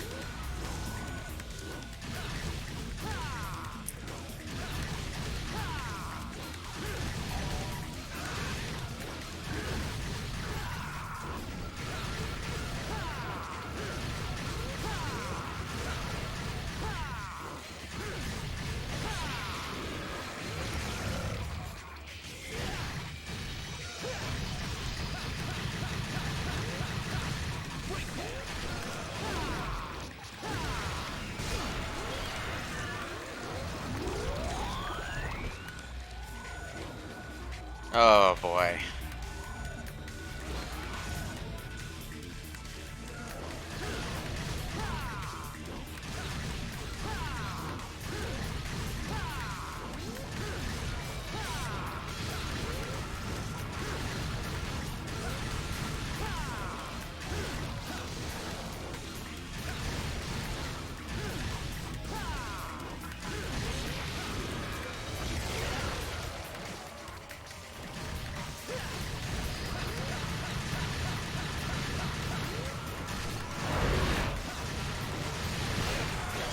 Damn it.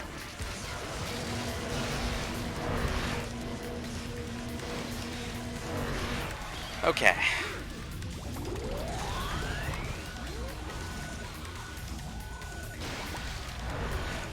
Oh boy.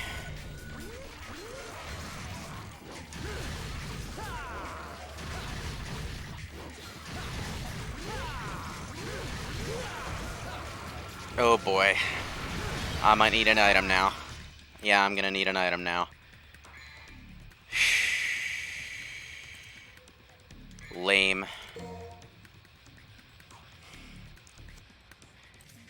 Nothing is a Royal Guardable move when I'm playing the game. I am awful at Royal Guard. But really, defensive playstyles don't really appeal to me anyway. I admire the people who have taken the time to master Royal Guard. But I will never be one.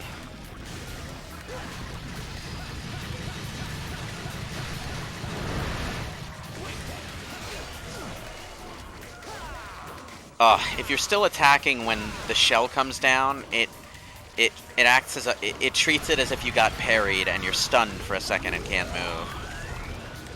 Oh boy. So you gotta watch out for that one.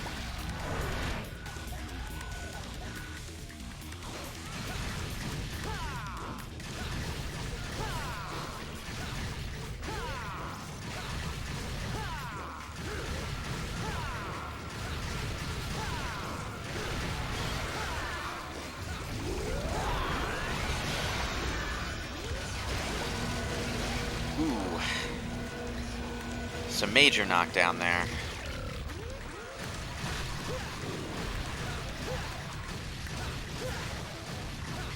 Okay, so the basic 3-hit combo is better for that. Fear of this tower. Timonic grew. A foundation that brought out fear. Fear. Yes. Fear. Can't you feel it? The rage and agonies of the people. Those who were confined here, with their desires for evil being unfulfilled. It was all because Sparta slammed the door to the demon world in their faces. I love how Virgil just doesn't give a shit about Arkham's monologuing. What's wrong? Nothing.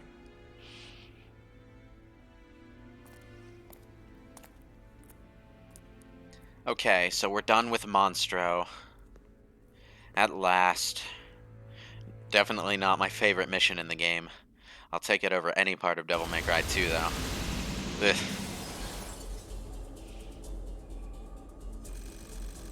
Let's see, 9 o'clock, been going for 4 hours. I feel like going for a little bit longer. Maybe one more mission should do it. Monstro would be an anticlimactic ending to this mission. Gonna say. To this mission, to this session. Man, I'm always getting my words twisted up. Oh, this is the mission where we get Nevan. Okay, that's a good one to end on. I might not like Nevan as a weapon, but as a boss fight, she was really fun. Really goddamn fun.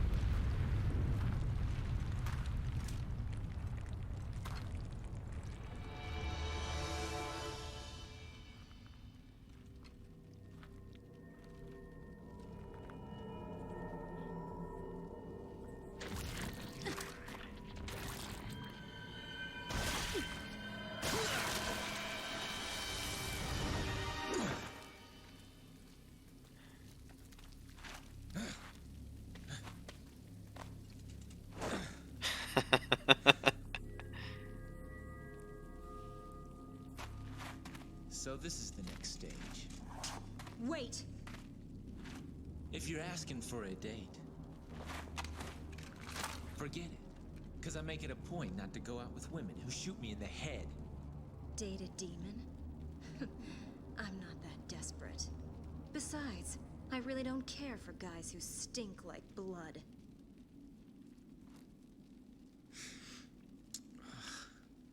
You're right.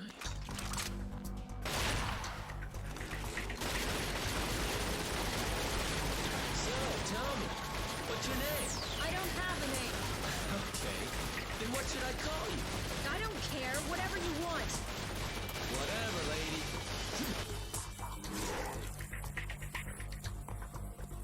I'll leave this to you. Because I don't want to miss the party.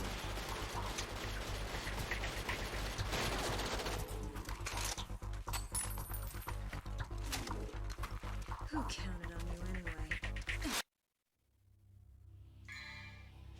Yeah, Dante's kinda kind of an asshole at this point in the game. He does grow toward the end. That's part of what makes this story interesting. Is Dante's in a really selfish place in his life at this point. And there are reasons for that. And you get shades of that from the way he talks. But by the end of the game, he starts to get back in touch with his human empathy. You could say he's kind of figuring himself out, really. Anyway, let's see. Another purple orb. Yes. And now I should refill on items. Let's see. Another Vital Star large. I don't need a Devil Star. A couple smalls. There we go. I have some healing items for the next time I'm in a bind.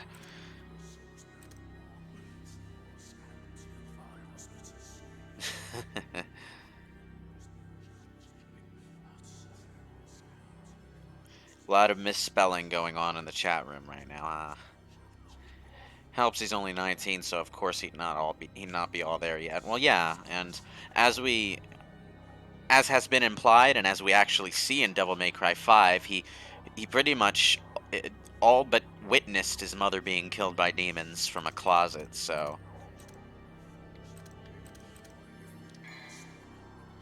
him not being altogether stable is to be expected. Virgil isn't stable either. Okay. 17, is he? According to the light novel. Huh. Interesting.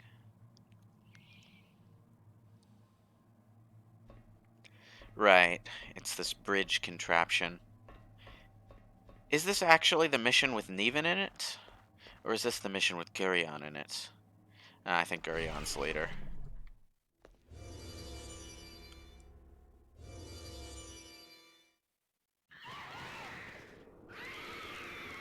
Oh boy.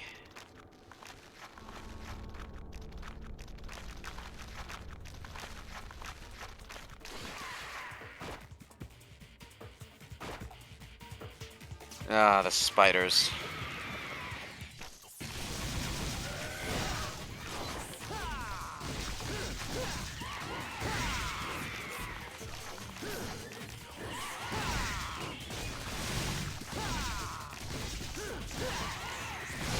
Oh, damn it.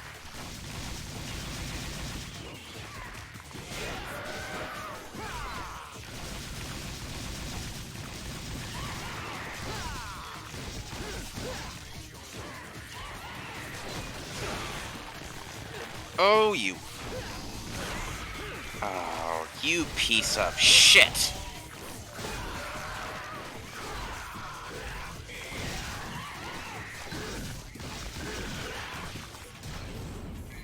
Oh, hey, Swordmaster went up.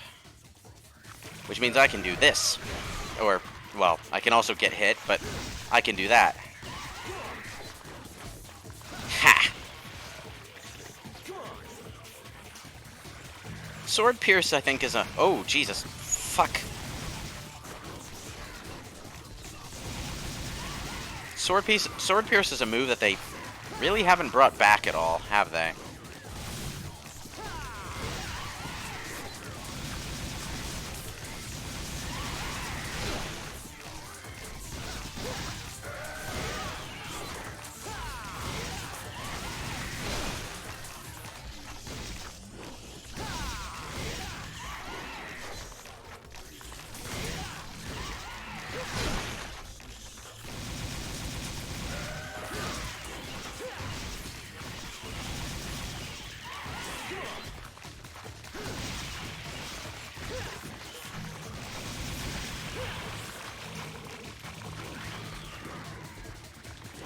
Get off me.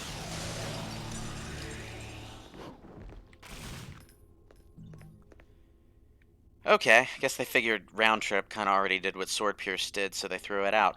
I somewhat disagree. Sword Pierce is interesting. You throw the sword, and it stays in the enemy, continuously damaging them every time it hits, until it returns automatically. But you can also call it back whenever you want. So...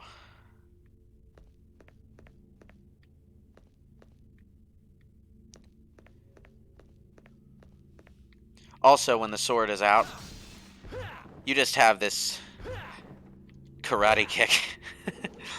This really lame karate kick for melee.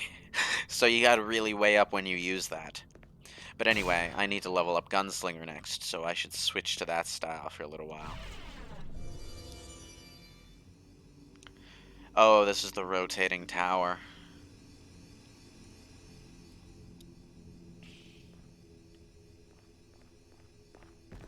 I think after the tower transforms, this is the area where you first encountered the goddamn angels. Fuck those guys. Radiate the image sunken in the depths below to open a new path.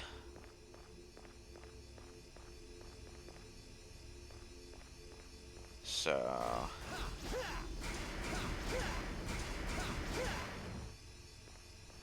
Oh, okay, I think that just resets the puzzle if you happen to screw up. So... Destroyed. Destroyed. Boom. I like puzzles like that. Still don't understand the timeline of Lady, because she's clearly not those ages in the games. Yeah. So either she's a time traveler or Capcom can't remember her age right.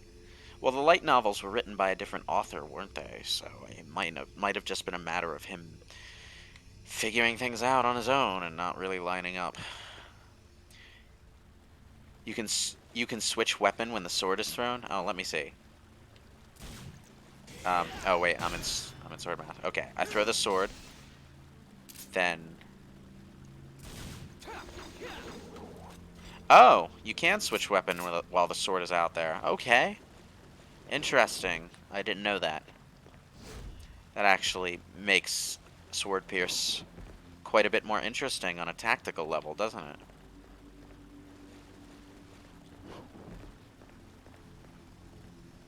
Those ages were given to them by Capcom? Huh. Okay.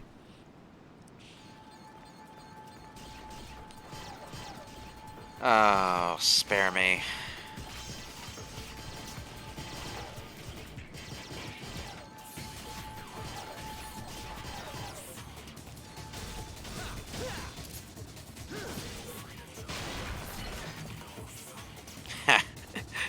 Okay, that was pretty cool.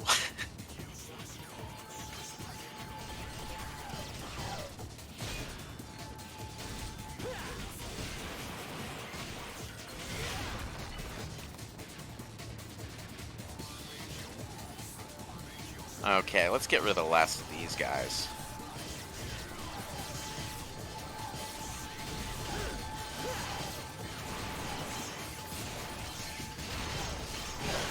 Oh, damn it.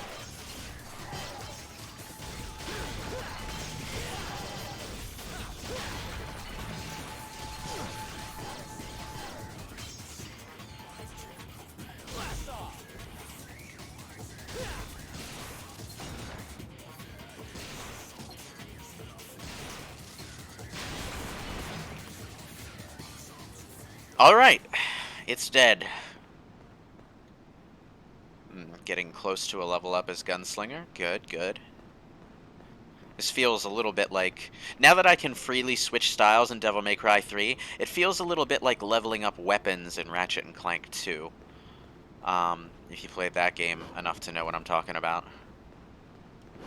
You didn't have weapon upgrades or weapon level ups in Ratchet and Clank 1, but in Ratchet and Clank 2 they added an experience bar to the character that gains you health, and an experience bar to every individual weapon that eventually transforms it into a better version of that weapon.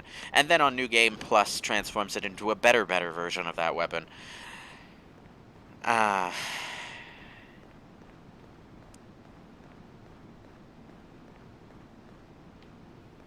Okay. Wait, which way? Oh, okay, this way. I'm going this way. I feel like... Is there something in this area that I'm missing?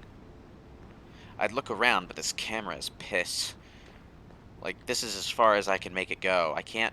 There's no wall over here to block it, so they just arbitrarily decided I shouldn't be able to turn the camera past this point. Eh.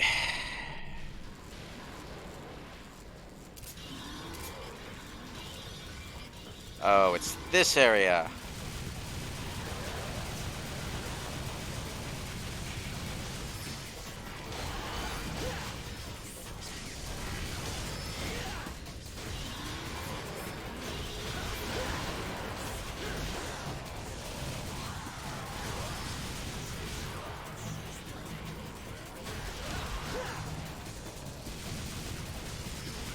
Ah, I can't get both of them.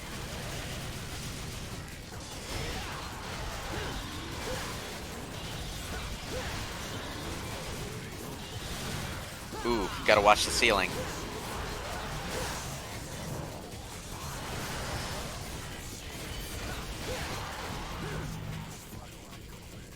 Got it. Alright, anything in here other than just rotating blades of doom? No. Come on.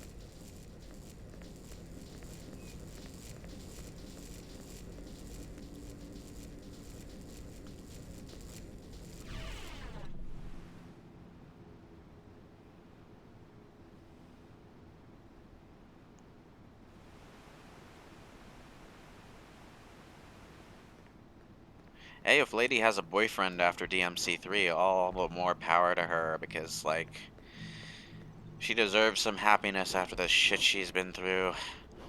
Am I wrong? Come on, just get up there. Thank you. Ugh, glorious green herb. Orb. Same difference. Alright, let's see. Nope. I wonder. Hang on. Nope, that's not destructible.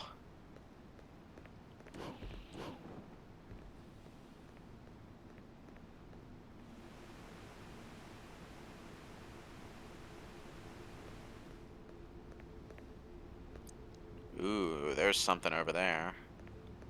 And also, there's a skill statue over here that, if I'm not mistaken, belongs to the Nevan weapon. So I won't be able to actually do this yet. Yeah, I think that's an even. It's certainly not. Charged from the heavens. Yep, that's an even.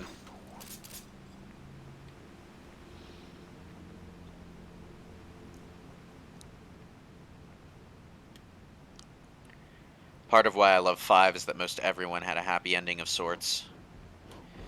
Ish.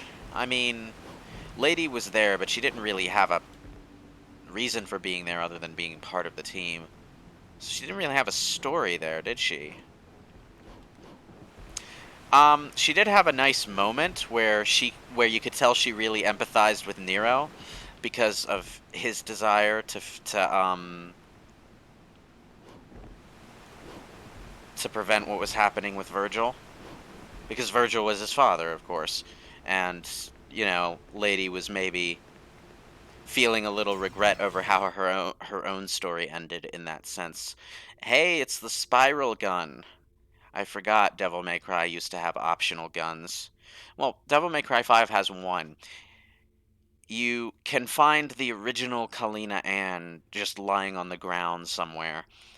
And once you've found both Kalina Ann and its sequel, you can dual wield them, which is awesome. but it's like the only optional weapon to acquire in the entire goddamn game. Anyway, Spiral here is an anti-material rifle. You cannot fire it in the air.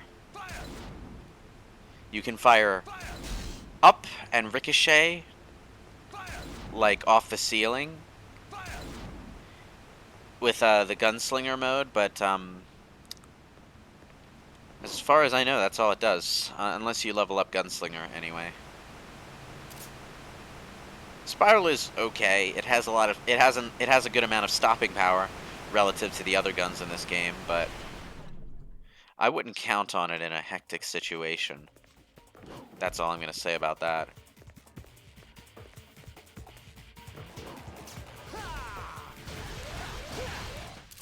Having said that,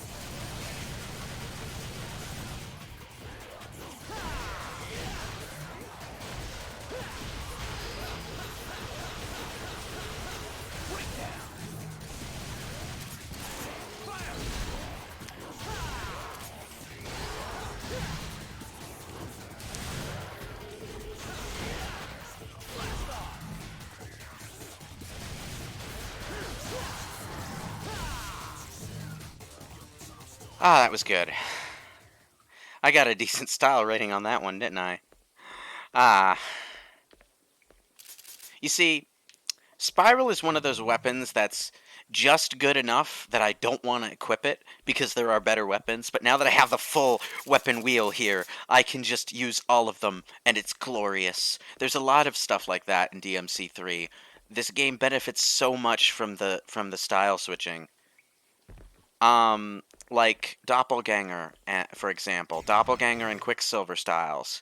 You never want to use Doppelganger and Quicksilver styles on your first playthrough because you don't gain experience points for them. So it's like you're wasting experience points that could be put into other styles, and they only have one action, and it's pretty situational as to when those actions will be useful. So it's like, yeah, I really don't feel like it's a good idea to use those things. But now that we have style switching, we can just use them whenever the fuck we want, and it's fucking perfect. What's this? A relief of a nude female is carved on the door. It looks like something can be placed in the woman's hand. Fucking of course.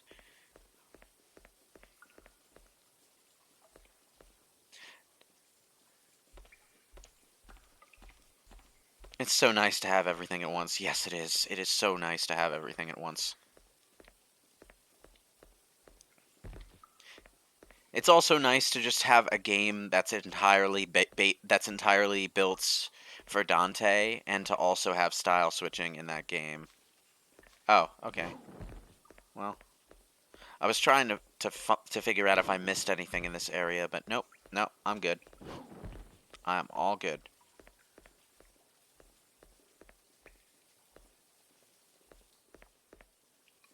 Huh.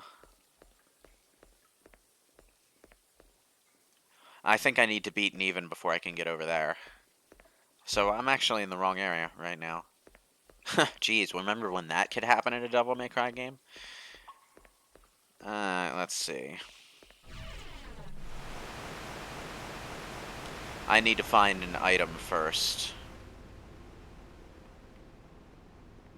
And in order to get that item, yeah, I probably need to go this way. How many orbs do I have? 3,800. Okay. Honestly, the only thing from the light novel of 3 is that the statues are a lot more vulgar. I am amazed some of them got past the censors. Huh. Interesting. Well, did they really get past the censors? Because if they haven't been done in English, then that vulgarity doesn't mean as much to the intended audience, does it?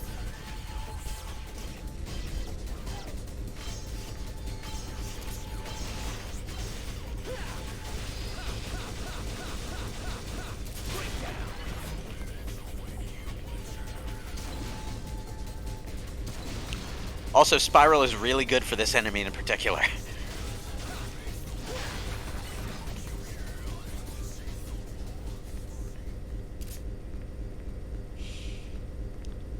I'm looking forward to actually getting some use out of a lot of the mechanics that I didn't get use out of in the original game. Ah, here we go. Ambrosia. This is what we need. Fruit that mankind is forbidden to even touch.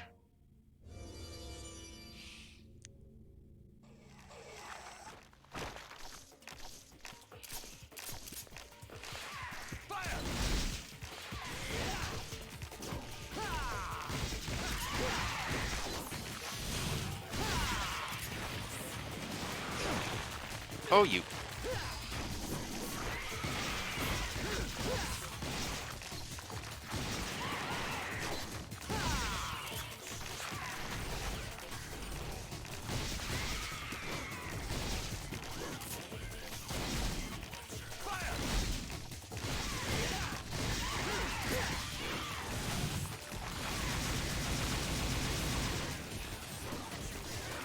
Nope. Oh, damn it.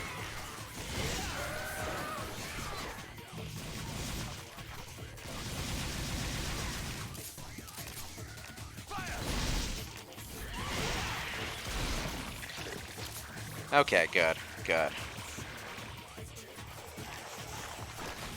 Oh, damn it, damn it, damn it.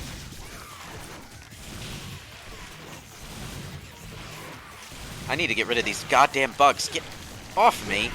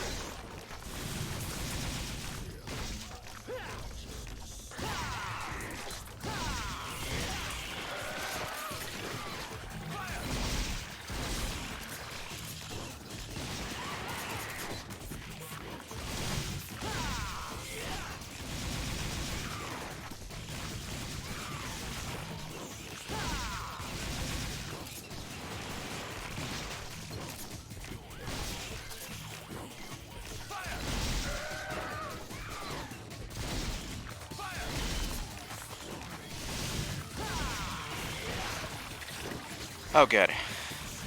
Stop jumping on me. Get off, get off, get off, get off. Got him. Ugh. Creepy bugs. I know Japan's a lot more loose about sex than the US, but I think that's a little much even for them. There's a goddamn statue of a woman being sexually assaulted by a centaur, and then there's one of a mother being killed by getting her head cut off, and that's the tame stuff. Well, you know, it's a text novel. You'd be surprised what people can get away with when they're just describing things vaguely in text. So, yeah.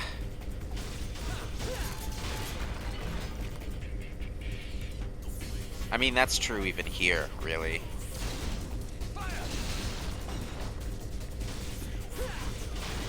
I've read a lot of Stephen King, so I have experience with what kinds of things people can get away with in text format.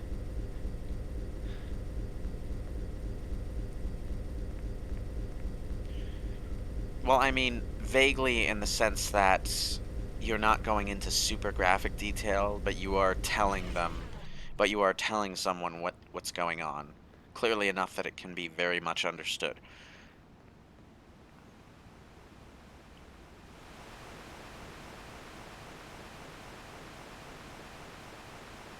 sewer scene in the IT book, anyone? In the It book, anyone? Oh, I've never read it. I've never read It, actually. That's one that I haven't gotten around to.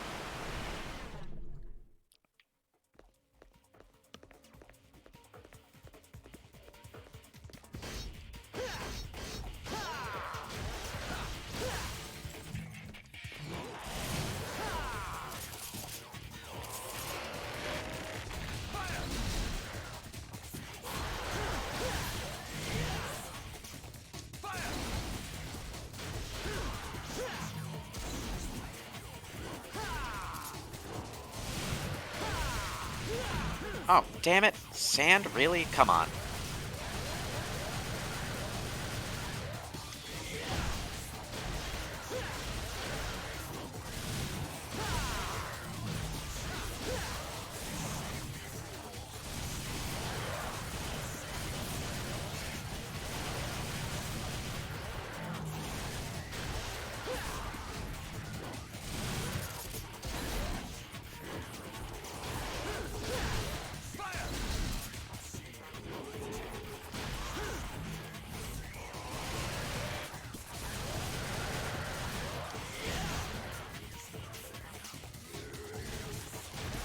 Alrighty.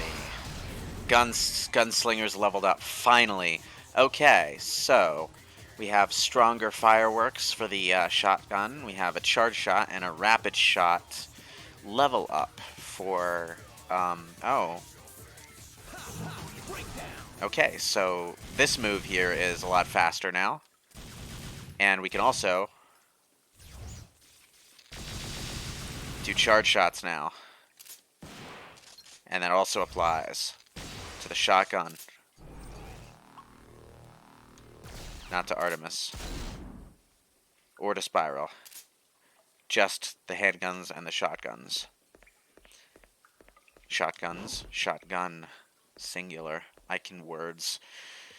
I know for a fact that he had to censor it like 9 times before he was able to get the book published. The version we got was a heavily censored version of it.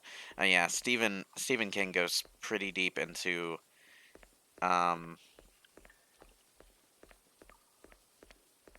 some really gross territory from time to time. And it looks like something can be placed in the woman's hand. Yep, ambrosia. Doesn't even ask if you need to use the item in 3. Alright, let's go. And here we are. I'm gonna end the session after this mission is over, but this should make for a pretty good finale for session 1.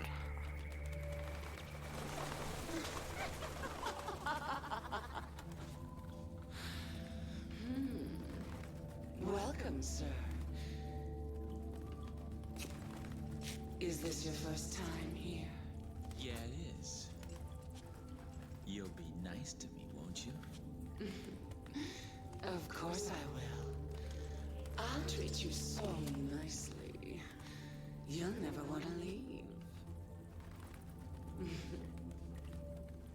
Now that's what I'm talking about.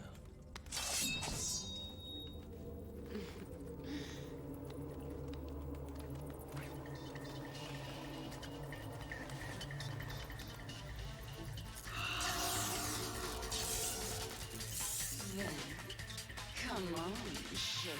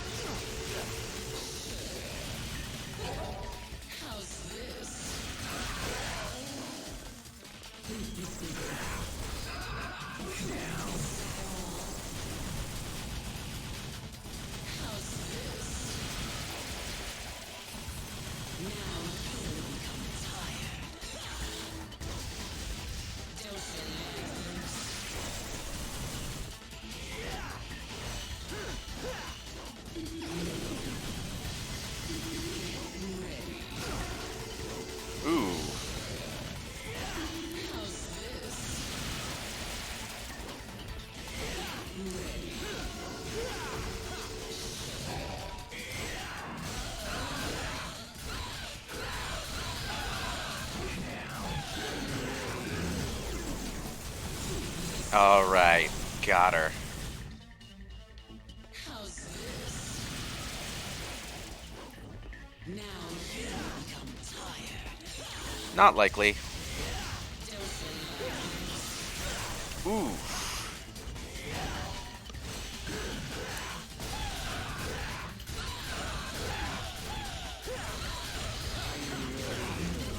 Oof.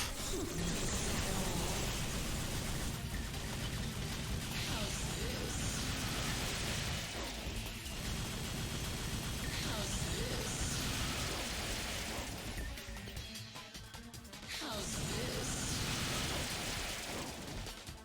Come on, Nib.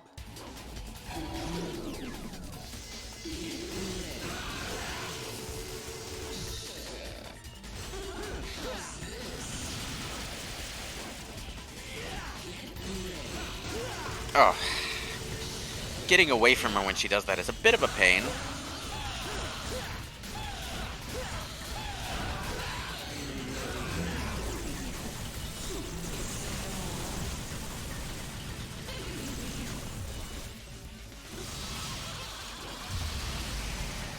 That's another thing I like about keeping the pistols on you is that when you shoot in the air, you hover for a bit.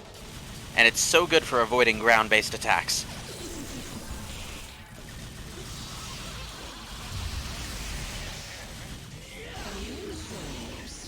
Oh boy. Got some Griffin mojo going on here. Ooh.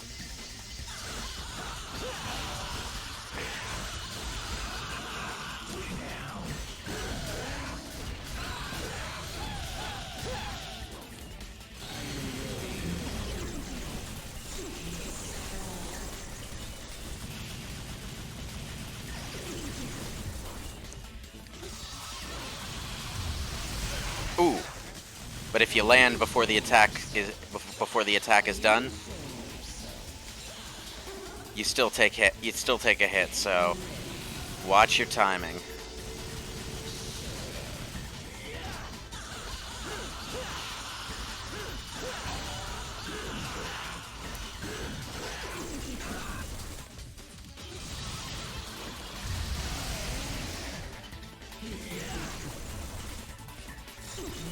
Damn it.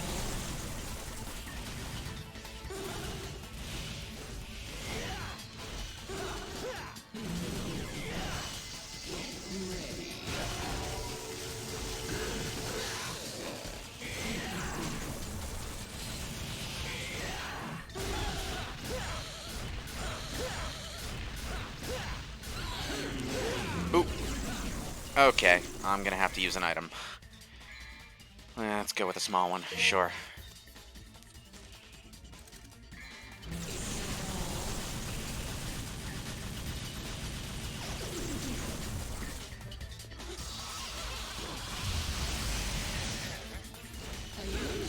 Oh, shit.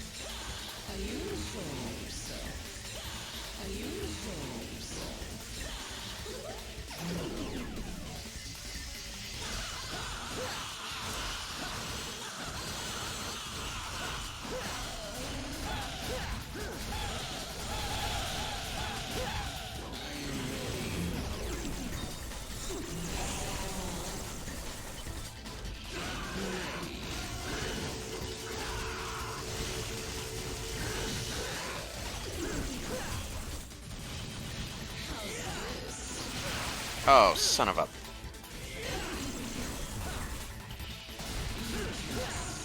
Oh, son of a... Get off me!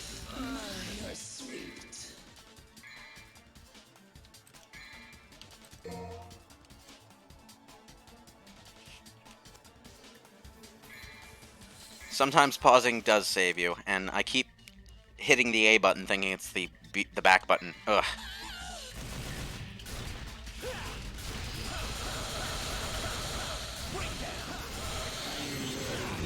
Ooh.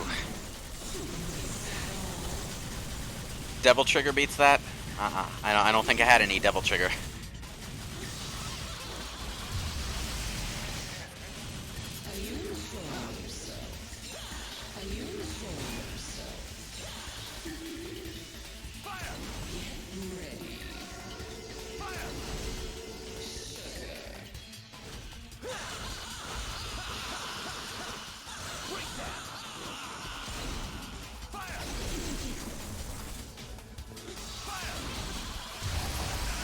Damn it.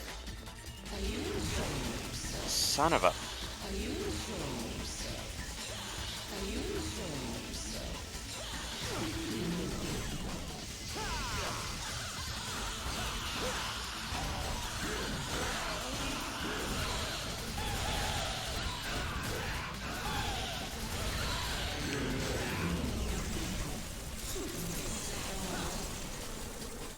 What?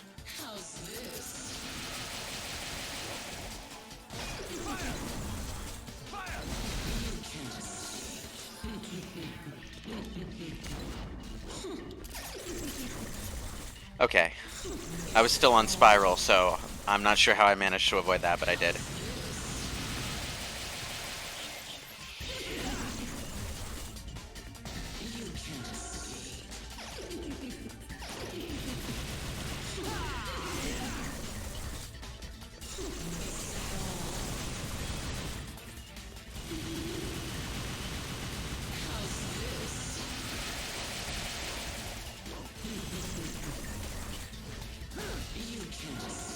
Oh, you stupid. She does render herself momentarily vulnerable when she does that, so if you manage to dodge it, you can Helm Splitter her to oblivion.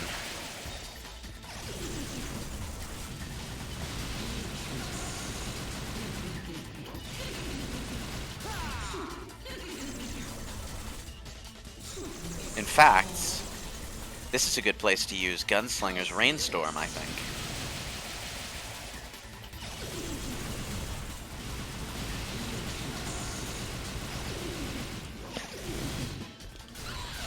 Got her.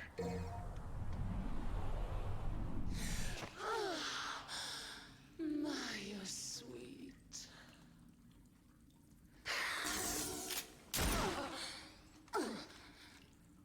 You'd think so, wouldn't you? All right. I'll help you.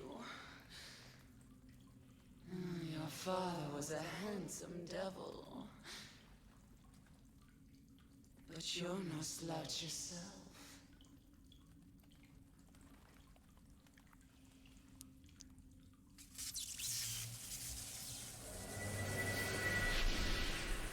I'm starting to experiment with Gunslinger moves in boss fights quite a bit now, because I usually don't play Gunslinger in this game.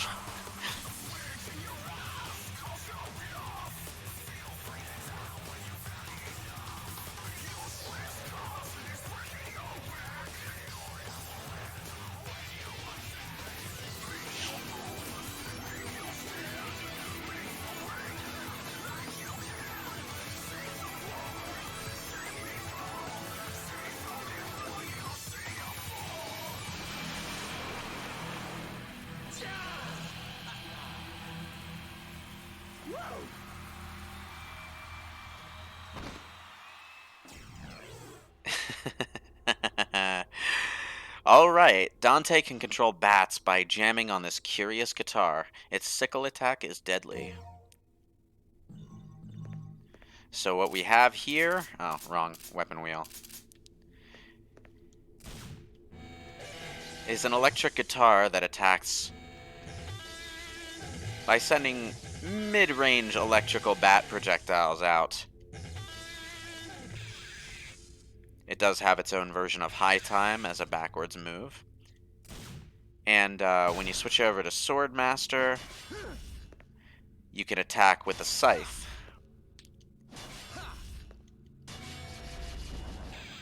That move is a pretty good one. This is, I think, probably...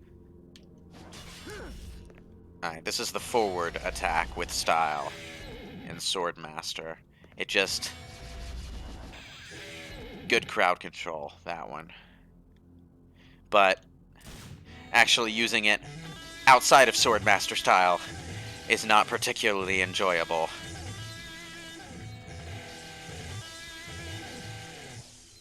So, pro tip, hold left and mash attack. Hold left and mash attack? Oh, hang on.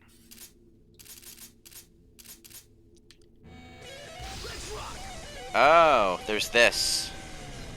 So that's a thing that you can do outside of Swordmaster. Okay. And if you hold right, you get this shockwave here.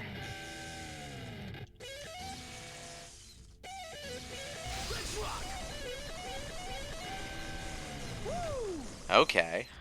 I might make some use of that. I might make some use out of that now that I don't have to worry about using a weapon slot on it. That was a major thing. That prevented me from really experimenting with Nevan in the original game, is that, you know, I wanted something more reliable. I wanted Beowulf, I wanted Agni and Rudra, I wanted Cerberus, basically anything other than Nevan. The solo can go for a full 2 minutes? Really? Like...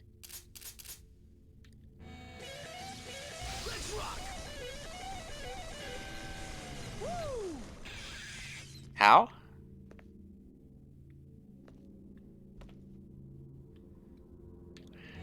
I don't think...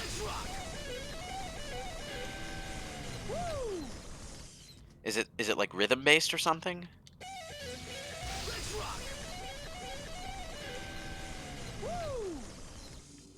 Nah. I don't get it. Well, anyway. Ooh. Lady's still fighting?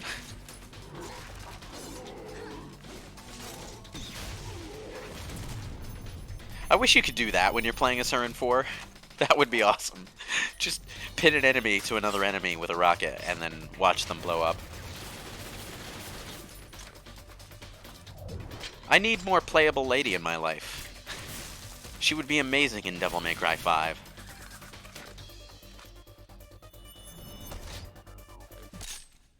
Welcome back.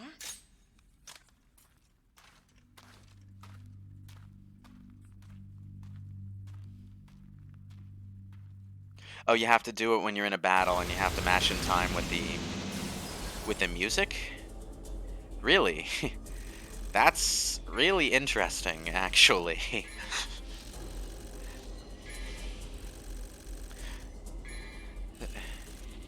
Especially since there are 2 battle themes, one for the first half of the game and one for the second half of the game. Her in Trishan 5 would be so good, yes. I really want to see those 2 come back. It hurts my soul that the Ladies in I DLC rumor turned out to be false. But maybe they'll answer the call next time. Anyway, that's the end of this session. I've been going for nearly 5 hours, and I think I'll leave the rest of the game for later. Or at least I'll play up to the second Virgil fight next session, and maybe a few missions beyond that again. I do want to get at least one Virgil fight in with every session, though, because that's just the best way to do it, really. The Virgil fights are the big milestones of the game. That's what they're for. Thank you all for joining me and watching, and I'm glad you enjoyed it, Legend of Groose. Thank you again for donating this game to me. I didn't expect to like the Switch version so much more than the original version, but I really, really, really do. Anyway, I will see you all later.